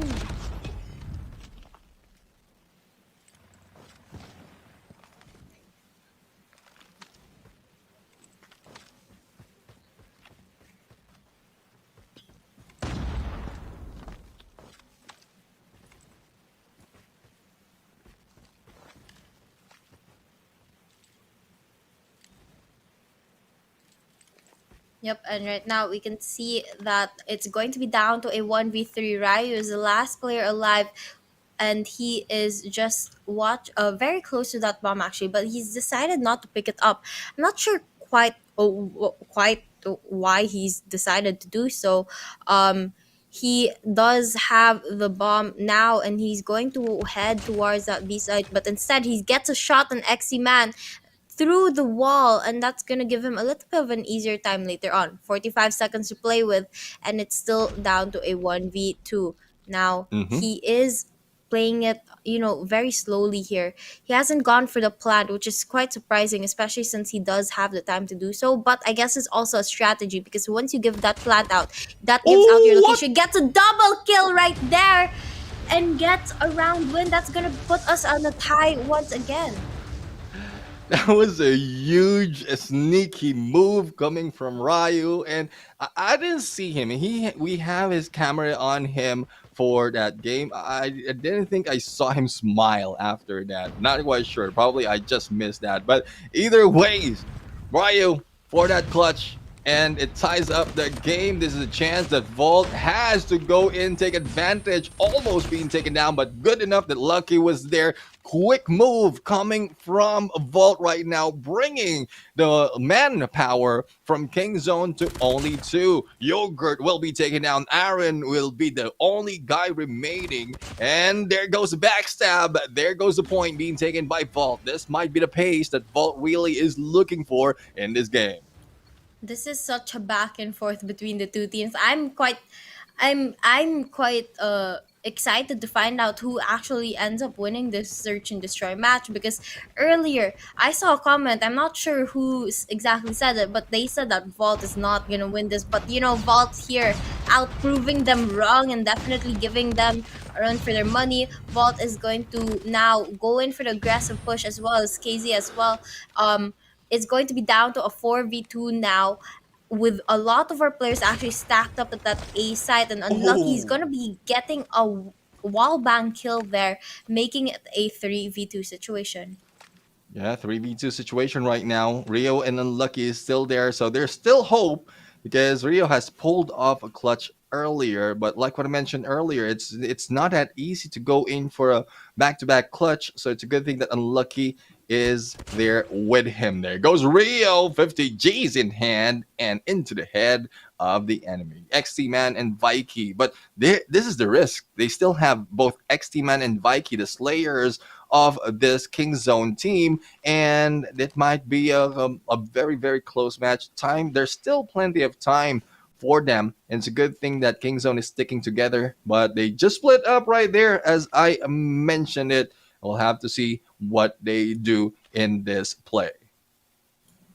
Now you can see they slow things down. 2v2 situation here with the bomb dropped over at that A site. Now the players of Vault have to slowly push their way towards it. Now Ryu sees one. He's gonna be able to get that kill even with the pistol, but he gets a couple shots on him, and that gives Vikey the information on where the players might be. And with the bomb getting planted over at that A site, this is his opportunity to go in for the push, but he has to be careful because it's a 2v1 situation. Gets spotted by Unlucky there, and just knocked out of the equation really, really quickly. And that's going to be another win to the side of Vault, putting them on match point.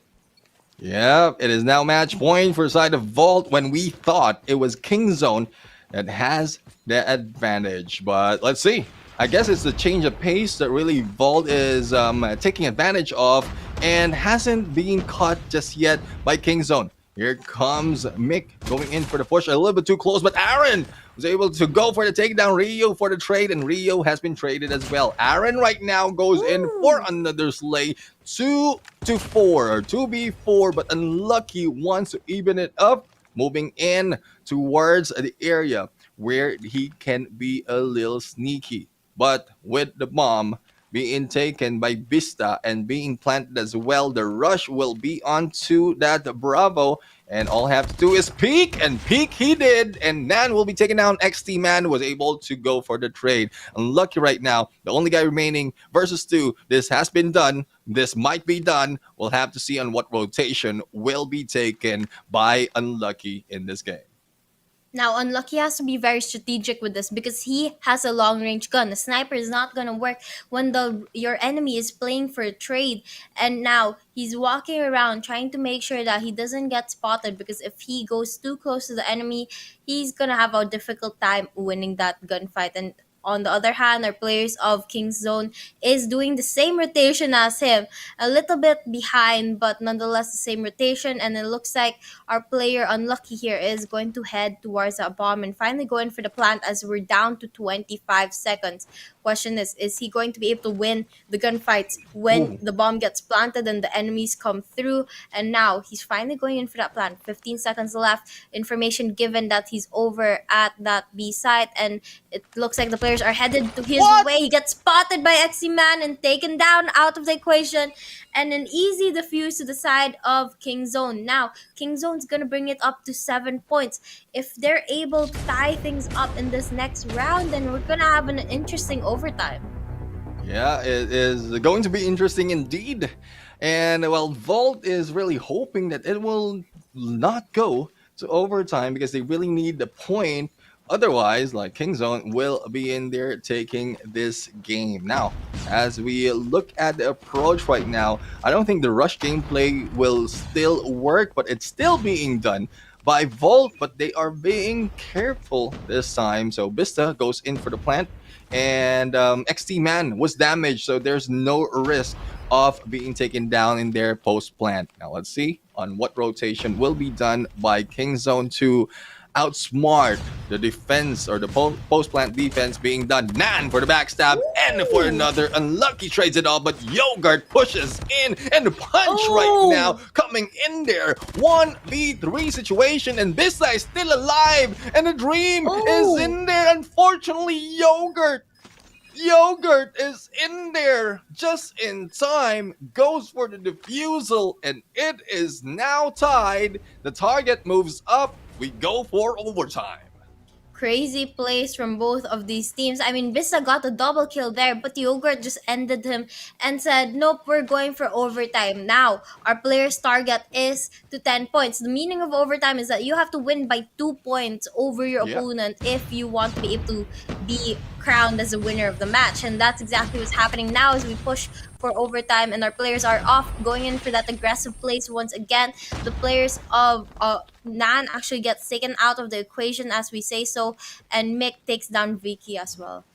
Yeah, and 2 down already for the side of King Zone. I guess the aggressiveness of Vault didn't stop when they were on the attacker. Even in defender, they want to go for the aggressive approach because that's where they are being caught off guard. But speaking of caught off guard, Aaron was able to go for that uncatchable shot. And XT Man right now staying in the corner and just waiting for everyone to rush in. 2v2 situation though. Yogurt is still alive, but Mick, I would say, can still do a little bit of damage each and as well on this Locust. All they have to do right now is look for where the bomb is and wait for them. But I think the King Zones will be able to grab that. And the question is, well, where will they rotate? Now, as we have this overtime, finding out what will be done by either team, they just have plenty of time to buy it through.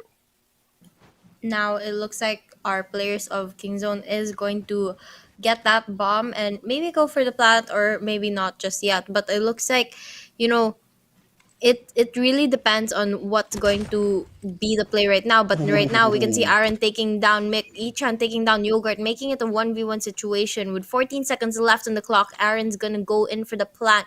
That's gonna be information given to Ichan to head towards a B side, and he spots Aaron as he does make his way there. And Ichan, trying to catch Aaron off guard, goes in for the rotation here, goes around the B side, but unfortunately Aaron is also doing the same to him and playing those sneaky plays. Now Ichan pulls out the sniper, but unfortunately Aaron gets a kill first, and that's gonna be a round win to the side of KZ, and that's gonna put them on 9 points. Now if they close up this round, then that's gonna be the end of it. But if Vault makes a comeback, then that's another story.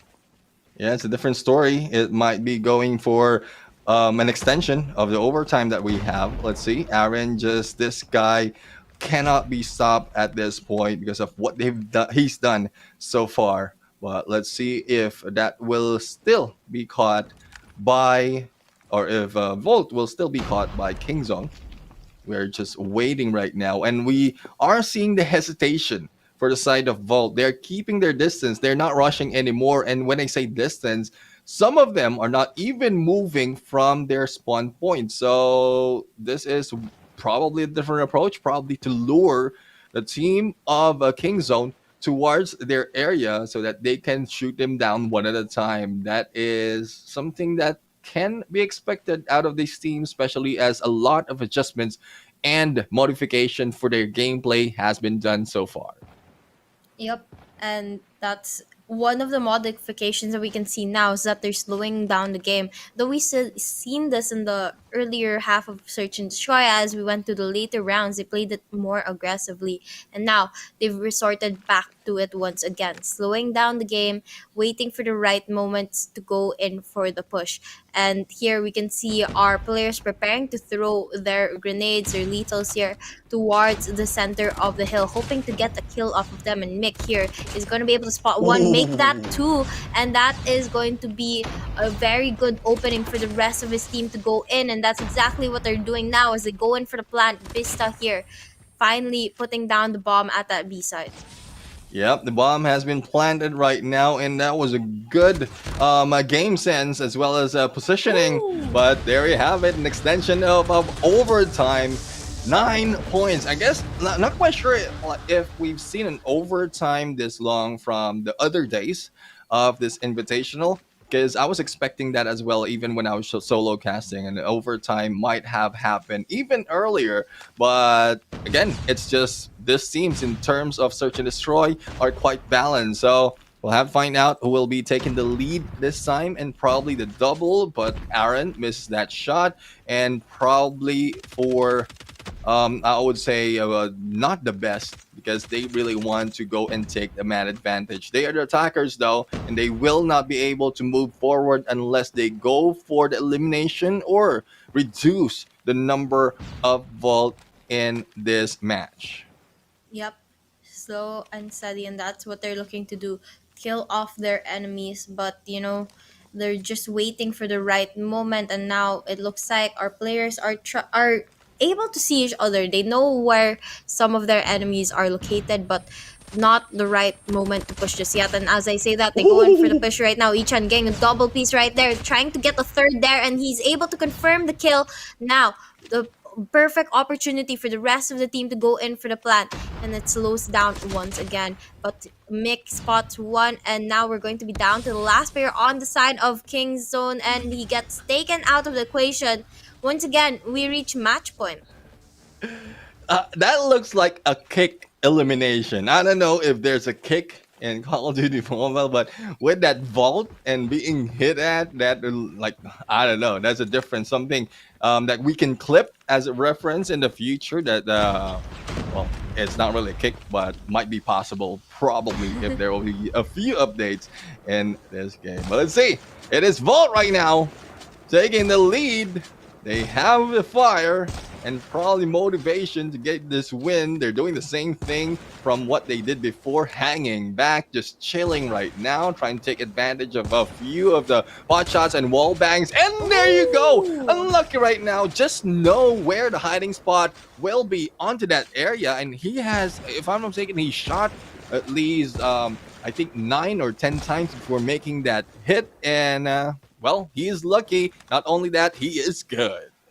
Yep, definitely a good player, not only when it comes to wall banks, but just sniping in general. And right now, we can see that they have that opening pick done and dealt with, but they have to slow down the pace once again. And it looks like that Vista here is gonna pull out the D13 scepter and try to see if there's any opponents close by. Now, slowly, they're entering the middle point where they are heading towards a B side, finally going in for the push, and KZ does the same thing. But now we can see Nan popping off. He's gonna try to attempt to get the double piece, but there's a double piece, and we have now a 2v3 situation.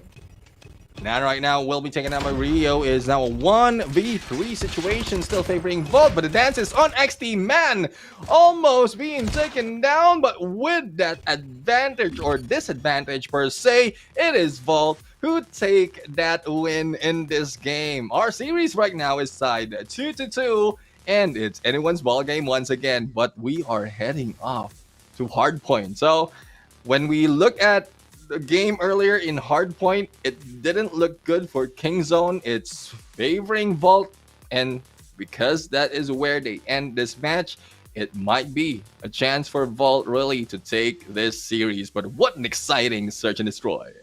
Yep, definitely a very exciting one. I mean, I think we got an extension twice, if I'm not mistaken, and it was such a back and forth. But now we are going to be going into the we're going to be going into the Hardpoint match. And Yeah. last time we saw Hardpoint, it was not that close of a game. So the question is it going to be a one-sided game, or will it be a closer game? And again, who's gonna end up winning this match? Yeah, that's a huge question. I guess going back to your point earlier before the game is depending on the map that they will be playing.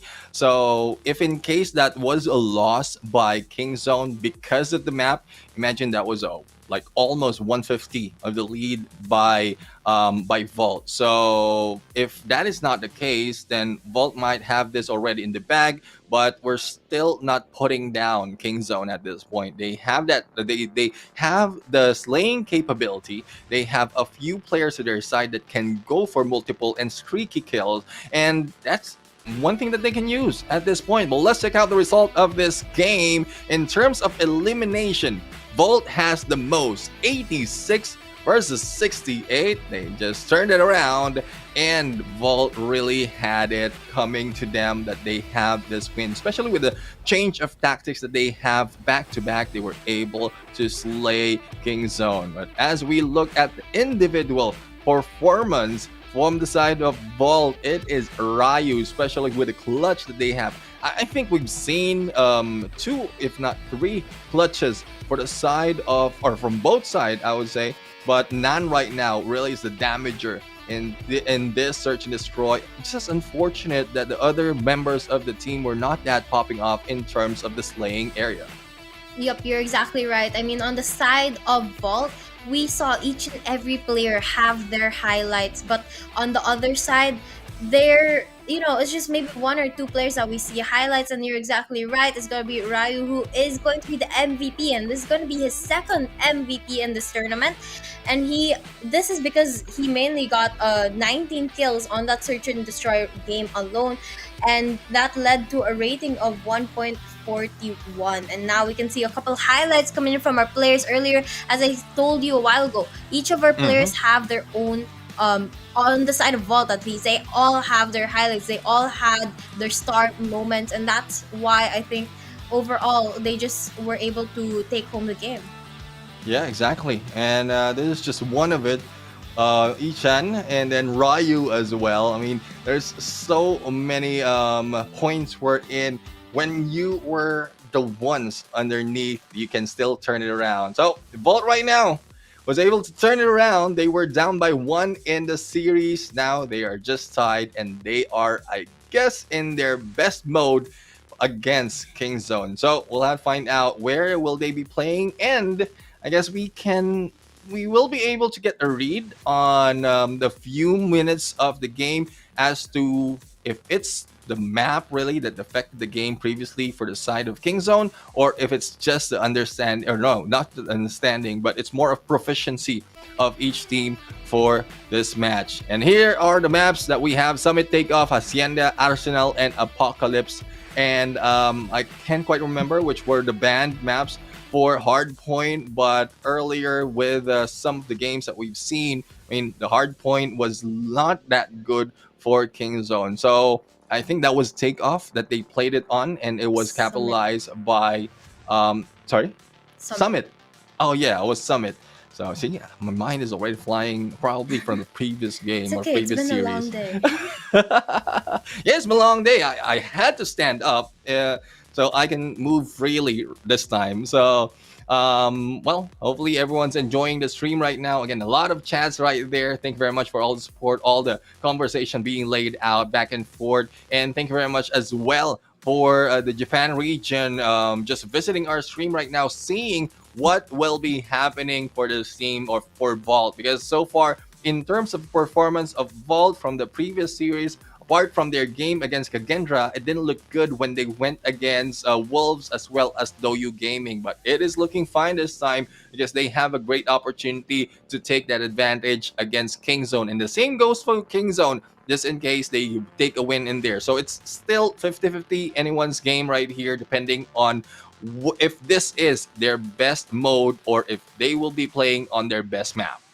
Yep, definitely. It's going to be down to that. But a little while ago, we did see the map bans for really, really quickly, and I was able to get a screenshot for Hardpoint. It's going to be Takeoff and Apocalypse taken out of the equation. So that leaves us with Summit, Hacienda, and Arsenal open for our players to pick for the upcoming Hardpoint match. So we did already see Summit, so I'm not quite sure if we're going to see that again.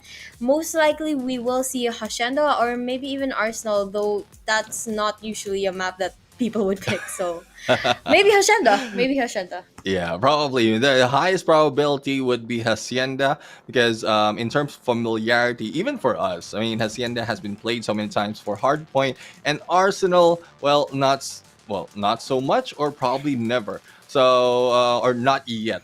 Sorry, never is not a good term for that because Arsenal probably is a good map for other games. So, well, we'll have to find out in a bit.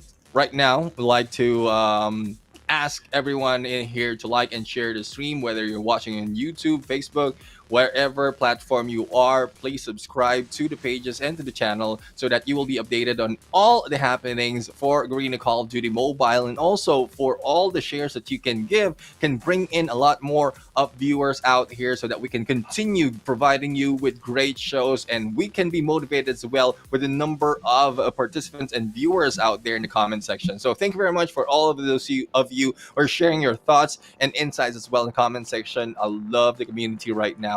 It's really non-toxic. There's a lot of exchange of possibilities, probabilities, not only focusing on CDSI but also all throughout the Call of Duty mobile scene.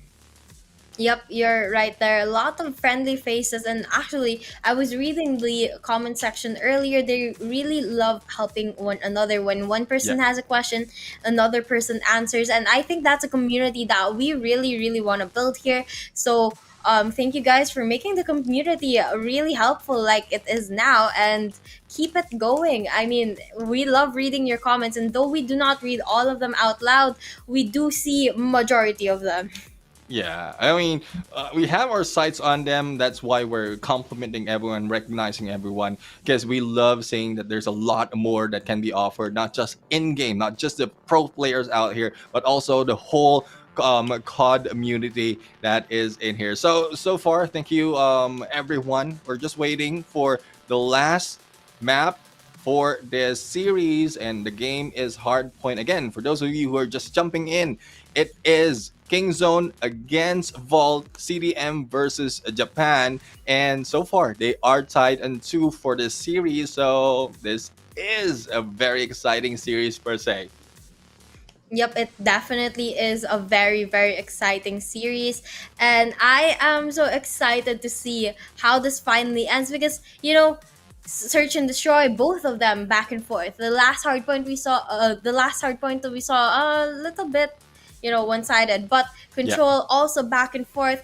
And just as you were saying a while ago, it might have just been the map that they were pushed into for hardpoint, but we just have to wait to find out because it could be anyone's game right now. And as we said in the start of this very series, whoever wins the series is going to be the one securing that 4th spot to proceed to the next part of this tournament. And you don't want this to be the last game that you're playing, and this is the determiner of that.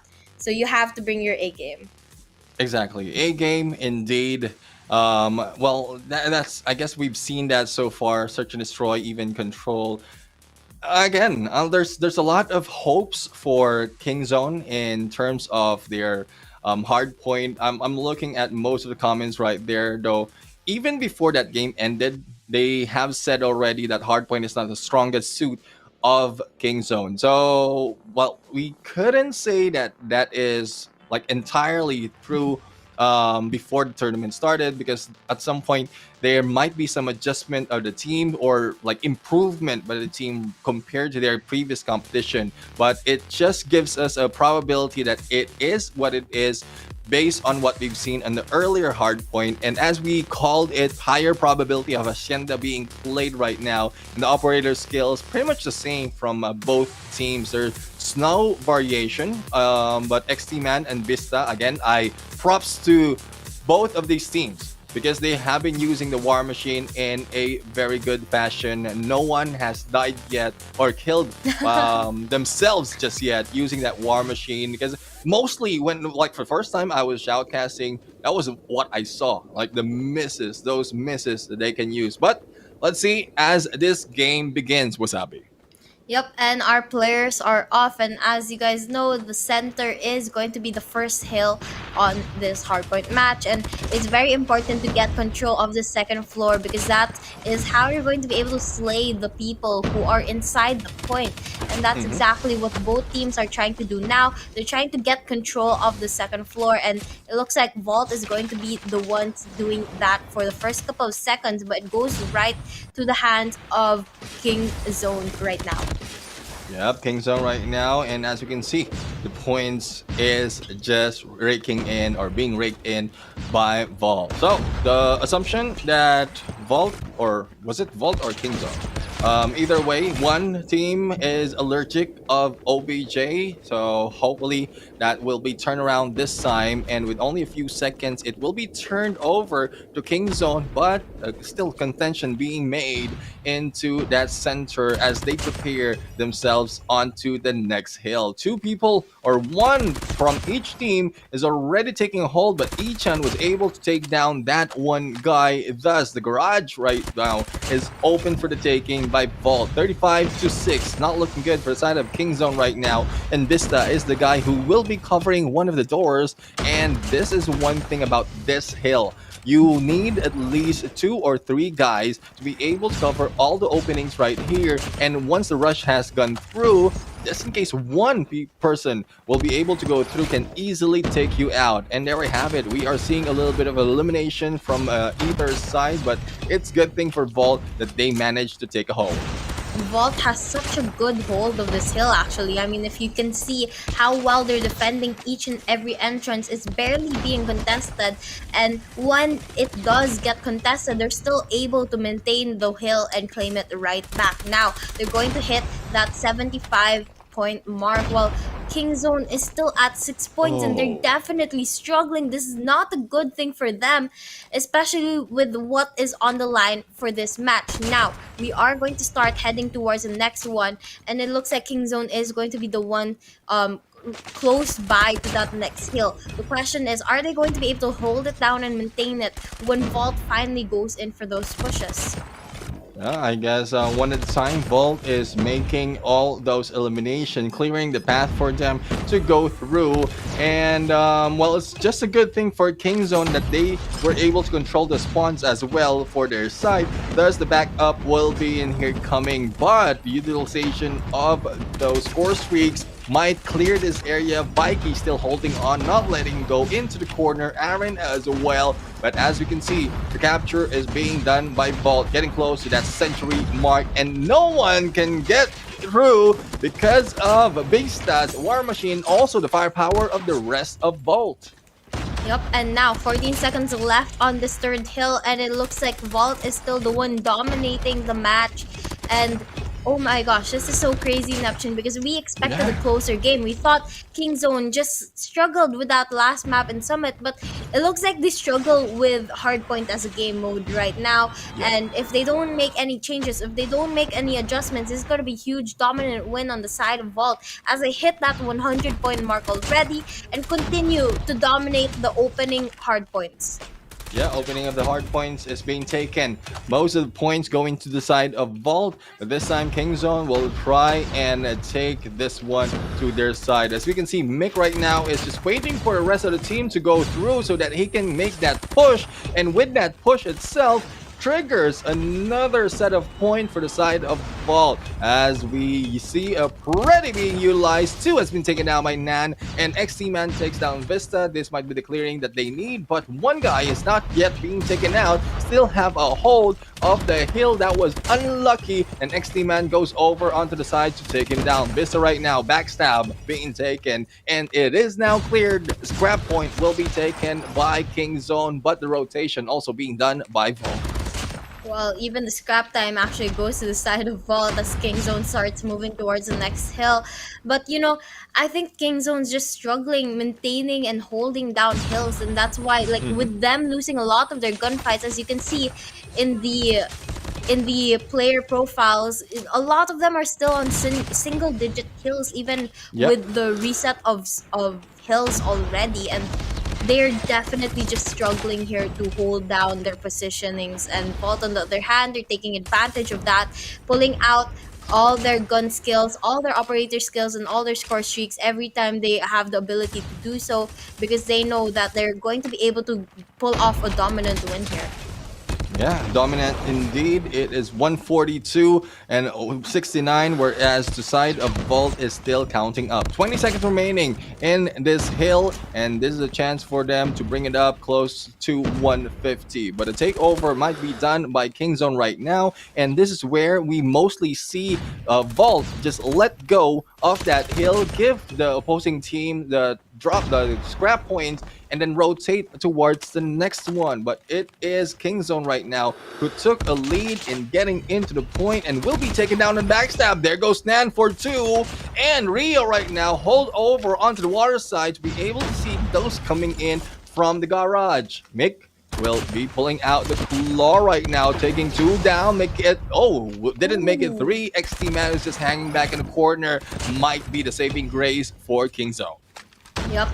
With Mike here, they're definitely doing a little bit better, finally getting close to that 100-point mark. But Vault says no, makes the break in, takes the hill back, and they are continuing to earn points.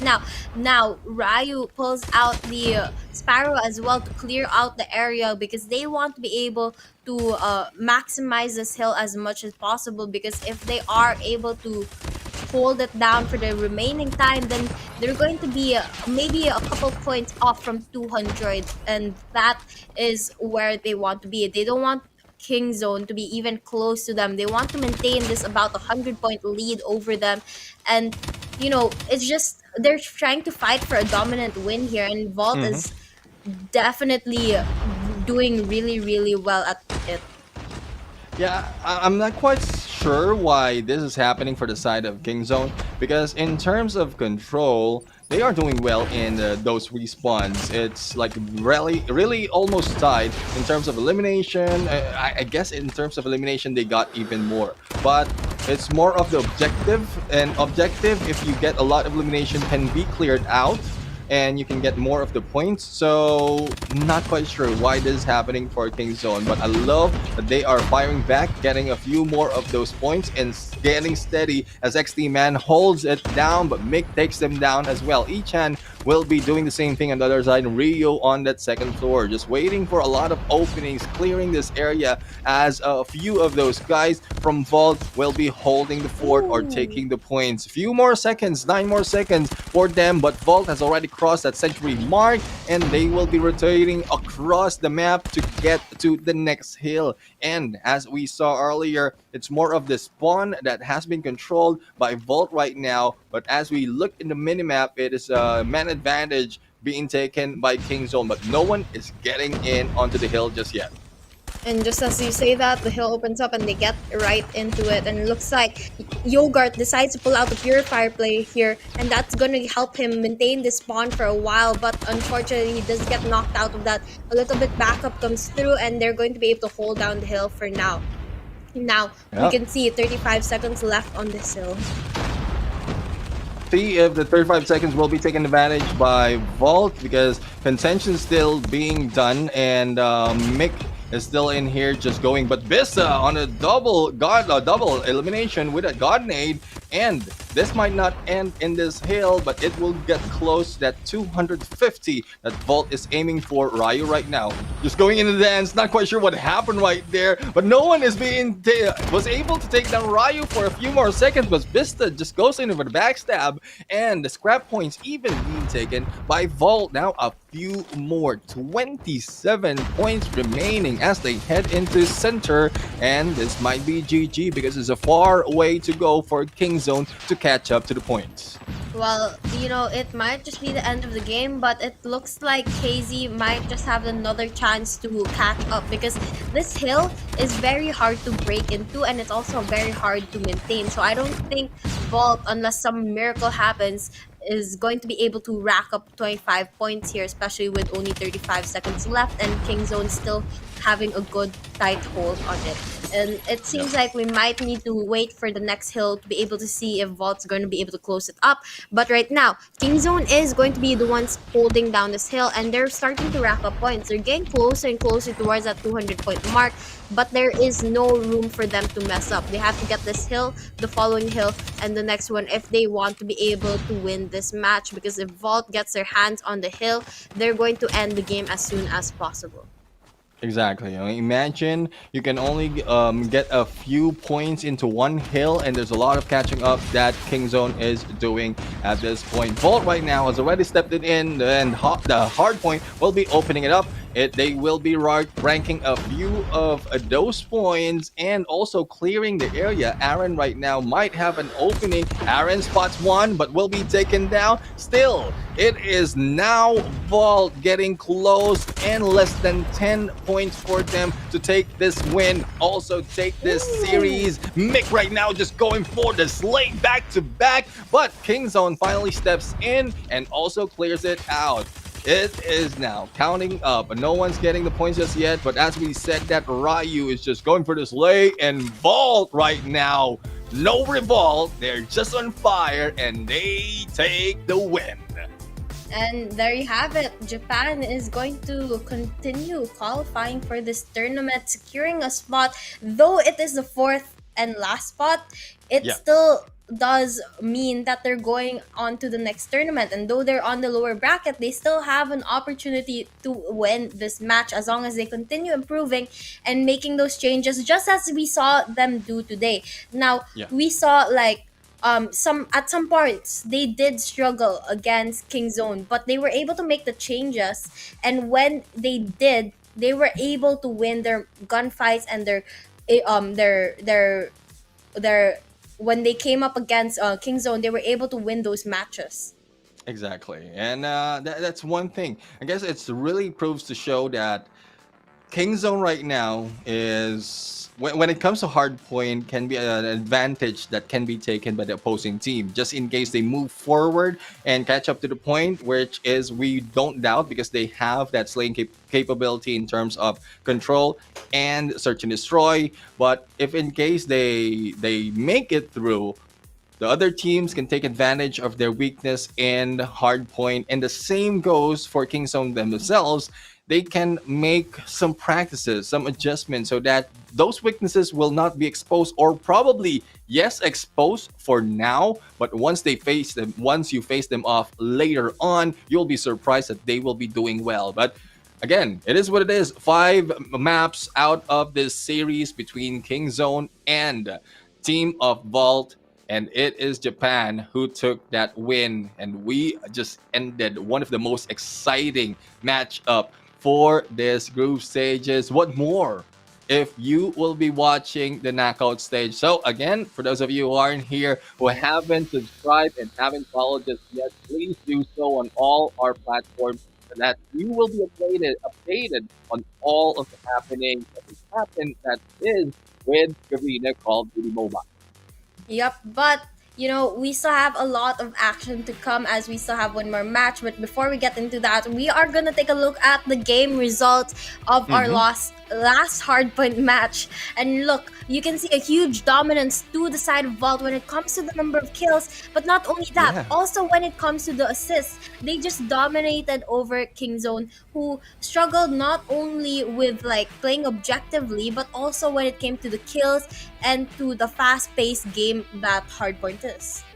Yeah, I mean, again, the same question is how can they be doing well in control and not doing well in not doing, I couldn't say not doing well, but doing worse in control, because pretty much the same kind of setup. It's more of capturing a few sites and slaying the enemy so that the sites are open. Even the spawns work the same way. But as we look at our elimination for individual players, Ryu is the guy who went on fire, like burned the roof off Hacienda, and Mick as well. 43 on Ryu and 36 on Mick. And the same goes for Vista. I mean, Vista, this guy, regardless whether it's search and destroy, control, or hardpoint, just doing a lot of things as well. And I would say it's across the board, because from search and destroy that we've seen earlier, they have made a lot of those I would say great highlight or highlightable plays. But let's look at Ryo right now. 6 on the highest streak. This is his third time being MVP. 48, 47 in damage, 43 on the slays, and 1.49 on the rating. This guy really is a good player in terms of being part of Vault, and Kingzone right now was just still left to dust in terms of Hardpoint, and let's see what the highlight shows. Well, this definitely just means that Kingzone has to work on their hardpoint game. I mean, there's still a lot of tournaments to come, so I'm sure they can still improve and, work on that a little bit more. And maybe in the next time we see them on CDSI or maybe on Worlds even, maybe they've fixed that problem. But before we can see them in bigger tournaments, they have to start practicing that game mode time and time again. I mean, they did so well in Search and Destroy. They did really, really well on Control as well. But the hardpoint, they just struggled, and it wasn't even a close game in any of the 2 hardpoint matches, which is unfortunate. Yeah, I mean, I don't know. Like, OBJ probably is one thing that they really need to work on, because we keep saying over again, because that's the only point that has brought them into a loss. They are not pushing themselves to go for the objectives in terms of hardpoint, but in terms of slay, there's a huge difference compared to when we saw the result earlier. But they can manage to slay those who are staying in the hardpoint and clear up the hill just for themselves. It's just that the rotation is not working for them. If it's hardpoint, if it's control, it is. So a huge question mark, really. It's on my head right now, though it's not showing, but you know what I mean. Yep, I actually also have the same question. I mean, we expected a closer match, but both maps of Hardpoint just amazes me on the point difference. I mean, the other games was like all the way down to the line, but Hardpoint is another story. But now we're gonna take a look at the standings right now. DYG is still on top, followed by Wolves, but now Vault is on 8th place, and next is going to be Kogendra. But we are still going to see a match between Kogendra and eStar later on. So Vault and Kogendra may be going back and forth for that 3rd or 4th slot.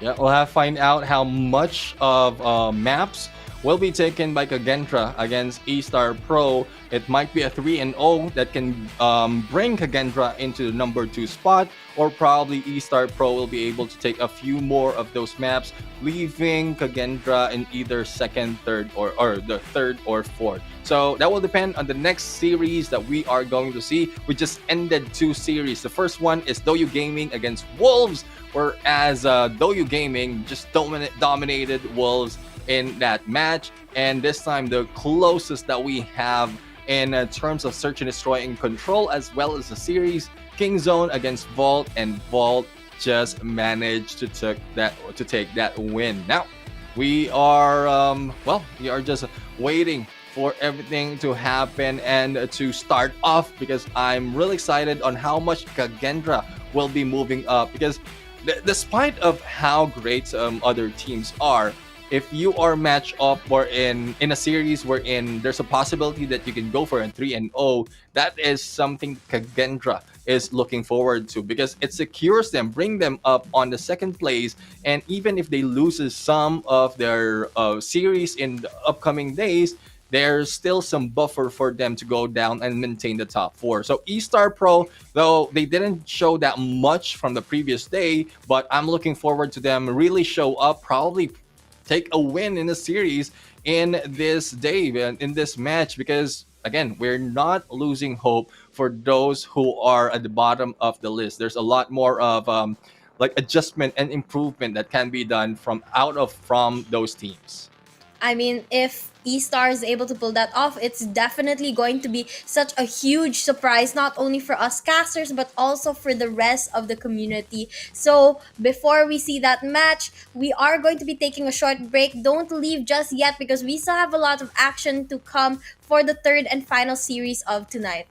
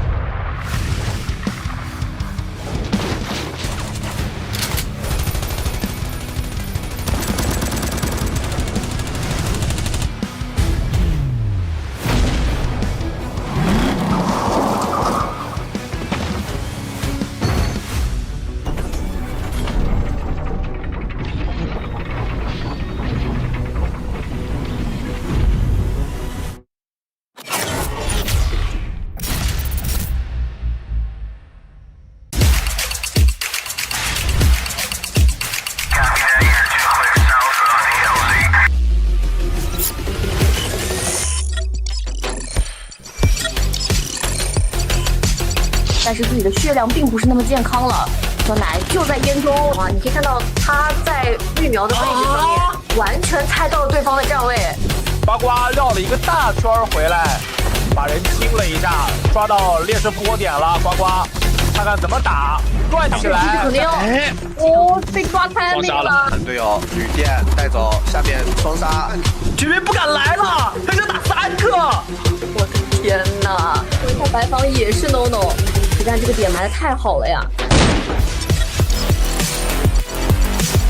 作为打手枪的选手吧，哇哦，亚瑟 This is important. Once Kazuko Legacy gets the flood in here, ออกมากาโต้จะเข้าเป้าเป็นเด็กระยะไกลแบบนี้มันอยู่แล้วปาดมาได้กาโต้ไปต่อแล้วดูต่อเซตเด็กใน Peter Fluency once more here towards the bomb side. A-bomb, so you better watch out. their timing and their coordination. Of trickling in one at a time. They have got that partnership. They've got those duos pushing in together. Setelah hardpoint ketiganya, Aimer coba untuk masuk dan satu operator kill. Nah, soalnya udah setup duluan ya. Sayang sekali ya, Clock ini mengeluarkan ulti yang sangat mengerikan. Demorge will come in. Yado's skirt AG under his name. But till then, whatever the West Point Marvel Kings have been able to do, Javen has been able to deny.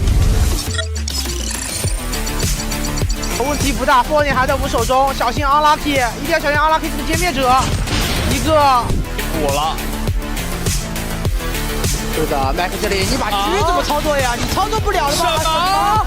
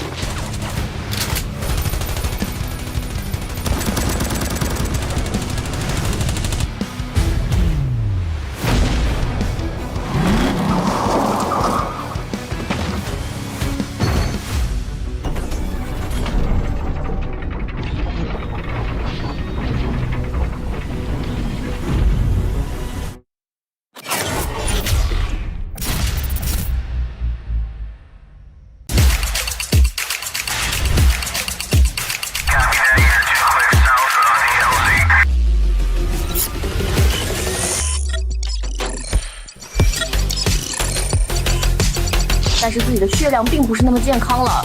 酸奶就在烟中啊！你可以看到他在育苗的位置上面，完全猜到了对方的站位。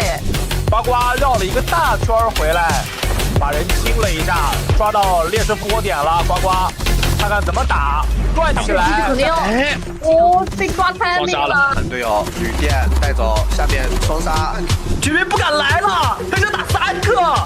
我的天哪！这一下白房也是 no no， 实战这个点埋的太好了呀！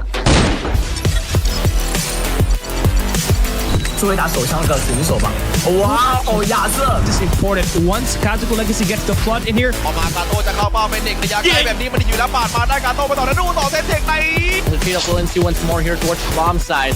A bomb side, you better watch out. their timing and their coordination. Of trickling in one at a time. They have got that partnership. They've got those duos pushing in together. Setelah hardpoint ketiganya, Aimer coba untuk masuk dan satu operator kill. Nah, soalnya udah setup duluan ya. Sayang sekali ya, Clock ini mengeluarkan ulti yang sangat poin sekali. The Mars will come in. Yato skirt AD under his name. But till then, whatever the West Point Marvel Kings have been able to do, Javen has been able to deny. 问题不大，波点还在我们手中，小心 unlucky， 一定要小心 unlucky 这个歼灭者，一个补了。是的，麦克这里，你把狙怎么操作呀？你操作不了了吗？什么？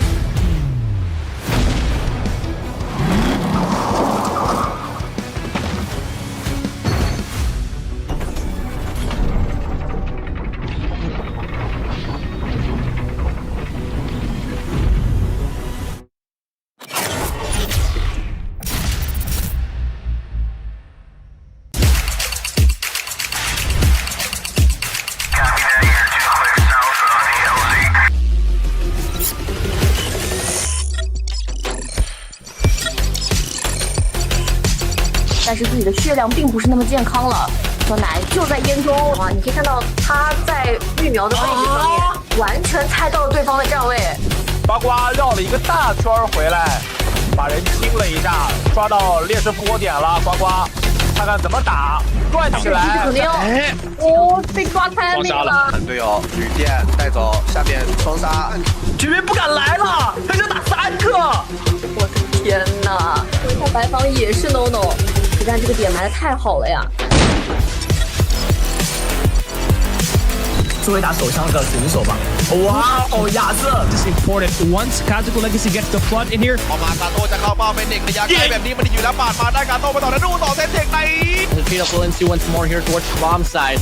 A bomb side, you better watch out. their timing and their coordination. Of trickling in one at a time. They have got that partnership. They've got those duos pushing in together. Setelah hardpoint ketiganya, Aimer coba untuk masuk dan satu operator kill. Nah, soalnya udah setup duluan ya. Sayang sekali ya, Clock ini mengeluarkan ulti yang sangat The Morse will come in. Yado's skirt AD under his name. But till then, whatever the West Point Marvel Kings have been able to do, Javen has been able to deny. 问题不大，波点还在我们手中，小心 unlucky， 一定要小心 unlucky 这个歼灭者，一个我了。是的 ，Mac 这里你把狙怎么操作呀？你操作不了的吧？什么？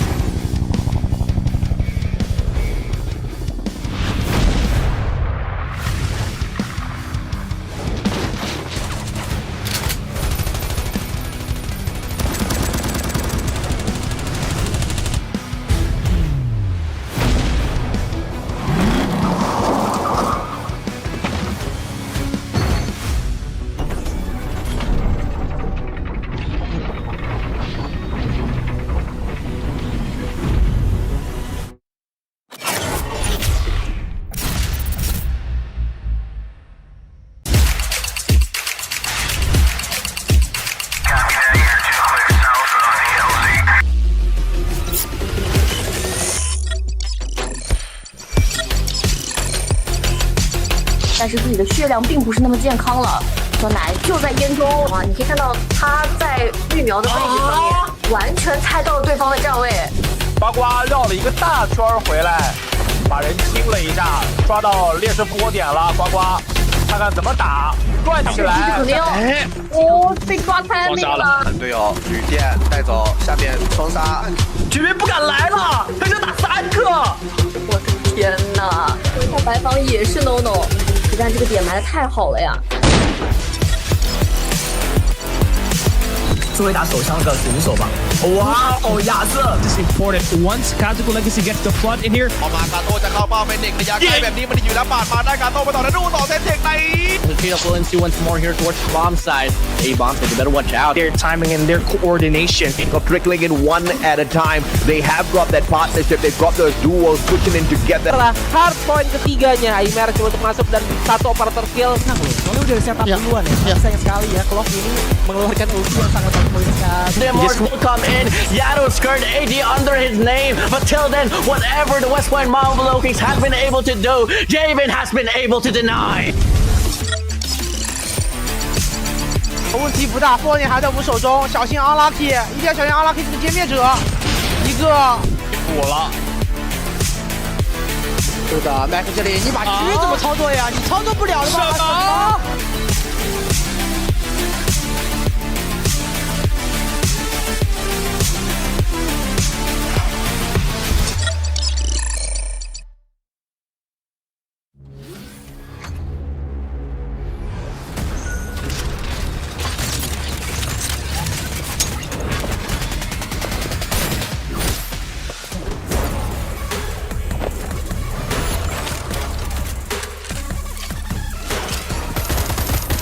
The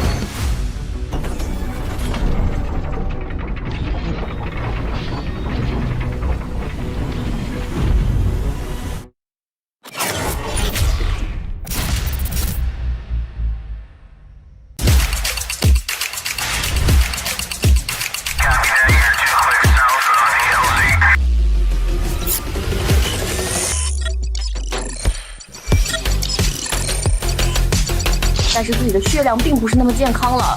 酸奶就在烟中啊！你可以看到他在育苗的位置上面，完全猜到了对方的站位。呱呱绕了一个大圈回来，把人清了一下，抓到劣势复活点了。呱呱，看看怎么打，转起来。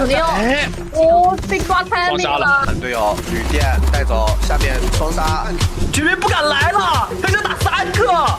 我的天哪！回头白房也是 no no， 但这个点埋的太好了呀。作为打手枪的选手吧。哇哦，亚瑟 This is important. Once Kazuko Legacy gets the flood in here, พอมากาโต้จะเข้าเป้าเป็นเด็กระยะไกลแบบนี้มันอยู่แล้วปาดมาได้กาโต้ไปต่อแล้วดูต่อเซนเทคใน Feed up Valencia once more here towards the bomb side. A-bombs, they better watch out. their timing and their coordination. Of trickling in one at a time. They have got that partnership. They've got those duos pushing in together. Setelah hardpoint ketiganya, Aimer coba untuk masuk dan satu operator kill. Nah, soalnya udah setup duluan ya. Sayang sekali ya, Clock ini mengeluarkan ulti yang sangat poin sekali. Demorse will come in. Yado's skirt AD under his name. But till then, whatever the West Point Marvel Kings have been able to do, Javen has been able to deny. 问题不大，波点还在我们手中，小心 unlucky， 一定要小心 unlucky 的歼灭者，一个我了，是的 ，Mac 这里你把狙怎么操作呀？你操作不了的吧？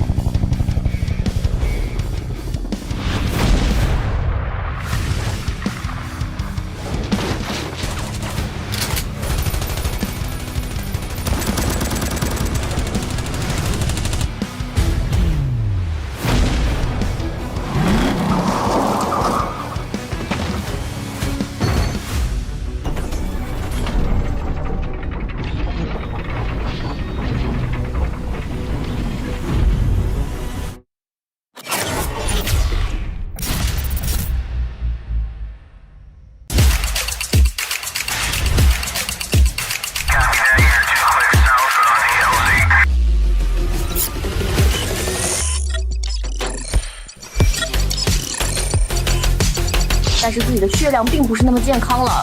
酸奶就在烟中啊！你可以看到他在育苗的位置上面，完全猜到了对方的站位。呱呱绕了一个大圈回来，把人清了一下，抓到劣势复活点了。呱呱，看看怎么打，转起来。哦，被抓太那个了。队友旅店带走，下面双杀，居民不敢来了，他就打3个。我的天哪！回头白房也是 no no， 但这个点埋的太好了呀。作为打手枪的选手吧。哇哦，亚瑟 This is important. Once Kazuko Legacy gets the flood in here, พอมากาโต้จะเข้าเป้าเป็นเด็กระยะไกลแบบนี้มันอยู่แล้วปาดมาได้กาโต้ไปต่อแล้วดูต่อเซนเทคใน Feed up Valencia once more here towards the bomb side.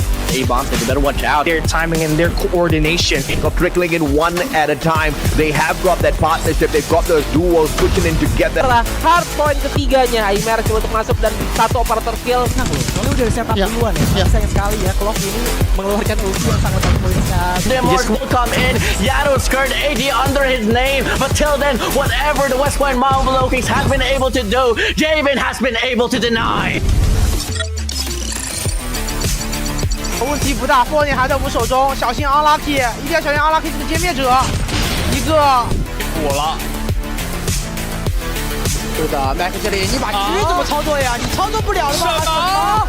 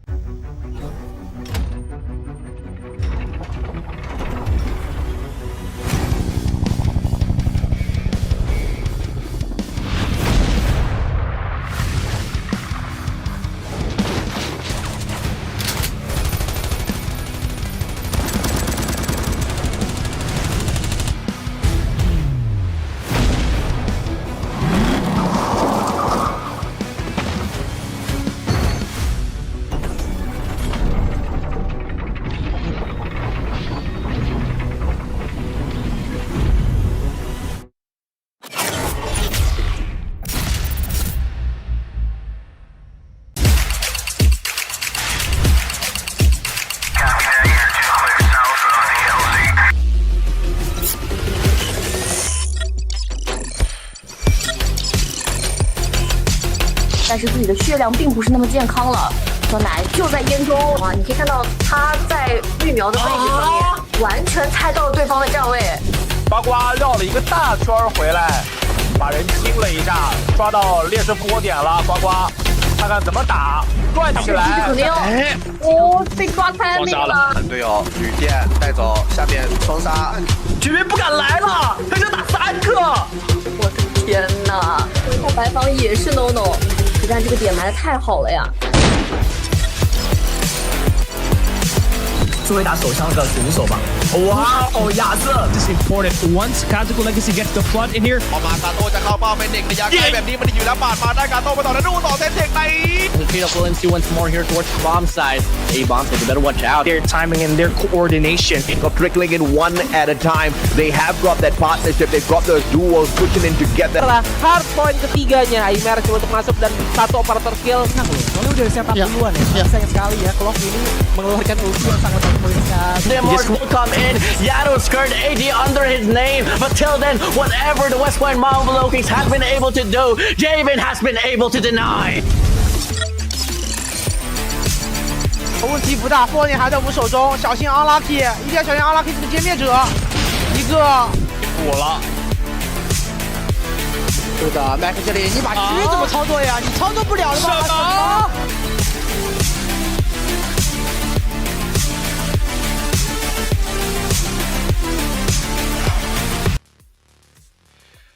Ladies and gentlemen, welcome back to the show, and this is the Call of Duty Mobile Server Invitational 2023, and we have seen 2 series in there, and I would say the previous series that we've seen between Vault and Kingzone was spectacular. Well, let's throw off the Hardpoint, but for the Search and Destroy and Control, it was spectacular. It was just back and forth between these 2 teams, and because of how well Kings or how well Vault did their hard point against Kingzone, they got the win. But this time we're going to go off for a different series. It is Kagendra going against eStar Pro, but on the caster's desk, still me, Neptune and Wasabi Garcia together with Wasabi, and we are ready, hyped up really, to see how this unfolds. Will this be a 3-0? Will this be a 2-3 or 1-3? That's what we're going to find out right now. So for those of you viewers out there, put in your votes and also your insights in the comment section because we will be reading that. Wasabi.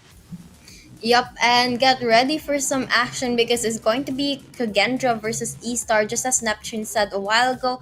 And I want to ask you, what are you expecting for this match? I mean, we do know that eStar has been struggling quite a bit with the matchup. Yeah. They haven't won a map just yet. But do you think they have a chance up against Kagendra? Well, judging from their performance all throughout this competition, they haven't taken a map win. But again, let's face it. It's Doyu Gaming that they went against first, and then they went against Wolves on the second time, and then when they face off Kingzone, which we saw earlier, they had a little bit of chance, but still was not given 1 point. So it's not looking good based on the numbers. But based on what we want and motivation for eStar is they can get, or probably we wish them to get at least one map or two, so that they can move up a little bit higher, and we might see them on the next Invitational, because what we want to see is teams improve from tournament to tournament, and this is a chance for us. If in case they will be invited once again, we will see them how they change, how they evolve. And just to point out some evolution that really impressed us is for West Point Mamba, because from the start that they were in the tournament scene, they were not they are strong, but not so much that they can go against the other teams, the top teams in the Garena region. And when they just tournaments after tournaments being consistent, improving, that's when we saw a lot of potential from them. So that's what we want for the other teams as well, the potential to grow, the potential for them to move up every tournament that they have. Yep, definitely. It's about making those changes and improving in the long run, and not only in this tournament, but in the future tournaments to come. But I think this, just as you said, Neptune, this is going to be a great learning opportunity for them. But right now, we're going to take a look at the lineup of Kagendra. We have Fran. Oh, sorry, that is a little too fast. But right now, we're going to see eStar's lineup as well.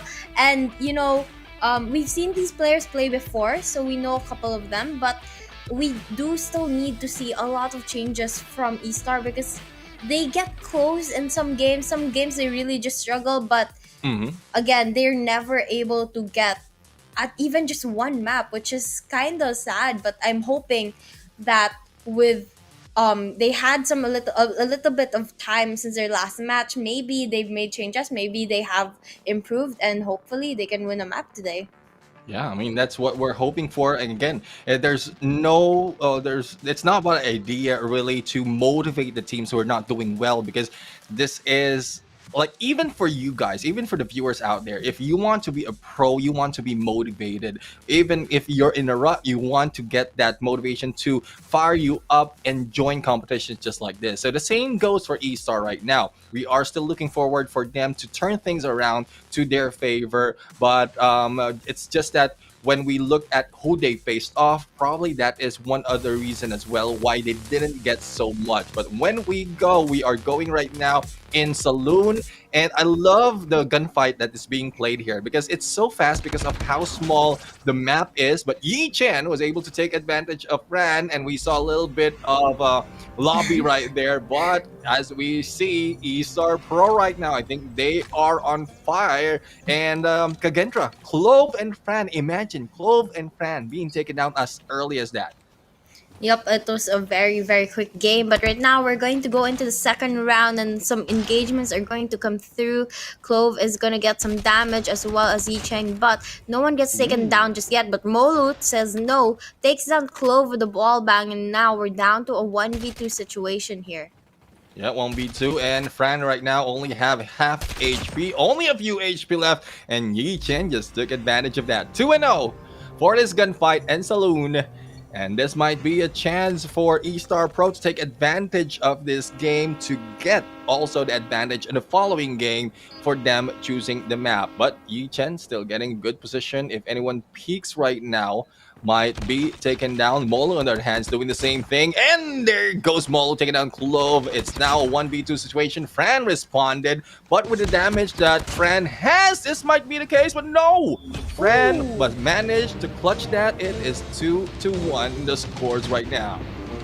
Now we are just about to find out who is going to be the map picker, but right now we have the gunfight just starting, and looks like our players are gonna play it a little bit differently now and try to catch off the players from eStar off guard. But eStar, Yi Chen just popping off there, and they are going to be able to get the map pick advantage.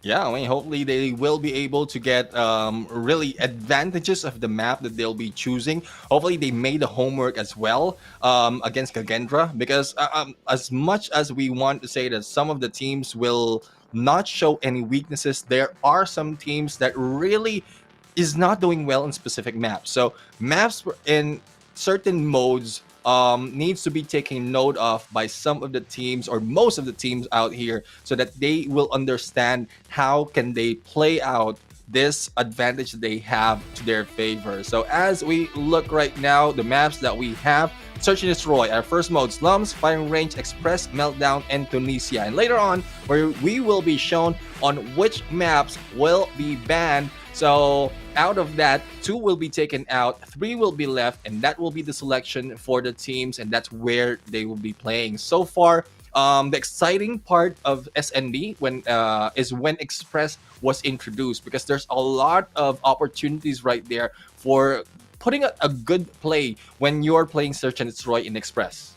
Yep, especially with those snipers, because of those different angles that you can see. And right now we can see the map bans. It looks like Tunisia is going to be taken out of the equation for Search and Destroy, as well as Slums actually. And for Hardpoint, Apocalypse and Takeoff is going to be out of the choices. So Yeah. what does that leave us with? It looks like for Search and Destroy, at least we're going to be left with Firing Range, Express, Meltdown. Ooh, I think I would love to see Meltdown. Yeah, Meltdown has been played before it has been taken out, it has been played good gameplays as well, because of how even it is going to either side of the site and from either side of the spawn point as well. So huge. If we go in for the Bravo, I believe that's where most of the clutch gameplay as well as the ninja diffuses has been done. So that's where of most of the highlights of the past competition is coming from. So Meltdown is not a bad option for us, because I guess we got tired already for the other map. Express and Meltdown is our vote. Hopefully that will be the case for the selection of eStar Pro, because they might be going for a comfort pick. But if they go for the usual, then it might be comfortable for Kagendra as well. So we just have to wait and see which map they will be playing on. Yep, I think, Meltdown, I personally did not like playing it, but I know in the competitive scene, there was so many iconic highlights that happened there, just as you mentioned. And if this becomes one of those popular maps to be played in tournaments like this once again, then I think it would be kind of nostalgic to us casters, but also very, very fun to see once again. Yeah, I mean, really very fun to see. And speaking of fun to see, I love that we're seeing a little bit of conversation right here in the comment section. It's just unfortunate that at some point we cannot translate some of the words right here, especially those coming in from the Japan region. But appreciate that. Thank you very much for those coming in from the Japan region, still supporting this stream, even if we are on our last series. I mean, Kagendra from Indonesia as well, eStar Pro from China are the ones playing. Vault just played earlier. They did well. They did great. And I guess that's one reason as well why the Japan viewers are still here, providing all their support and insight. Yep, I mean, they continue to watch the stream and support the teams that are playing, which is always good for us. So let's hope they continue to support the stream. And look, now we can see the players of both of our teams. Right now, we're going to start with Kagendra Fran, followed by Kagendra Reef. And it looks like, from the looks of it, all of these players are actually in one location. So maybe that will help with their comms and, issues with the internet. So hopefully that helps play stewards at their side. Yeah. And one thing about this setup, well, I think I talked about it before. Every time this team has been playing, they always go by side, and the formation that they have is preparing themselves in a LAN event format, because this is how they're set up. This is where they can find out if their communication will be better, and as well as do you know that position of each of the player in this lineup is also important, because there's at some point a buddy system that can be done within the game that can give you a few signals to your teammates on either side that can lessen the talk but more of the action that can be done. But as we look at eStar Pro, I think they are on in their individual places, so hopefully this is the advantage that they can get and that they need to be able to battle against Kagendra. Actually, from the looks of it, some of them are together, but I think some of them are also not, or I'm not quite sure with their setup, to be honest. But, nonetheless, we do hope that they don't have an issue with the internet. I know some people have been commenting about that, and hopefully they're able to play at their best right now, because this is definitely a very, very big game for them. Especially since they haven't won any map yet, they hopefully have the opportunity to do so now. Exactly. I mean, the opportunity is always there. It's just for them to take if they can bring up their level a little bit higher. So hopefully this is the time that we see the breakthrough that eStar that we're waiting for eStar, and I'm pretty sure Kagendra will not let that go easily. So challenges though is one thing. We can ask Gendra to ease off on eStar Pro, but the challenge will not be there anymore for eStar Pro, and the motivation to be better will not be there as well, because you will feel that they are easing off on their performance, thus only giving you that chance. So that's one reason why at some point, like in my age, if I feel a little bit challenged in some parts of game or life, I mean, it's something to look forward to go through that, because if you'll be able to overcome that will just make you stronger and move on to the next level of your life. And even the same in the game, the next level of the matches or the game. So hopefully they learn a lot from this. And also for the viewers out there, a lot of tactics can be learned, especially from what we've seen on the switch ups of tactics from the previous series. Look, there's a lot of acute changes or quick changes as well by the other teams that gave them the advantage. Thus, we thought one team will be winning and then the other one, and those small adjustment, those small modification in their approach really is something that they need to practice overall or time after time. So hopefully that is the case as well for eStar Pro. Hopefully we see that coming from them. I mean, your point a while ago is really right. I mean, challenge is definitely a motivating thing, because it means that you're working hard towards what your goal is. And right now we're actually just about to head into the first game where eStar is going to face Kagendra, and it's going to be search and destroy in firing range. Again, one of those classic maps, something that most of us have already played in, and we're quite familiar with the game. And right now, Ken God popping off with a KRM, getting a double kill right off the bat to open and start the game.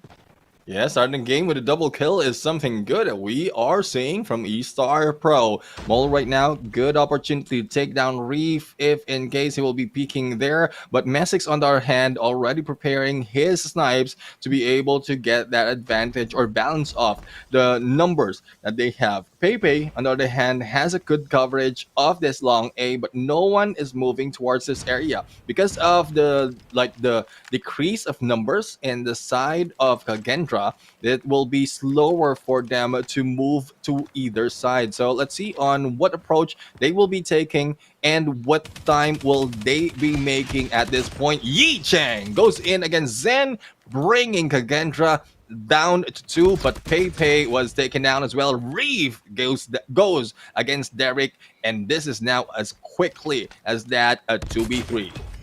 Yep, a good start from the side of eStar, but unfortunately, they are starting to just die like flies right now. They're down to the last 2 players on their side, and same thing goes with the side of Kagendra. They're down to the last 2 players. Kengod gets one more with that shotgun, and Yi Cheng ends the round. And there is the first win to the side of eStar for this first round. So let's see if they're able to keep up that momentum. A good change of pace from Kengod. I mean, I know he kind of struggled when I think it was the one of the ammos of the BY15 was banned from the tournament, so he's been struggling to change to which shotgun he should be using, but it looks like he found the one, and it's gonna be the KRM for today. Yeah, KRM really is a good option. BY15, like in terms of mobility, is good, but again, with the adjustment that you mentioned, will not be a good option though. KRM has been utilized by a lot of teams so far if you are looking for mobility as well as firepower. But let's see into how or what approach will be taken by our attackers, which is Kagendra, and they're just hanging back, waiting for any openings that they can take later on. But the focus right now, I think, is to find any information on that long A. Fran right now will try to also go throw a grenade and look for an opening, but no one is hit just yet. So Pepe is just waiting for anyone who peek in or who move in, and through that slit of wood might give him a signal to fire or probably slide and move forward. As you can see, a few already moving in, and Pepe just backs off, gave the signal to the rest of the team, and as you can see, the rush is on, trying to go and pinch them out. Good reposition for Pepe though, but unable to make that shot. Reef is already onto this side and might be going in for the plant. I mean, he definitely needs to go in for that plan because they're down to 25 seconds left, and Kengod here gets one, gets two, gets another one, and then that is going to be such a huge play for the side of eStar. They're definitely on a better game today, getting 2 rounds back to back so far, and you can see their plays are just on point for now, and let's hope that they're able to keep this up. Yeah, I mean, this is what we're looking forward to, at least a map win for eStar Pro against Kagendra. And there's a lot of insights in here in the comment section. This is where we find out which one is true. I'm not saying that what you're saying is wrong, but there are a few adjustments that can be done by a team that can switch around your tactics. They might not be good, or they might be good. A-Star Pro might be good against Kagendra in Search and Destroy, but we might be shown differently later on. Kagendra Reef right now going against Derek, and they are now rushing in onto that Bravo. Opening right now will be Titan as we see Molo takes down Messix on that run. Now it is a 4v4 situation. They've lost a sniper. On this side, they lost one of the rushers. So let's see on what approach Gendra will be doing this time, because they have an opportunity for the plan and not taking it just yet. Yep, they have to do it very, very carefully because the players of eStar might just go in for that retake if they do it too soon. Because eStar, they're watching the corners. They have some snipers out in mid getting ready for that plant to go through because they know that the players of Kagendra is not in A. That means they're in B. And with that bomb going down, that's even more information informing eStar to start moving towards a B side. Right now, we can see Pepe here with the sniper trying to get the shot. Unfortunately, it doesn't line up, but slowly the rest of his teammates go towards that point right now, bomb site, and they are just about to make the break into the hill, into the point. And now you can see they're trying to go in for the retake, getting kill after kill after kill. 16 seconds left on the clock to go in for the defuse 2v2 situation, but Pepe gets one on Fran, and Clove takes down Pepe. Now down to 1v1 with 7 seconds left. Will this be a clutch? And it looks like he's gonna run out of time to defuse even if he gets that kill. Yeah, I mean, it's pretty similar to what we've seen earlier, but that was not the closing game. We're still early into this match. And, well, I guess that's one point that can be taken from either side. What you can do really is if you have that advantage of buying time, why not do so and not engage until you have the perfect timing to your side. Pepe right now still missing a few of those snipes, but hopefully the backup will be there as well. And Fran right now will be going in onto the backside. Molo and Derek taken out, and Kenga still managed to go. And this is his 7th elimination already using that KRM. Fran on the other hand going for 4th as they go in, run in circles. It is now a 1v4. Yep, 1v4 in the favor of the side of Kagendra, and they are going to get that plant on that A site. And now Pepe, last player alive, he's trying to be able to open things up, get an elimination before going for the push. He spots a player but decides to back off because that player is on head glitch. And now this is a smart play. You don't want to push it when it's risky like that. Instead, he goes towards mid, gets a one on Zen, and now for a 3v1 situation. But unfortunately, he does get spotted by Reef and taken out of the equation, tying up the game at 2 points. Yeah, and tied now to 2 points. And I would say for Pepe, it's really not doing well in terms of the snipes. I guess the same goes for Messick as well. But compared to what we've seen earlier, the moment that they see a peak, that's when they get the flick and the shot as well in those gunfights. So it's not doing well for Pepe and Messick. Probably it's more of the positioning as well as rotation being taken by either side. But hopefully we'll see differently. And there goes Messick just showing off right now the moment he gets called. And he's the only guy in here that has been wearing a DLQ, where others has been focusing on using the using the Locust. So the Locust though provides a lot of mobility in terms of their slides and their runs, and it's more of the firepower that the LQ has, but they need to find a way to make a balance out of that. And I guess most of the players right here is just relying on the mobility as well as what they can do with Locust. Yep, they have to actually find what works best for them. But right now, we can see a push coming through from the side of Kagendra going towards that A site. They're going to be able to take one, and it's going to be a back and forth for kills. But Kagendra is going to be the one with the numbers advantage right now. They pull out the smoke to be able to get that plant down, and it looks like they will just be successful in doing so. Now, down to a 4v2 situation. Question is, will eStar be able to make that changes? But Ken God out of the equation leaves Yi Cheng all alone with the sniper here left to clutch this game. Yep, we'll have to see if that will be a clutch. Ooh. No hits just yet. It's just Clove responding back, and this time the lead will be taken by Kagendra. So, well, we've seen this before. eStars popping off early into the game and at some point loses momentum. So hopefully they will be able to get it back. Otherwise, Kagendra will just be getting points after points. But Yi-Chan takes down Reef, one of the slayers for the side of Kagendra, with a God Nade. And with that information, the rotation might be done right now just to take them off this game. But no quick rotation, no rash decision being done by eStar Pro. They want to buy a little bit more time and get more information before they go for the rush. Yep, and I think that's a very smart move because you don't want to be doing something that you're not quite sure of. But right now we can see that the players of eStar, they're going to take two on Kagendra, giving them the numbers advantage right now as they push towards actually both A and B. They're defending both those sides while the players of Kagendra undecided on where to push. They're down to the last player, Mies6, and here gets taken down by Pepe's sniper, and again, match tied up.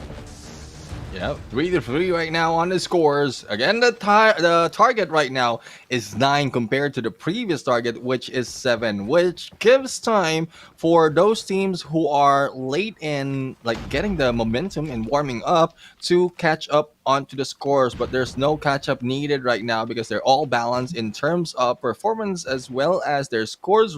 But right now, they still have Kagendra on the attacker side. So we'll have to find out if there'll be any difference once they switch side. But But for now, Reef really needs to manage on how to go and take that, untake that plan. But Pepe right now, I think it's about time that he can get those snipes. But Messick responded and takes down Pepe. So Sniper is still up for the side of Kagendra. Let's see what Fran can do on this white warehouse, as everyone from eStar Pro will try to go for the rush. Fran and Messick for the elimination, leaving us with 2-3.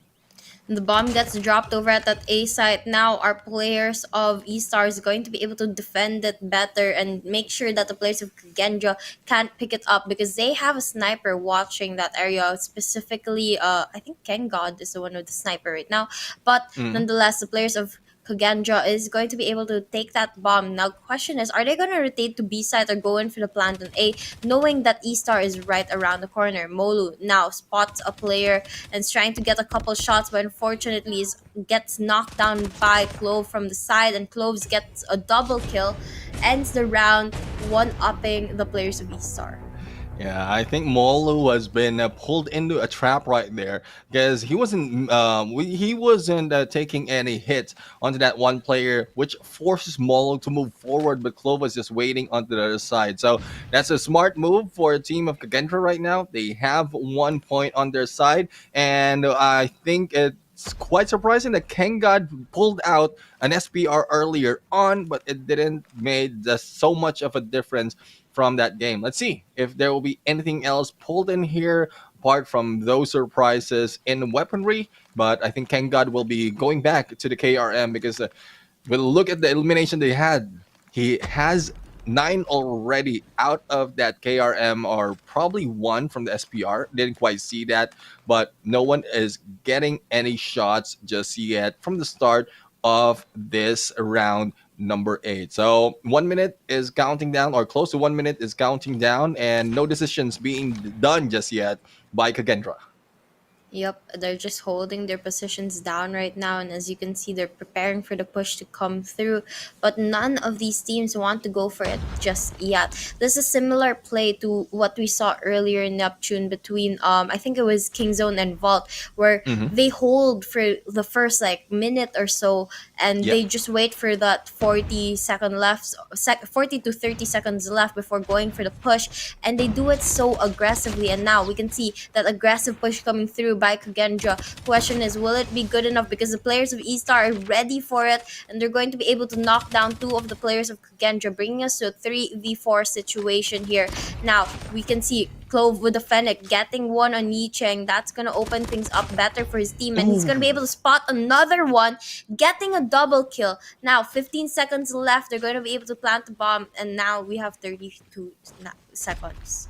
Yeah, 32 seconds remaining. Pepe right now is the only guy remaining for the side of eStar. And Clove in there, almost taking him down. Managed to get away. Messick might have a good view on him, but it's looking on the other side. So I guess they're just waiting for rotation and buying plenty of time. And with time running down, Pepe was just looking for a slay, not really thinking about what he can do with the bomb. And Clove takes him down.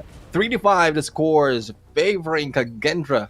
And I guess with them switching side, let's see if eStar Pro can do a little bit of different of increasing their points. Yep, eStar is now going to be the attacking team, while Kagendra is the defending team, and they're off for their first round after the switch of sides. And here we can see same type of gameplay coming from both teams. They're holding once again, slowing down the game, waiting for the time to count lower and lower, because they know that if there is too much time to play with, their opponent might take that to their advantage. They'd rather go in for the rush plays in the last second and wait for the kills to come by right now. Yep. And that's one thing. Waiting game really is something that's providing a lot of pressure.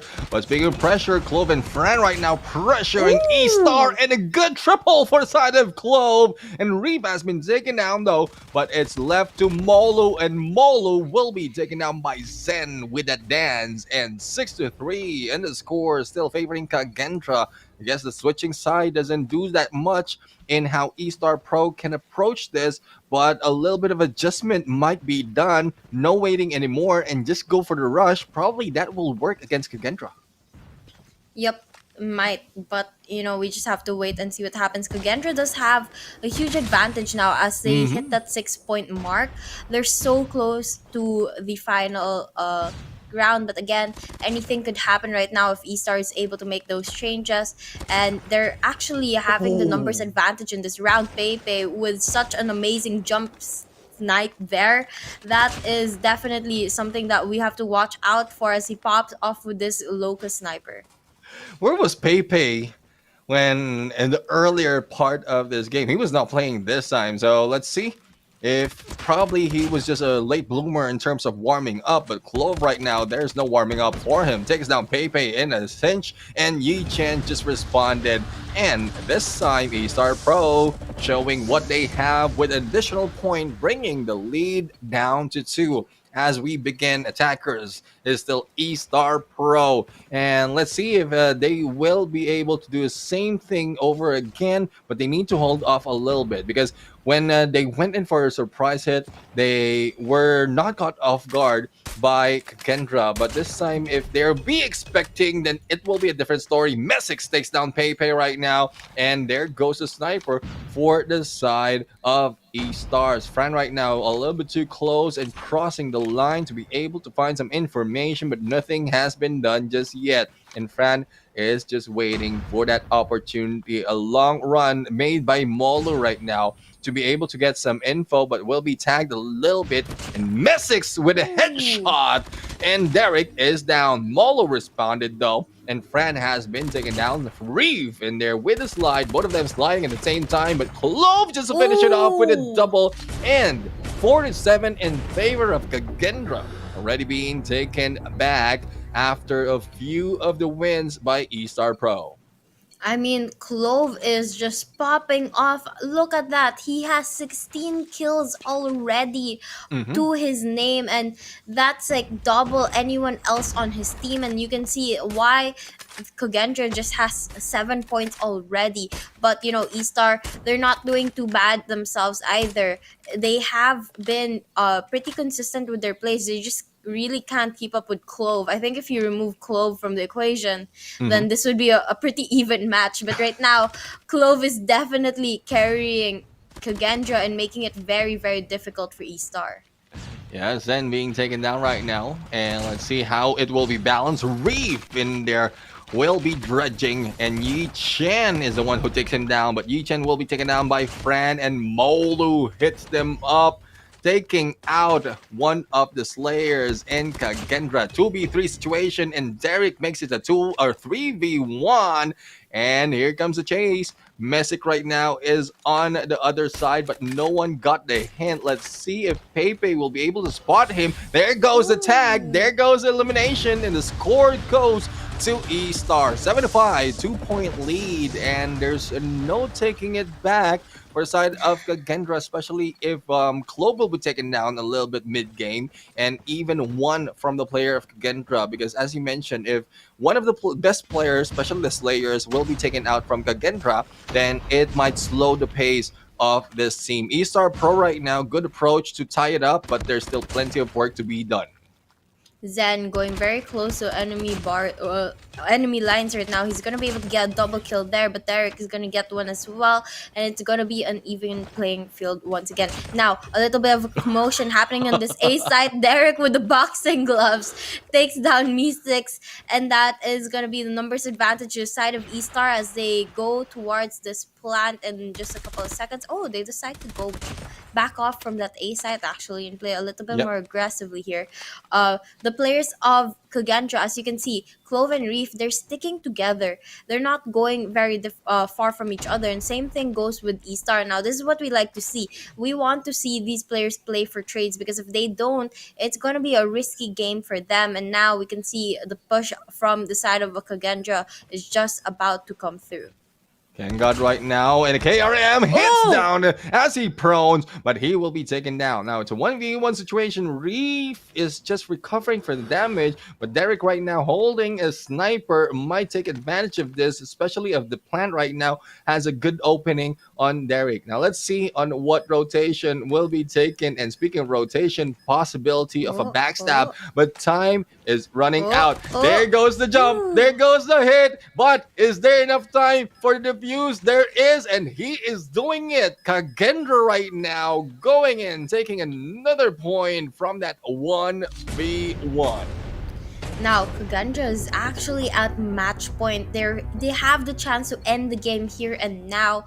And eStar, they're not even, well, they're at 5 points, but that's not close enough to make KAGE scared of losing the search and destroy match. So now, let's see if KAGE can end the game as soon as possible, or will eStar push for another round. Right now, Yi Cheng is gonna get a grenade kill on Fran, which opens up the game a little bit here, and Reef also gets the exchange, taking down KAGE. Yeah, let's see if this exchange can gear towards eStar Pro taking a point, because if KAGE takes this one, it's all and done for. But Clove right now, love the hearts though. But Pepe on the other side trying to go and take a few of pot shots, but will not be seeing or meeting everyone. Tries to target that picture, and hopefully he was not surprised to see a guy looking at him. But the rest of eStar Pro is heading towards Alpha, as Molo has been left in there onto the Bravo side. The split of KAGE right now is 2-2, giving less pressure to the side of this Alpha. So a plan can be done by Yi Chen right now, but they didn't do so, giving more time for KAGE to go for rotation. Yi Chen might have to see a peek. Pepe goes for a hit against Globe, and a good rotation. Zen right now, oh my goodness, Zen just rushes in, but Pepe in a backstab, and another one. Pepe right now on fire. Reef the only one remaining for KAGE team, and this might be it. Reef sees him, didn't make it through, but would the second make it? No, still having trouble. It is Malu who gets a hit, and still leading on the match point is KAGE, but catching up is eStar Pro. I mean, that was a really good round for their side. As you saw, their aggression just showed, and they were able to dominantly win that last match. And now they're heading for another one. They're looking to do the same thing. They want to be able to push for maybe even overtime here. But, you know, it's really going to be down to how well they execute their upcoming plays.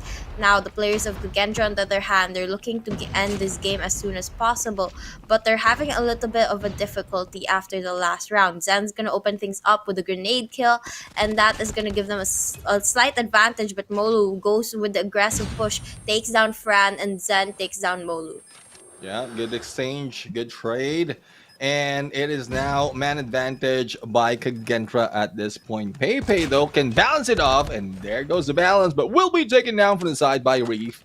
Good trade so that KAGE will still have this advantage, but it has been lost, especially with Yi Chen taking that shot. Now Reef has a huge thing on his shoulder to pull this up, but will be taken down in there by Derek.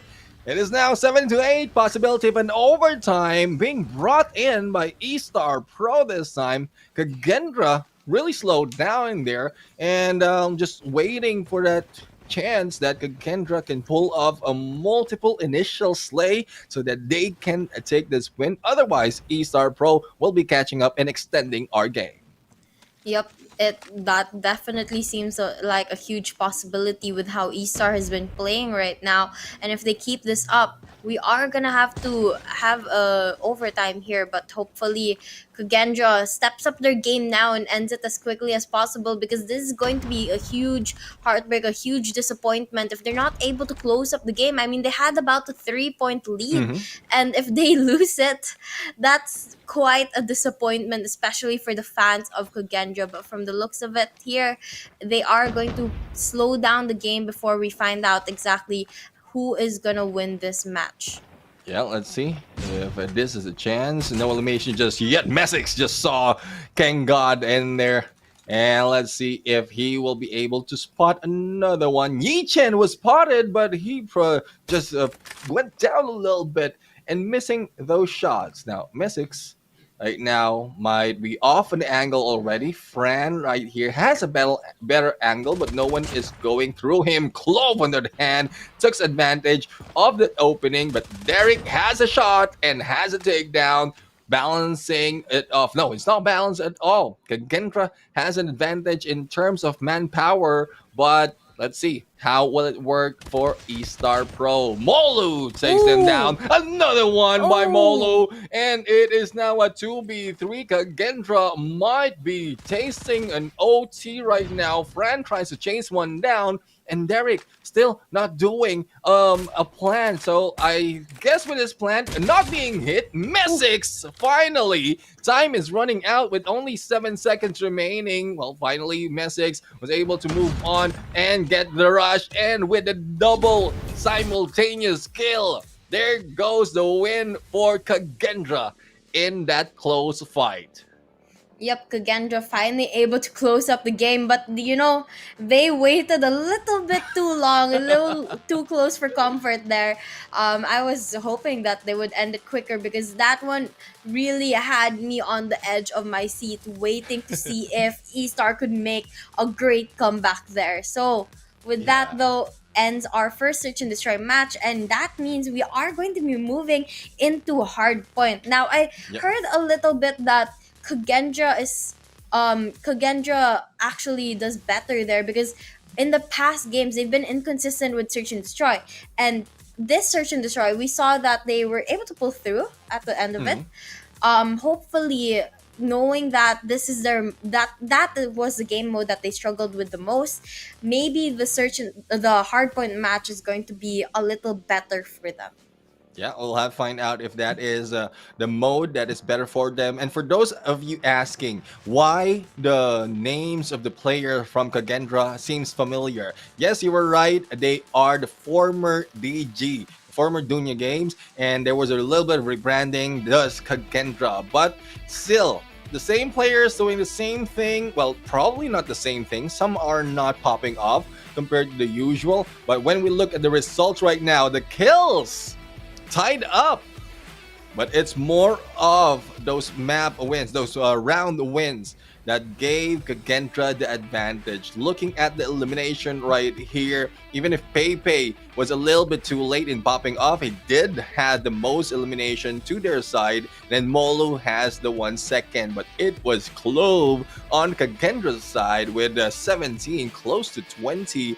But I would say everyone from all the teams did their part, because it's pretty much the same. It's pretty much balanced right now. But as well as the point, if in case Messix missed that could have been a win, or that could have been an overtime that might translate to a different result afterwards. But Clove right now, our MVP, 6-time MVP, 1.46 on the rating, 17 elimination, 2001 on damage, and the highest single round kill is 3. I mean, Clove has been a name that has been familiar for those who love Garena, or Call of Duty Mobile, especially on the Garena side.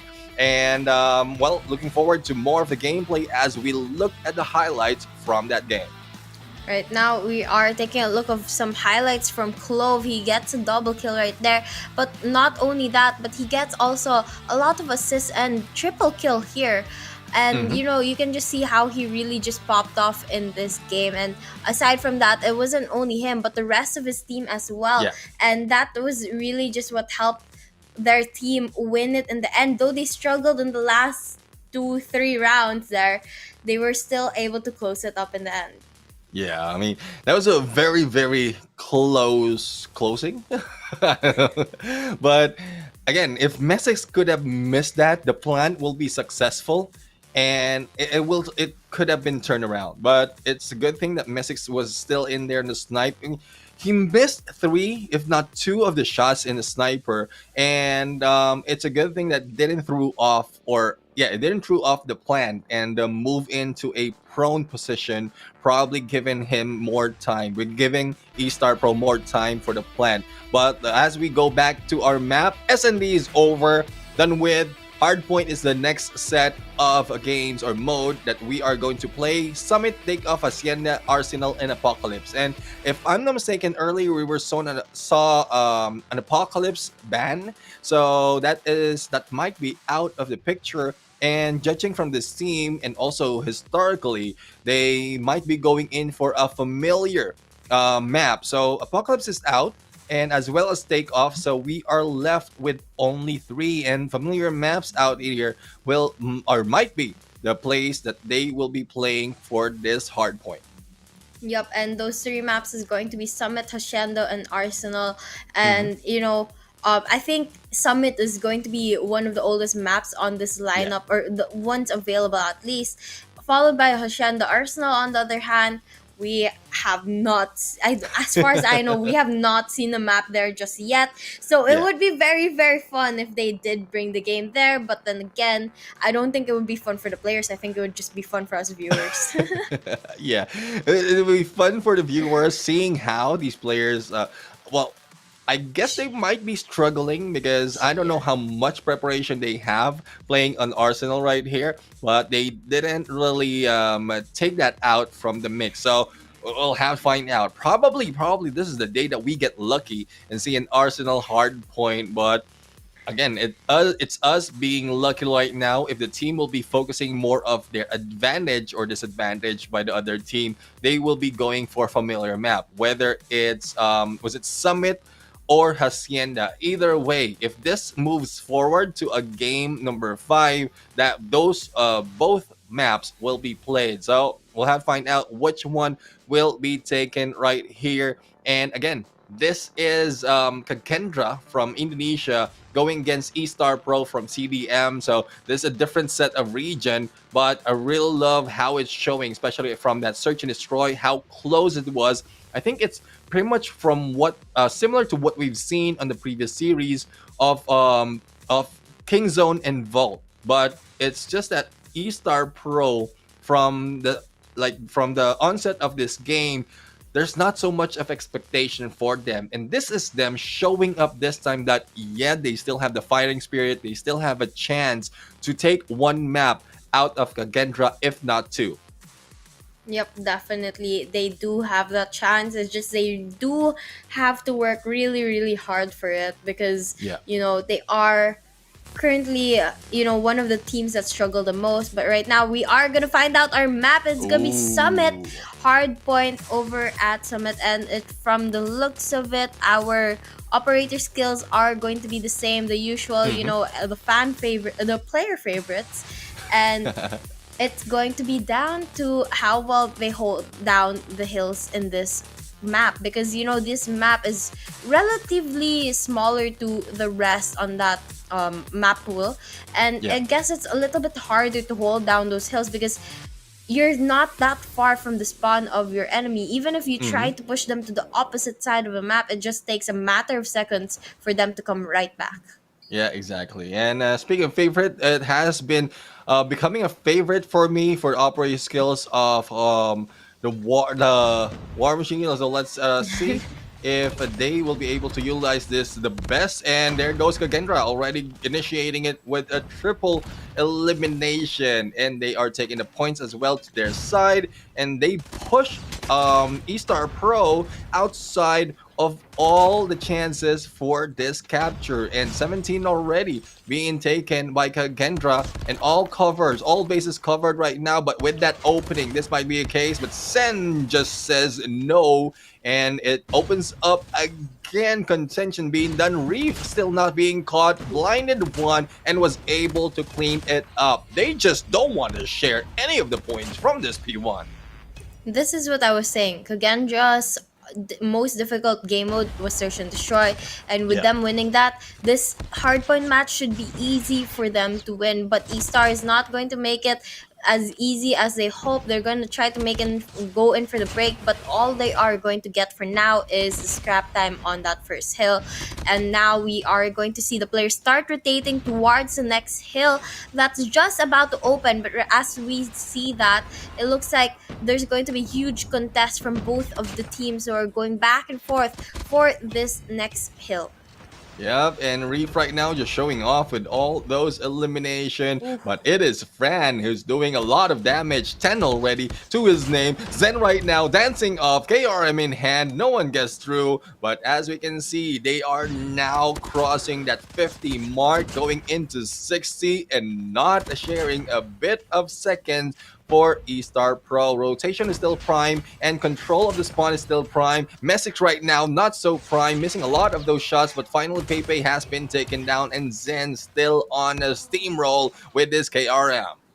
I mean, Kagendra has just been so on point with not only getting those early rotations, but also maintaining the hills every time they get it. And as you can see, that eStar has only been left to get the scraps for each of the hard points that we've completed so far. And Kagendra, on the other hand, they've never given a single second to eStar with like intentionally or like unintentionally. Right now you can see that once they get the hill, they hold it down, and right now France pulls out the Annihilator, getting 5 kills off of it right off the bat. As eStar takes the spawn from them, they are struggling to stay alive in this current hill right now. Yeah, I would agree with your point as well, not giving a points unintentionally, because one of the things that we found out in some of the teams, if there's only a scrap point, they really gave up their life and as well as the hill so that they can cross over a little bit early onto the other side. And probably that is the case for some of the scenario, but right now with 19 seconds remaining, eStar Pro is slowly getting back in here and trying to catch up in the points. Now 10 point can be taken down, bringing eStar Pro close to 60, and once they get a good rotation as well as a hold in this enclosed space of the next hill, they might be able to catch up as well as cross over the first 100 mark. But that would depend on how will they defend themselves in this battle. Everything's happening on this far side on this hill, and it is just eStar Pro trying to annihilate everyone in their path, but there's so much of a strong hold right now that Kakendra will not just let go of this hill. Yep, it is definitely a good comeback from eStar right now. They're starting to find their momentum here and actually stand up to Kagendra, because as you can see, Kagendra is struggling to get the hill from them. And as I say that, Clove makes the break in. He's going to be able to hold it for a couple of seconds, but the players of eStar are going right back at it, and it's going to be a battle for whoever is going to be able to hold down the spawns there in the back of the hill, because right now it's just Kagendra going back and forth, but then eStar doing the same, and it's just a fight for this hill here as we prepare to move on to the next one. Yep, and the next one would be a reset from PR to P1, and the second floor control is being done by Kendra at this point. Clove coming in there because he knows that the backup's already laying back on that 2F near that platform and or on that catwalk. But let's see as Fran right now with that Crick 6 already getting 21 on the elimination. Yi Chen right now tries to go back and forth, left and right, goes in for elimination and clears this off. 40 seconds remaining. Good chance for eStar to catch up with a point and cross that 100. But Yi Chen is getting a good angle right now, but not so much of a backup coming from their teammate does. Kagendra takes over, and with this 29 points, they will be 29 seconds. They will be crossing that 150 mark and brings them closer to a win. I think that's where they lack a little bit more work. It's when it comes to that backup. You have a great point there. Sometimes they're able to hold down those points, but they only have one player in the hill, and as soon as Kagendra makes their push in, obviously they're not gonna win that gunfight if it's a 3v1 in the point. And that's where eStar fails a little bit. They have to have a better system for how they back up the hills, because right now they're just playing for the kills instead of playing for the objective. Right, as I say that, we are going to be moving into the next hill, and eStar is going to be the first one in their investment into a war machine, but it gets knocked right out of it. And here Derek is starting to slay and take over that first floor.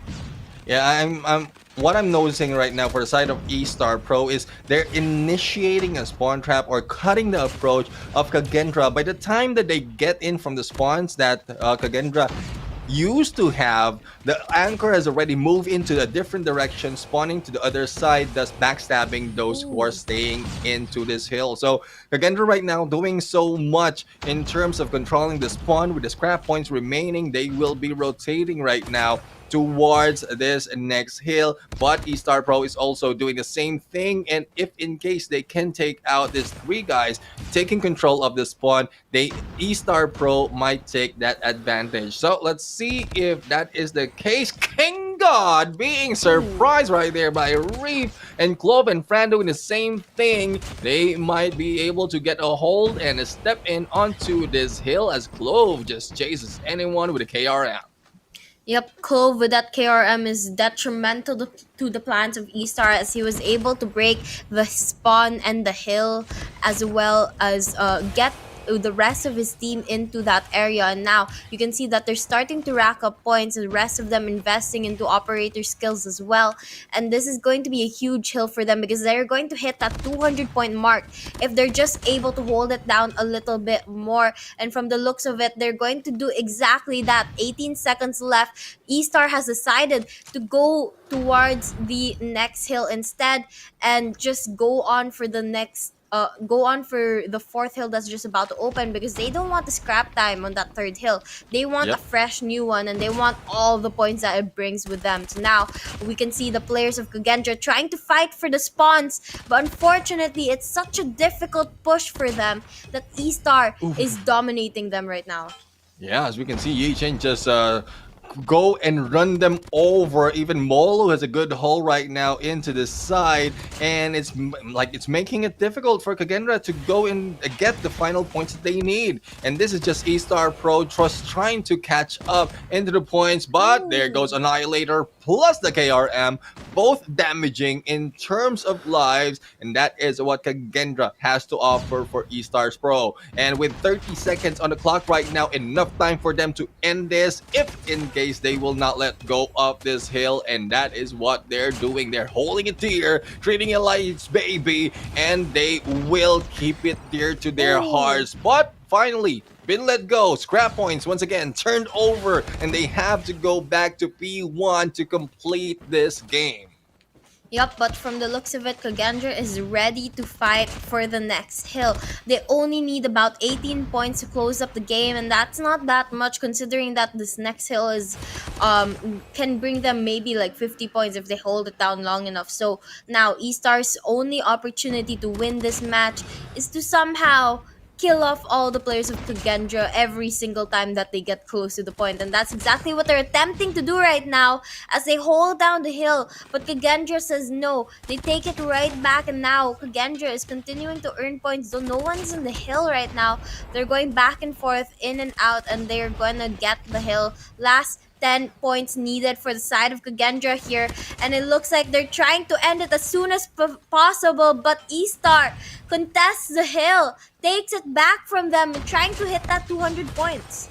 Yep, and they are trying, doing great job right now of not giving up. But with only 5 seconds remaining for this hill, Kagendra might be ending it. And there we have it. 250 to 170. Kagendra takes the win. And that is 1 point already out of this match. eStar Pro very, very close from the search and destroy, but not that close in this hard point. But they tried their best even for the final moment, but it's just a little too late for them to catch up. And there you have it. It's already 2 points to the side of Kagendra, and we are now jumping into control. But in a bit, we're going to see how much damage each player has done, as well as each team has done against the other. Though we know the hard point scores, we just want to find out who is the Slayer, as well as how much elimination has been put out by both of these teams.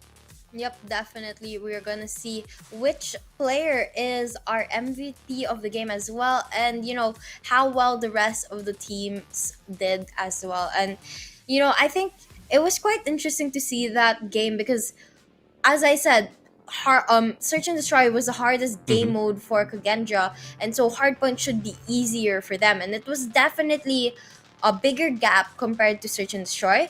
But there were moments of life coming in from eStar where they really just went all with it, and they were attempting to make the most amazing comeback, the most unexpected comeback from them. But unfortunately, they weren't consistent enough to push through with it. Exactly. I mean, probably it's a firepower, because as we can see, it's more of eliminations being done by Kagendra. 171 versus the 133 that eStar Pro has. That is almost 50 or around the 40 mark in terms of lead for the side of Kagendra in elimination. Not only that, assist as well is huge for the side of Kagendra. So the damage capability, the damage potential is already for the side of Kagendra. And eStar Pro only got a few midway toward until the end.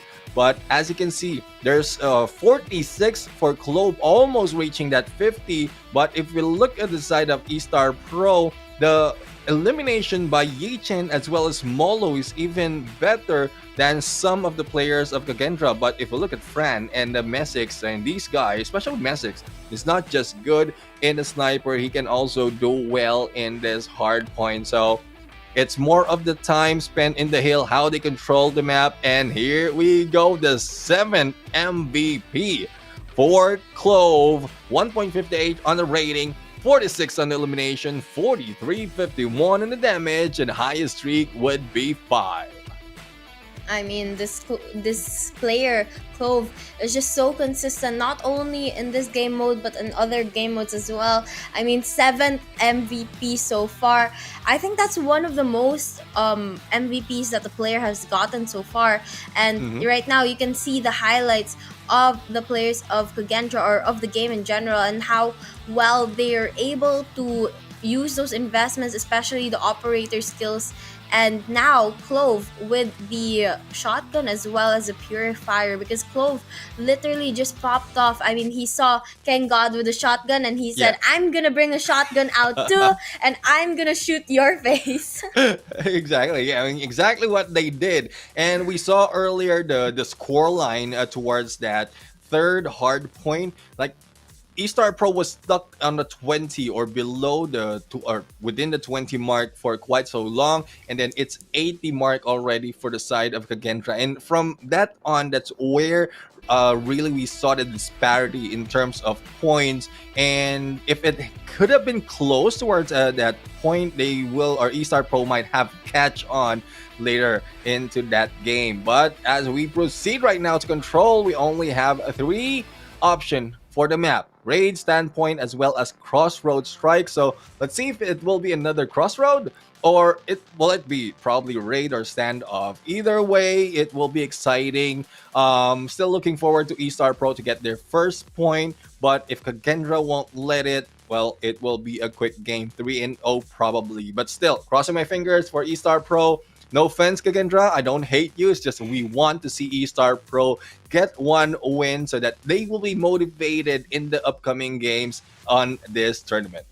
Yeah, I have the same thoughts too. I think, eStar definitely deserves to win at least one map, just a little bit of a confidence booster, but also just so that they can prove to themselves, not to anyone, but to themselves, that they have the capabilities of doing better in the next tournaments to come. It's a motivational thing for them, and I'm sure that even though they have their backs pushed against the wall, they're still gonna bring their best. Even though if they know they're not gonna qualify anymore, they're still gonna try to bring us a good show.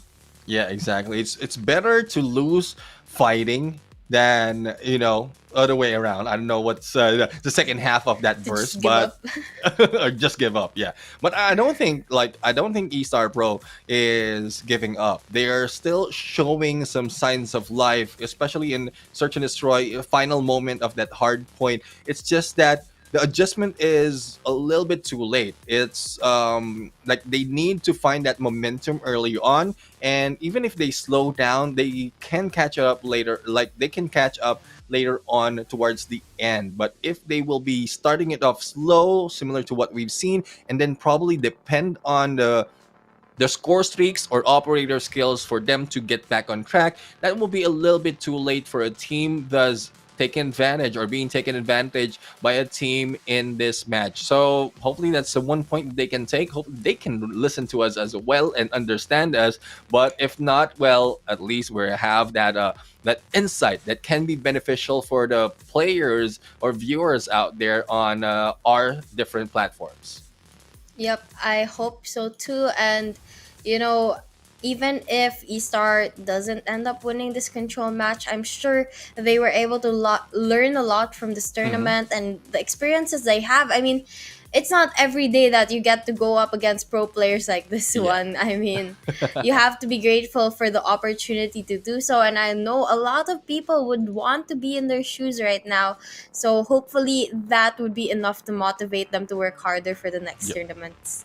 Exactly. I mean, you did mention that you are handling a team, so like pretty much you understand how a team and players really evolve from the ground up. But as we see, control will be played in raid, and if we look at the operator skills, pretty much the same. Still love the War Machine, though we didn't see so much of the War Machine action right there. But hopefully this is a chance for us to see it. But raid control. This is, can I say, not too often that we've seen, not too often that we've seen in this competition, probably for Group B, but let's see on how they will make it work. This time, it is Kagendra who will be going on the defense and eStar Pro on the attack. Now, so far, for some of the maps, the defensive side is not the priority, or like the defensive approach is not the winning condition for control, but I guess it might change this time in this map. We'll have to find out because the capture is being prioritized by eStar Pro, but the live is being spent as well one at a time. Well, actually, a little fun fact was that the first control match I've ever casted was in this map. And what I realized was that a strategy that I've seen a lot, not only in that first time I casted it, but also other tournaments, is that they give up one of the sides, usually the B side, and then they just defend that A side, especially in this map, because that B side is such a big one to hold and it's such a difficult site to control. So they rather focus all their response left on that A side, and it looks like our players are going to be looking to do exactly that, especially since they are going to be down to the number of respawns that they have. Yeah, I mean, it's more of the response as well, how much you can spend to make sure that you can get that point. But let's see. We'll have to find out if there will be anything that can be done, because as we can see, it's quite balanced, but the capture is not being done so much by eStar Pro. They have crossed that first stick already on that Bravo, but it's only 23 seconds remaining. So if they want to extend their time and catch up onto the points, then that's one thing that they have to do. But eStar Pro is not being given a chance by Kagendra in this match.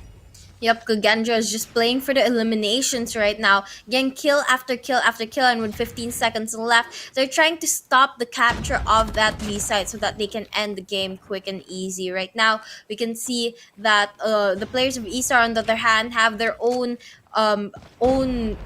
plans. They want to capture that B side, and they do so, extending their time by a whole minute. Right now, a little bit more engagement happening on the mid compared to that B side as the players make their way towards the A to capture it. eStar here down to 8 lives left, but Kagendra is not far off too. They've now tied with the number of respawns that they have.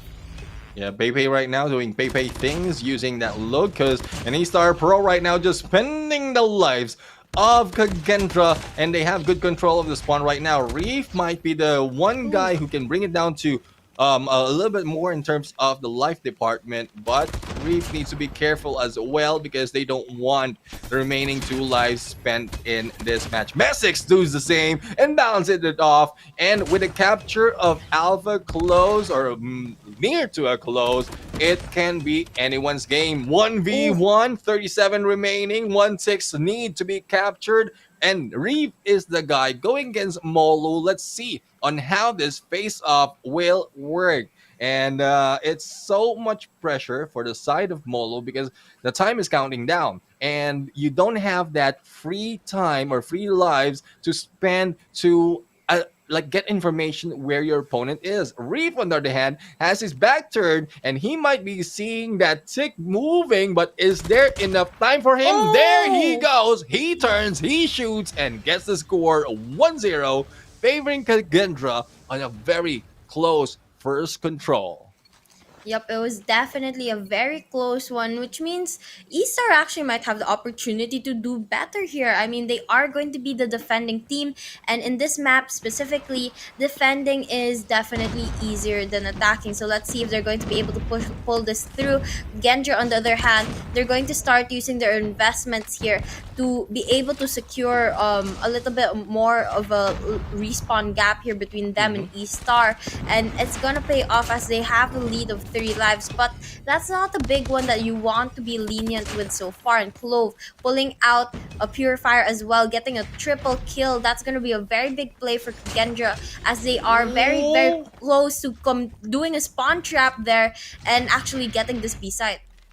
Yeah, Clove is in there in a mission to clear off that area, but he did take out, if not 2, 3 of the side of eStar. And as you can see, like it's half already on the respawns that eStar have on this game, and as we can see, Kagendra slowly pushing them through from their spawn point. It's not so much of a response being done by eStar Pro. 10 lives remaining. Bravo has already been given. There's plenty of time. First stick of Alpha has been taken, but it's more of how will they defend the respawn that they have not to lose this game, as well as capture that Alpha site.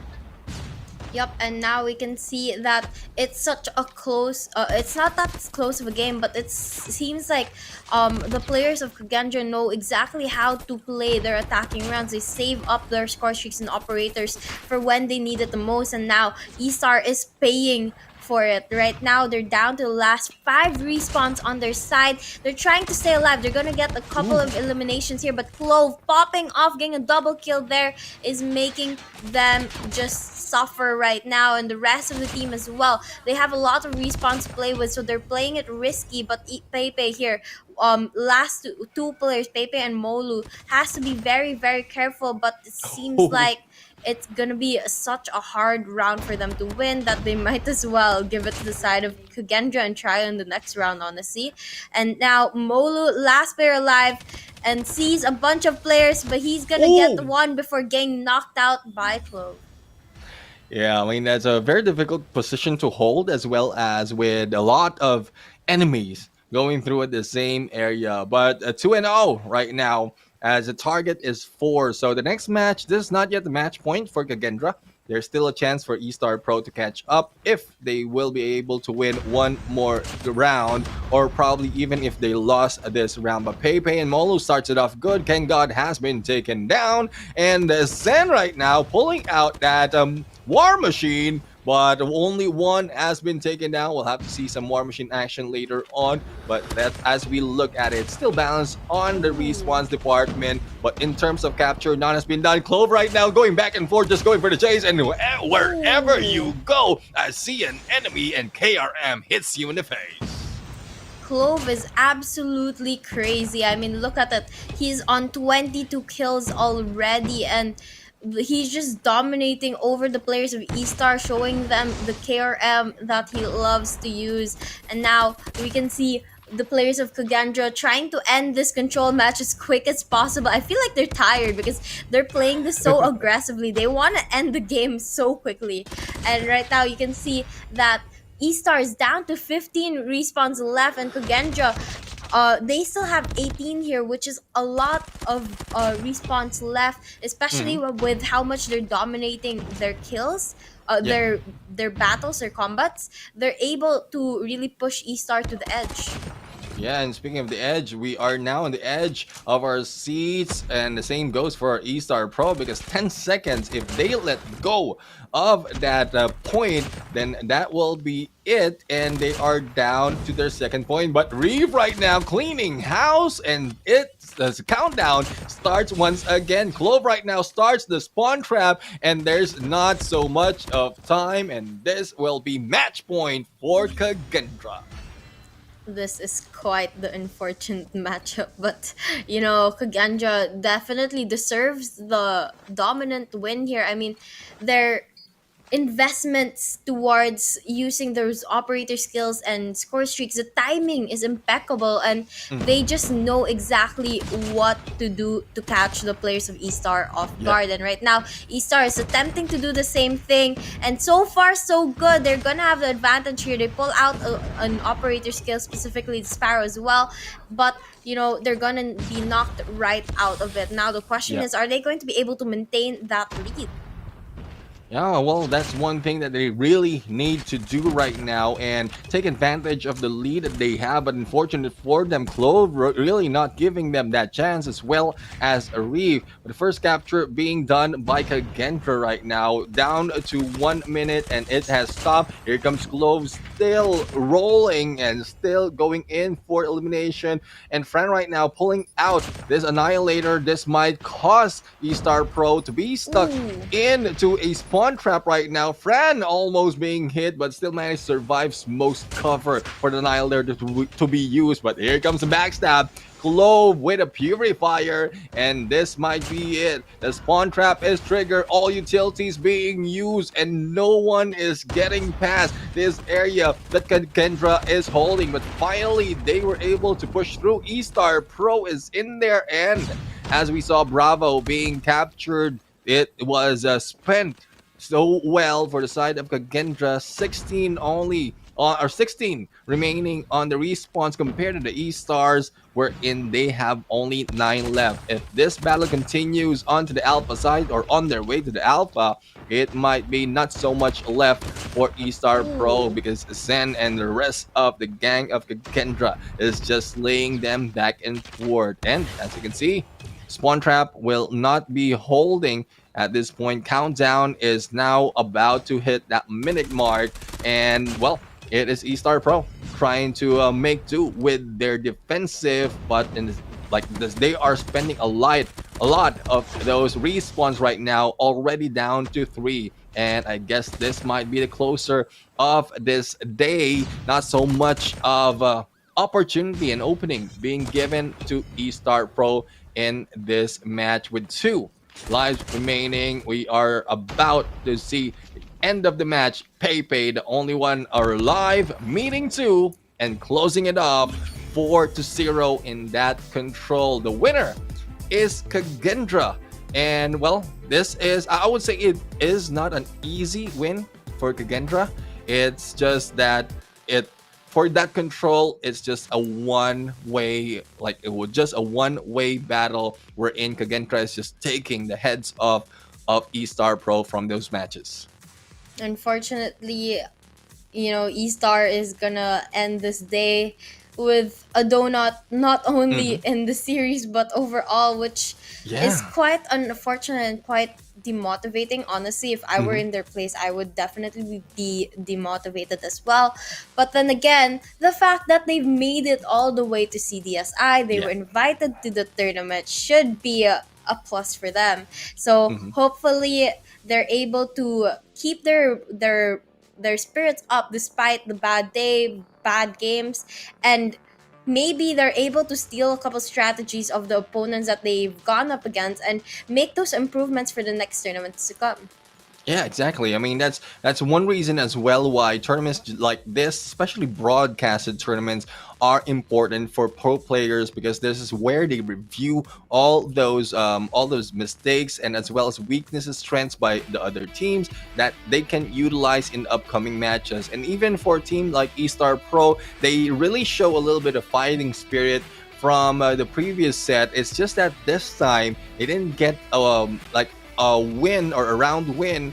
And in terms of elimination, I mean, it's not that far, 117 and 91. It's just that control of the spawns was not on them. Thus, most of the time, they are being taken down round after round. But if we look at the slayers for the side of Kagendra, 39 and Clove right now, up to his 8th MVP in this competition, and there we have it, is 8 and ratings right now 2.28, 39 in the slays, 39.76 on the damage, and 7 on the highest streak. I mean, it is expected because of how well Kagendra Clove is doing in this battle.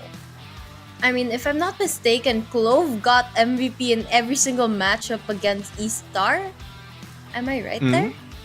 That's quite surprising. I mean, that's not something that you see on a normal basis, that every game is MVP'd by the same player. But Clove, again, with that KRM, is definitely one of the most impressive players that I've seen. And as you can see here in the highlights, he just pops off every time he has that KRM in hand.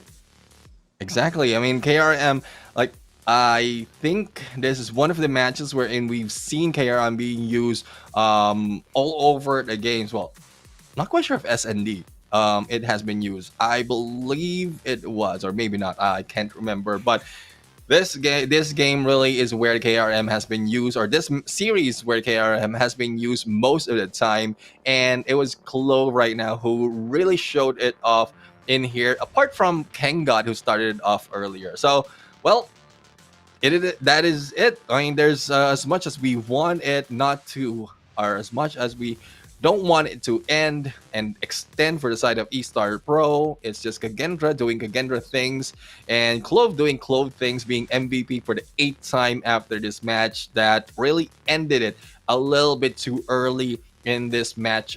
But we call it out. We also ask eStar Pro probably if they can get 1 point. They could have on that search and destroy, but it was just too close. And well, it is what it is. It's just Kagendra right now doing more in this battle. And with this win, I guess they will be moving up to the 2nd place, if I'm not mistaken, because they will be getting 10 in terms of the series or the map wins, and they will be overtaking even the Wolves right here. So 12 is Doyu Gaming, and Kagendra will be taking 10, so they will be ending on the 2nd place. Yep, so that puts them on the upper bracket. And does that mean that Wolves are going to be in the lower bracket, followed by Vault, if I'm not mistaken? I don't know. We have to wait for the standings to come up. But, that's just our assumptions based on our estimates so far. And, it does mean that Kagendra is going to be in the upper brackets, if we're not mistaken. And that was quite surprising, because for some time now, they've been in the lower half. They've been in the lower brackets, and somehow they're able to climb up their way. They're able to make a huge dominant game over eStar, which puts them on top now. Yeah, exactly. I mean, I guess it's dependent on who you will be matched against, your schedule. So if you want to let go, like, per se, that they will, like, there's a chance that they can let go of some of the matches. If you want to let go of some of the matches and show initially that you're not that strong, then you can do that, give off a little of those maps, and then understanding who your opponent in the final moment or the final series, that's when you can get like a 3-0, or if not even like a 2-1, depending on what you need in terms of points, and then you'll be moving up that quickly. So, well, again, the battle of which we thought that eStar Pro might be given a chance or given that 1 point is something that, well, we were really asking for, but the 3-0, I'm pretty sure that a lot of viewers out there, even as casters, are expecting. Yeah, definitely. And it's unfortunate, but Yep. it's something that we expected and we saw coming. We're Mhm. hopeful casters, both me and Yeah. Neptune. We're hopeful casters, but realistically, sometimes you just have to accept what is going to happen. But right now, for now, we're just going to be waiting for the standings, the Yep. current standings, as the prod is doing the calculations. Yeah, there's a few more that is being done right now on the back end, and well, we just would like to give this moment of appreciation for everyone who stood in here on both of the podcasts. It's Facebook as well as YouTube. Everyone who had been conversing with us, though we couldn't reply in text, we try our best to reply in our minds, and hopefully we can catch that later on. Because, like, Mind reading.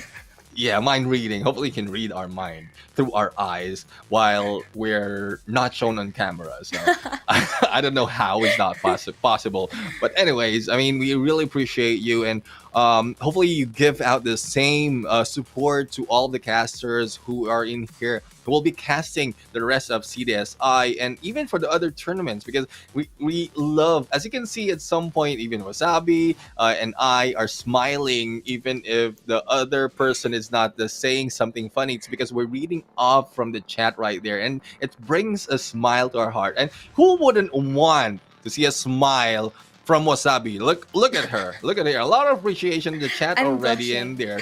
I don't know what the other guy is feeling. You know who I'm talking about right now, but I guess he's really proud as well. Anyways, No, I don't again, know who you're talking about. oh, okay. Well, anyways. But anyways, well, thank you very much for those of you who are just jumping in or who came a little bit too late into the broadcast. We just ended 3 of the series right here, and you can just hopefully give more of the support and also give the share, a follow, and a like in this broadcast so that you will be updated in more of the events that will be happening now. If in case there will be other tournaments and you want to join, I would suggest that you rewatch most of or all of the matches right here, because there's a lot of things we might not have seen. Those things we might not have pointed it out, but I'm pretty sure there's a lot of tactics that has been shown by some of the teams. And this is just the group stages, and we're not yet to the knockout stage. More will be shown on the knockout stage, wherein everyone out of the teams who will be moving up will be showing most, if not all, of the aces on their sleeves. So yeah, make sure that you are followed, make sure that you are subscribed in all the social medias and for Garena Call of Duty Mobile. And also do give us a follow just in case you want to. We have Wasabi Gaming as well as Gentleman Gaming. That is my page, though it's written Neptune. But we are not relatives, though we have the same last name, which is Gaming. But I'm pretty sure we have a lot of relatives in there on the comment section with a gaming last name. Well, if gaming was my last name and every streamer had the same last name, oh my gosh. We're a That big would family. be awesome. Yes, we're We're a big actually, family. even if we're not related by blood, I believe that the streaming community and the content creation community is just one big family. But as I say Yeah. that, the standings decide to come and show themselves. Looks like DYG is gonna be maintaining that top spot, followed by. Is this updated? Oh yeah, okay. Yeah, Followed it is by Kagendra. Kagendra with 10 points, then Wolves with 9 and Vault at 8. So it looks like on the group B for now at least, DYG and Kagendra are going to be the ones on the upper brackets. Yeah, I mean it's because of how DYG just went against the Wolves and just zeroed like they just 3-0'd them, thus they were pushed down, and then Kagendra was able to go for the same score line against eStar Pro. But anyways, it was it's interesting day, interesting matches that we've seen, interesting time that is we've spent together, Wasabi. But unfortunately, we have to end this. So again, thank you very much for everyone who spent your time watching, talking, and chatting with us. Hopefully you enjoyed the broadcast. There will be a lot more, so follow the pages. I am Neptune the Gentleman Gaming together with Wasabi Gaming right here. And thank you. Good night.